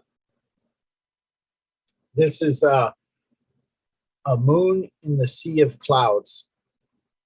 Just came through, peeked through for a split second, and the clouds were really amazing, translucent, and they had a bluish cast to them. So I thought I'd do a sketch. This is my latest one. This is the other night. Again, the moon was in the clouds, and it's like Mac, Mac the moon. You can see the face, and so it was a really cool shot of the moon. I work from a cell phone photograph, of course, but it doesn't show you anything like that. This is a lot of work involved in digital sketching with airbrush and Procreate and different tools. But I thought it was a pretty cool look, different.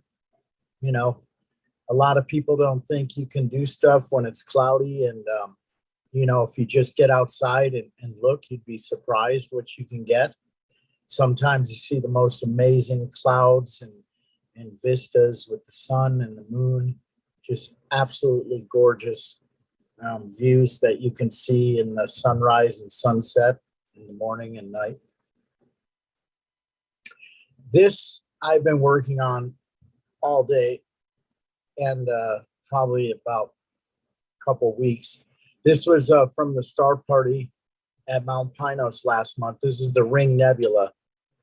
This is a sketch. This is very hard to get this to look the way it looks, believe me. I mean, you would think you could draw the ring and it's pretty simple, but the details within the structures, I was really amazed with the structure that I could see in my 28-inch.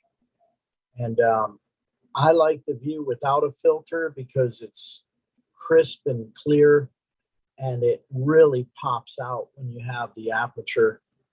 So I was very happy with this. I may enter this in cloudy nights. I'm not sure yet. I'm not quite done, but I'm getting there. So M57, the Ring Nebula, an exploded star. This is another one, the first time I've shown it. This is NGC 7814. Again, another catch from the last month's star party. This is in Pegasus. It's a very, very faint galaxy edge on. And even in the 28, you know, you're barely going to get, this is as good as it'll get. I also had the assist of Malencam. So that was very helpful in getting an image that I could work on for later when I came home. And it has a reddish glow to it, like a orange hue to it. I'm not sure if that's the distance or just the color of the stars within it, but it's a really neat galaxy to look at. That dust lane is incredibly dark and defined, and the core is just diffused. It's got to have a huge, massive black hole in there to create that kind of light. It's almost like a sombrero or NGC 4565 edge on. They exhibit similar features and a similar look. This is a segment of my Orion I'm working on. This is just a close-up of the trapezium. And this is probably years of work to get to where I'm at. And I've actually taken it a little further. So I'm not showing that one yet because I want to save that one for later. But I have more work to do. These works you can work on for years. With digital, you have an unlimited library of them that store basically on your phone or on your computer. So you can always revisit and add the views that you've been getting through bigger telescopes or just better nights of observing where the seeing is tremendous. We stayed up till daylight and looked at the Orion Nebula with the Lumicon Gen 303 filter in the daytime. It was literally, the sun was coming up at 6 o'clock to 7 o'clock we were observing. And I saw some details that I've never seen. It was absolutely incredible. Unbelievable. You never would think you could do that in the daytime, but you can with the Lumicon 03 Gen 3 filter. This is another version, an older one that I did of the Orion Nebula, concentrating on the trapezium. It's a different attempt. I kind of liked it. I've never shown it, so I thought I'd show it tonight. No, the Orion Nebula is a magnificent nebula that we're blessed to have in the Northern Hemisphere. The Southern Hemisphere has so many treasures of delightful objects, you know, some of the best. And this is one of ours in the Northern, is the Great Orion Nebula. Absolutely one of my favorite targets to look at. This is a Milky Way shot. And the fireflies came out to join the heavens. I actually created this. You know, there's the jar of fireflies I collected afterwards. I wish we had those here. They're usually back east. They're amazing to see. When we were children, we used to catch them and put them in jars, and they were just magical. One of the great things of living back east, where you have seasons and these grow there. I don't think they grow in Arizona or California. I've never seen them, but I sure wish they did. That's a Dali painting I did, Salvador Dali. It's a 30 by 40 acrylic on canvas. And took me quite a long time to do that. Sorry about that. I didn't know I had that in there. And I always like to close with some flowers. These are flowers from a neighbor. They brought me into their paradise, their backyard, and it was just hidden from everywhere. And when you went back there, you just vanished into a beautiful scene of a waterfall, like a little sprinkler, and then beautiful flowers and a trellis. These were growing there.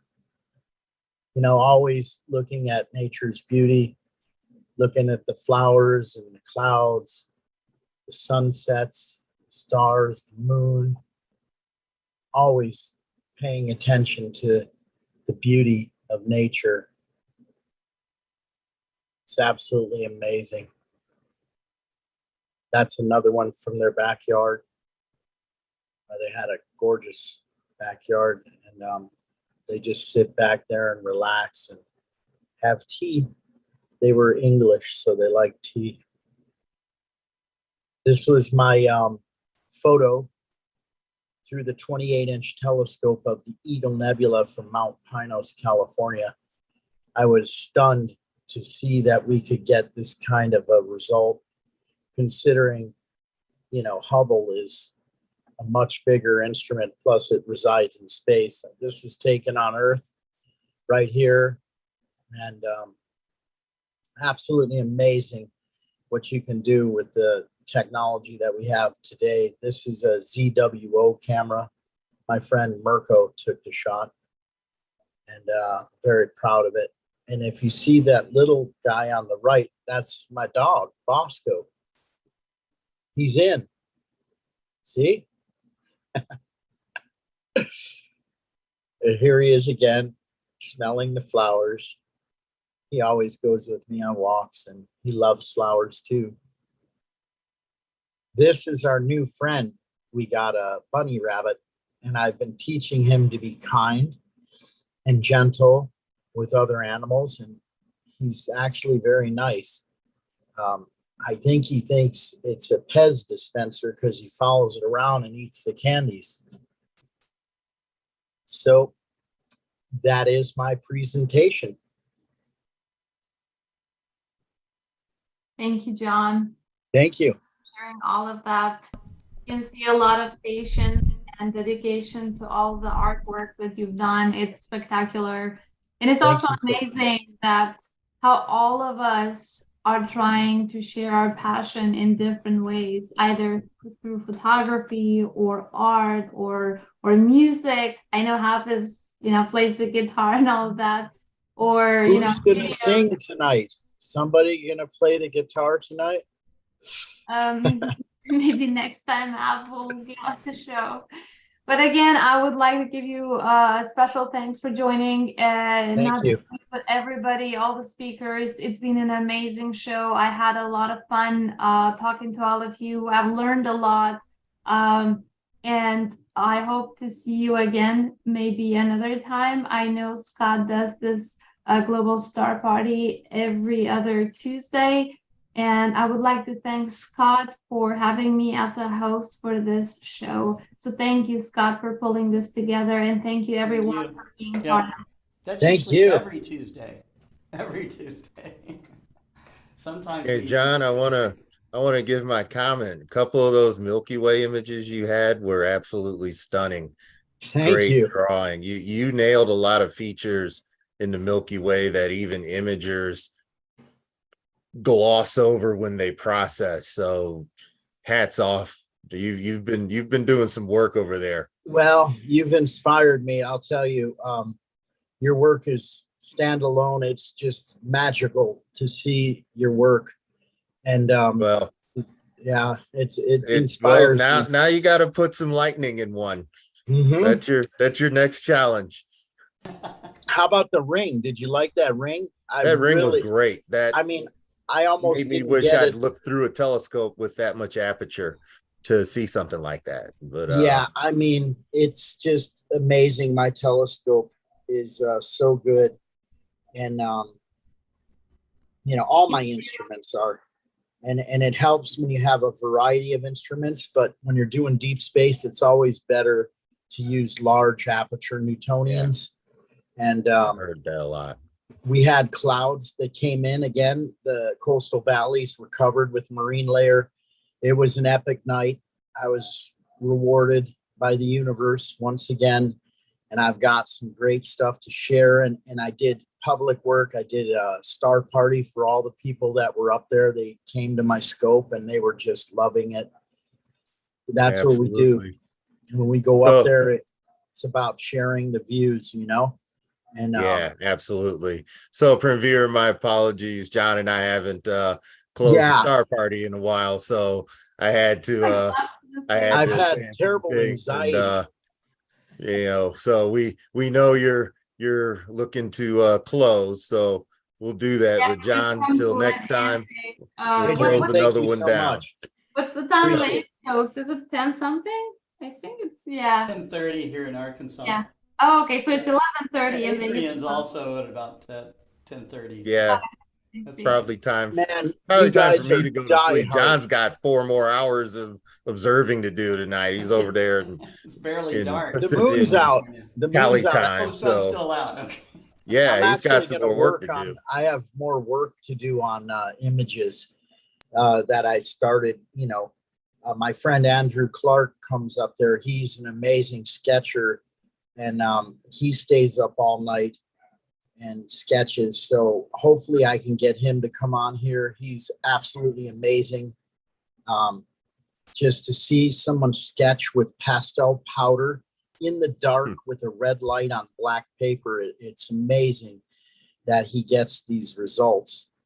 And, you know, it's an honor to be a part of it with him and hang out. And, you know, we met on Cloudy Nights. He posts a lot of work on there. Won a lot of contests too on there.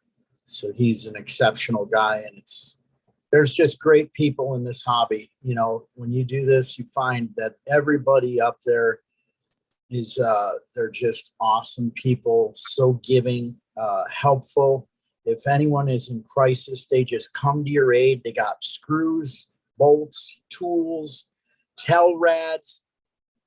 You know, and always let me say this: when you go to a star party, make sure you do a checklist, because every time you don't, you're going to forget critical parts. Something. That's true.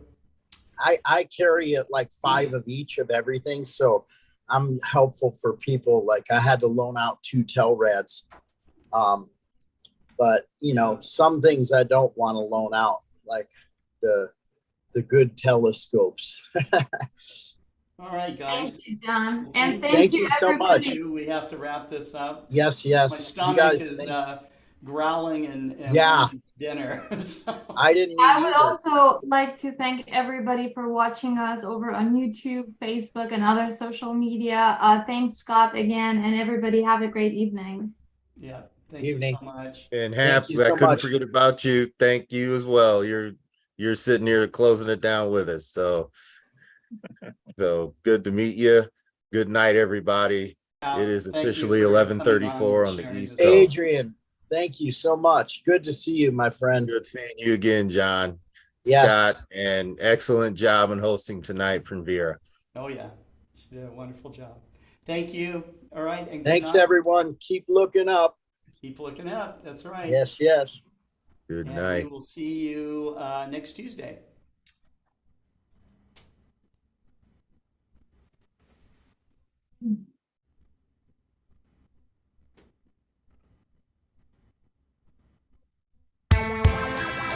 Come one, come all to the Southern Cross Astronomical Society's 2024 Winter Star Party, celebrating 40 years of stargazing, happening from February 5 through the 11th, 2024 on Scout Key in the beautiful Florida Keys. Get away from the cold and adjust your latitude underneath the pristine skies of southern Florida with breathtaking views of Eta Carina, the Jewel Box, the Southern Cross, Centaurus A, and of course, the magnificent Omega Centauri. Tickets will go on sale on or about October 1, 2023 at scaz.org. See you there.